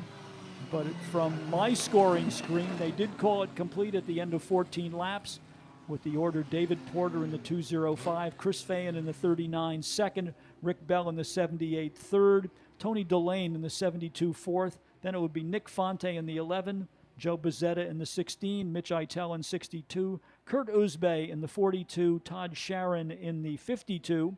First of the Formula Fords, Jim McNichol in the 17, and Jordan Mayer right behind him in the number 13 in 11th position. So a good day for your car out there, Frank. Yeah, and wait till Monday. You know, we're going to make a couple tweaks, and maybe we're going to make it even better. So looking forward to it. Before you go, tell us the story about the number 13 on the car. I used to run number 39, and then in 1983, my brother wrote what turned out to be the best book on the Vietnam War, The 13th Valley. And he said, well, you know, are you superstitious? I said, no. So we took a Crosley 55 that actually Skip Barber had lent me to use for the year, 1983, painted up in camo. I got a camo driver's suit, which I'm wearing this weekend. And we did book signings at racetracks all over the country promoting my brother's book. It became a New York Times bestseller. Well, in 2016, we were going out to Indy for a historic race, so we decided to retro this particular car, which was white, back in the camo and number 13, and now the book is out in Audible, too.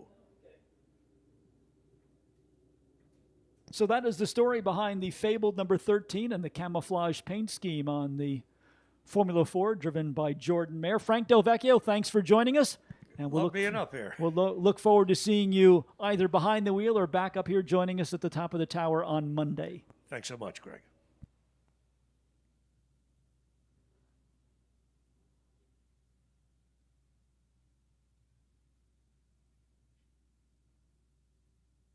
Final race of the day about to roll out of the staging area.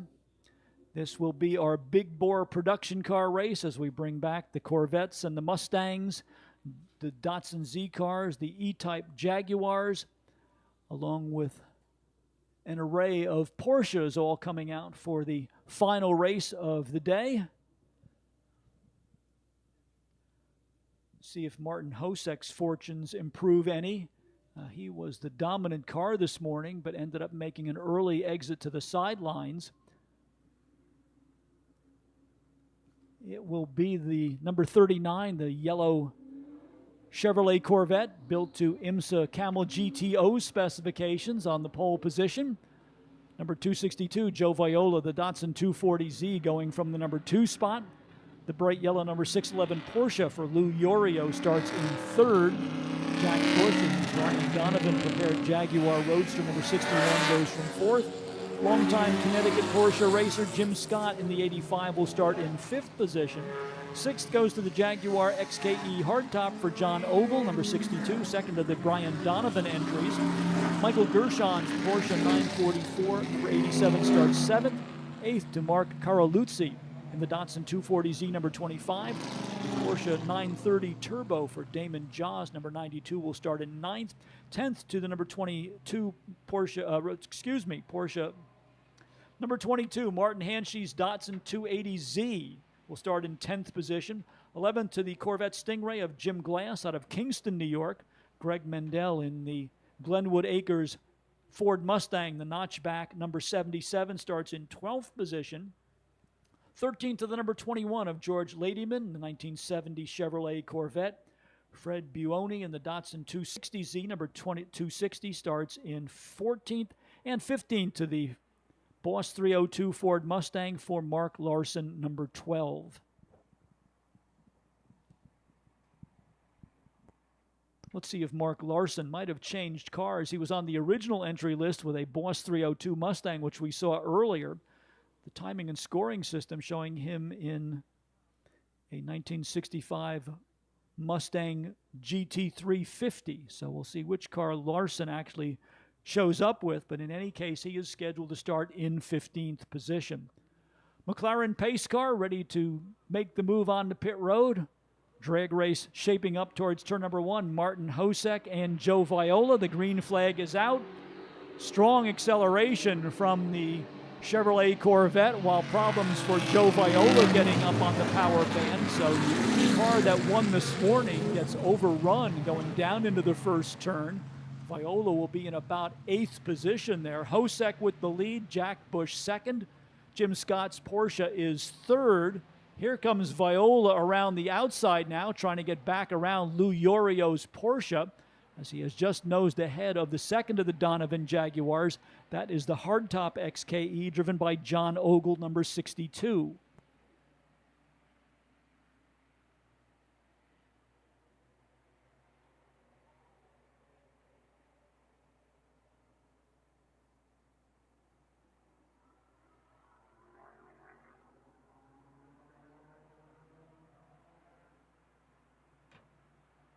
Martin Hosek using that big block Chevrolet to good advantage. Pulling away from Jack Bush in the number 61. Jim Scott in the white and red Porsche in third. Orange number 262, that is Joe Viola. He's in fourth. And in fifth position now Lou Yorio in the yellow Porsche 911, car number 611.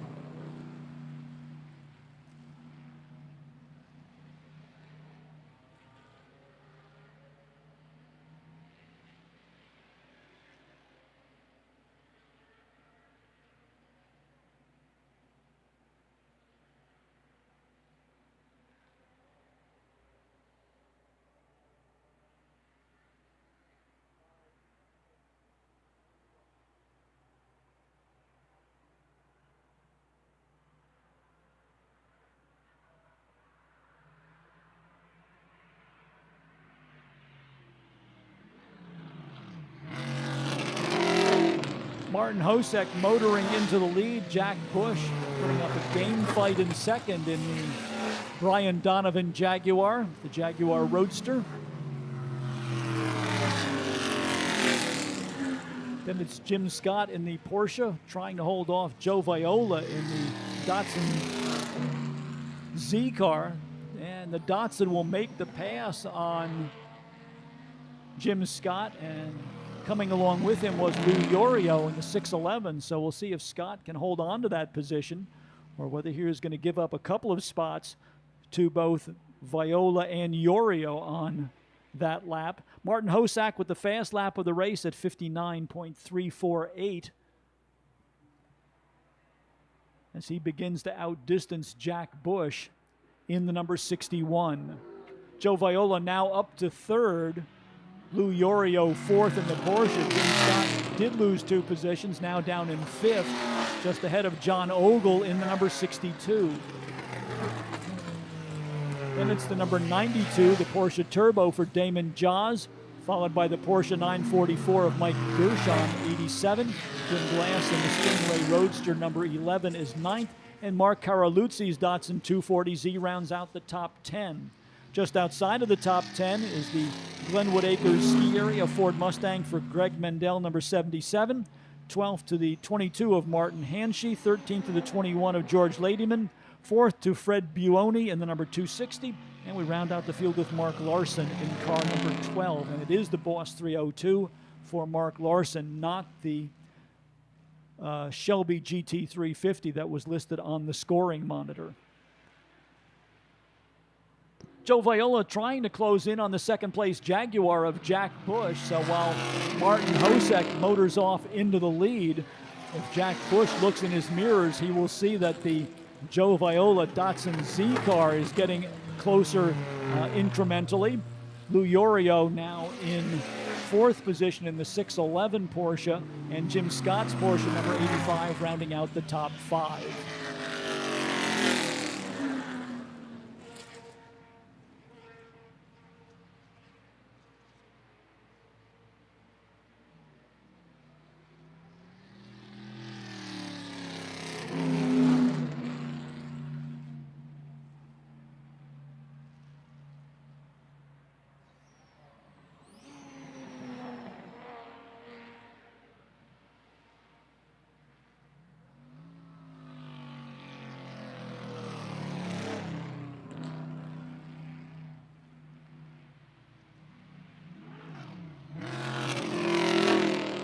Joe Viola really pushing the Datsun Z car, had the left wheels up on the curb through the downhill corner as he tries to reel in Jack Bush.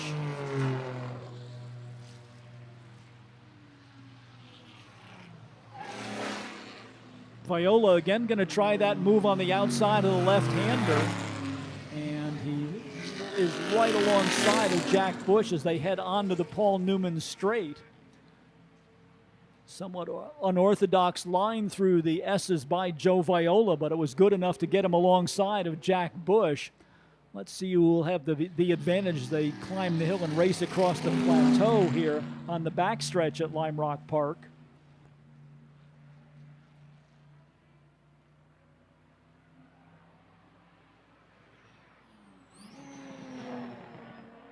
Well, Jack Bush able to hang on to the position after that challenge from Joe Viola. Problems for Mark Larson, the Boss 302 Mustang on the pit road at a reduced pace.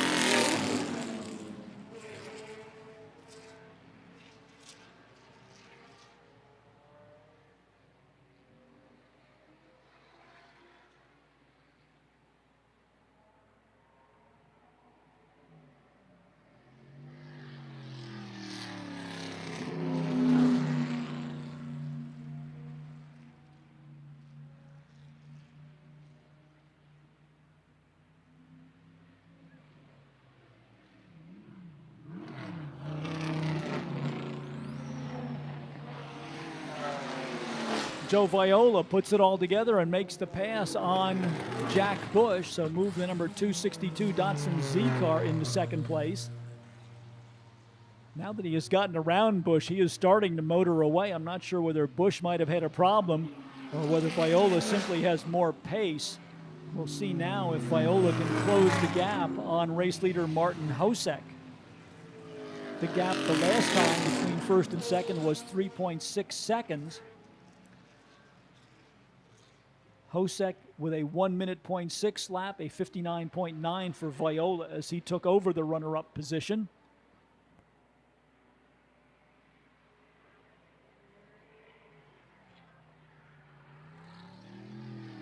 Viola has Hosek in sight as they come down the hill.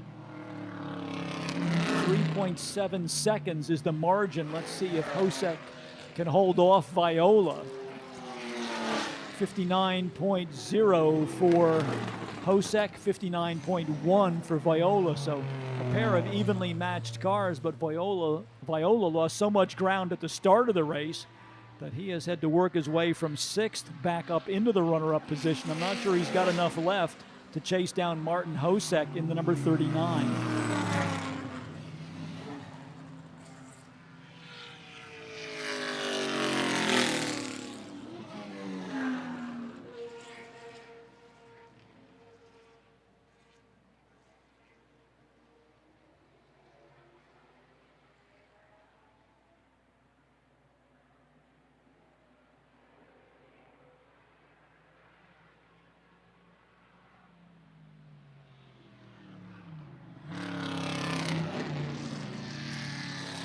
Viola just incrementally closing in on Martin Hosek, 0.3 of a second quicker on that lap, but the gap is still better than 3 seconds. So with less than 10 minutes remaining in this race, Viola needs to be taking the margin down by multiple tenths of a second. A tenth of a second here or there will not be enough for him to track down race leader Martin Hosek.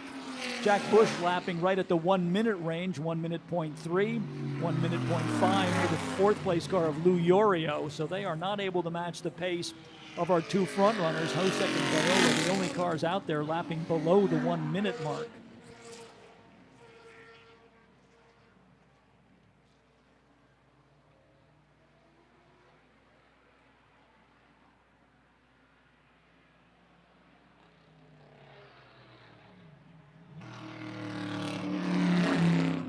Martin Hosek rises to the occasion, 59.0 for the number 39, 59.4 for Viola. So Hosek gets nearly a half a second advantage on that lap.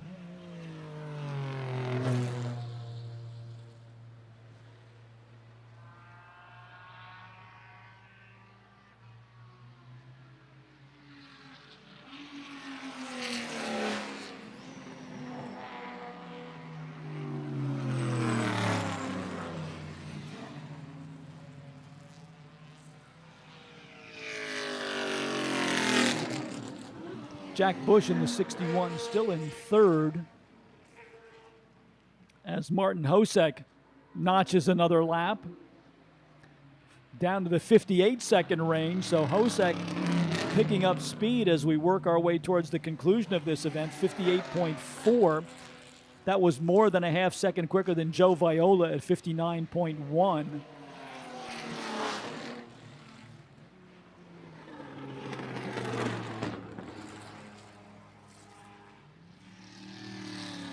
Top five, Martin Hosek in the 39, second to 262 for Joe Viola. Jack Bush in the 61 is third. Fourth to Lou Yorio's Porsche number 611. Jim Scott in another of the Porsche 911s, number 85, is fifth. Moving on to sixth, it's John Ogle in the number 62 Jaguar. Porsche 930 Turbo for Damon Joss, number 92, is seventh. Eighth to the Corvette Stingray of Jim Glass, number 11. Michael Gershon's Porsche 944 is in ninth. That is car number 87, and Mark Caroluzzi rounds out the top 10 in his Datsun 240Z number 25.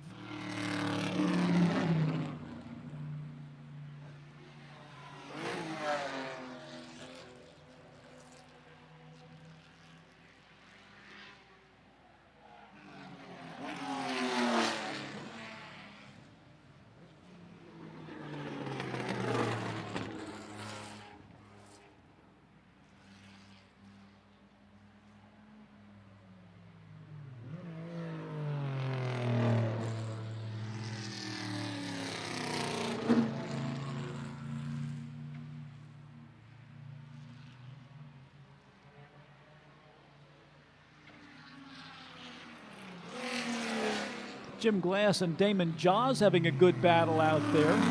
Turbo Porsche versus the Corvette Stingray.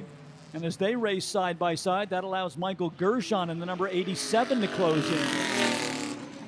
So while Martin Hosek continues to control the pace at the front of the field, we've got a good battle going on down around 7th, 8th, and 9th.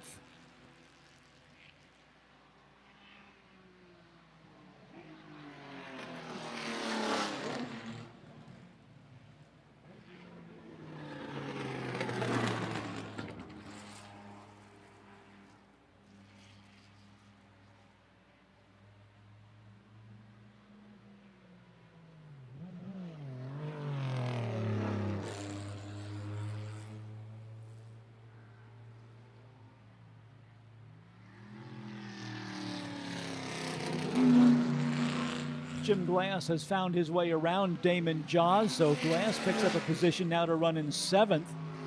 Jaws is 8th in the number 92, 9th to Michael Gershon in the number 87, and Mark Caroluzzi in the number 25 Datsun 240Z continues to round out the top 5. rather the 5th through 10th place cars, I should say. Martin Hosek still your race leader in the 39. Joe Viola in the 262 is second. Jack Bush in the 61 third. Lou Yorio in the 611 is fourth. Jim Scott in the 85 is fifth. Sixth to John Ogle in Jaguar hardtop number 62. Jim Glass, as we said, now up to seventh in the number 11. Eighth to Damon Jaws in the Turbo Porsche number 92. Mike Gershon's Porsche 944 number 87 is ninth. Mark Caroluzzi in the number 25 Datsun 240Z rounds out the top 10. Then it's Greg Mendel in the Glenwood Acres Ski Area Mustang number 77, followed by the Datsun 280Z number 22 for Mark Hanshey. George Ladyman in the 21 is 13th. The final car running now is Fred Buoni in the Datsun 260Z number 260.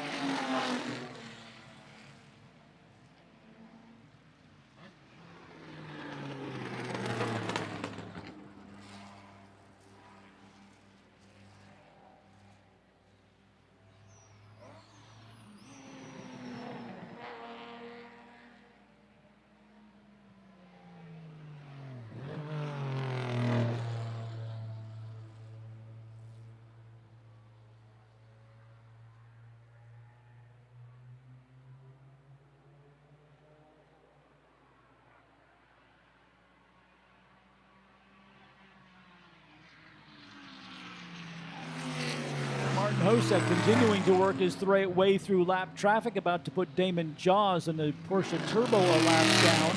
All of that lap traffic has allowed Joe Viola to close right in on the race leader. So Viola now has a good look at the back of the Martin Hosek car as they head towards the S's. So this one is not in the record book yet for Martin Hosek. Joe Viola right there pressing hard in the Datsun Z car as they go through the S's.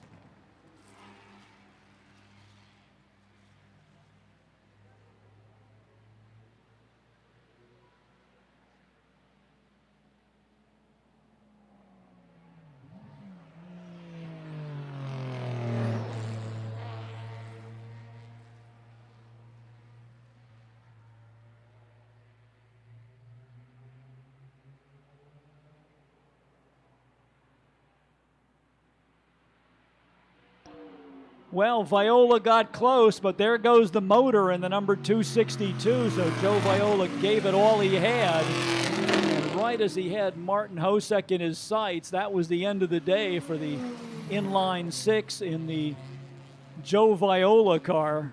Heartbreaking way to end the day for the winner of the morning segment of this race.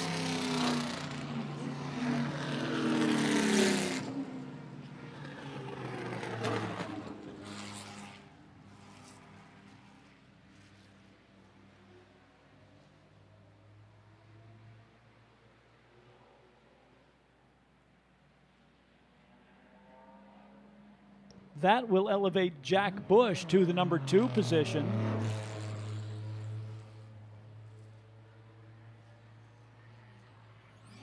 Lou Yorio now will be shown in 3rd place.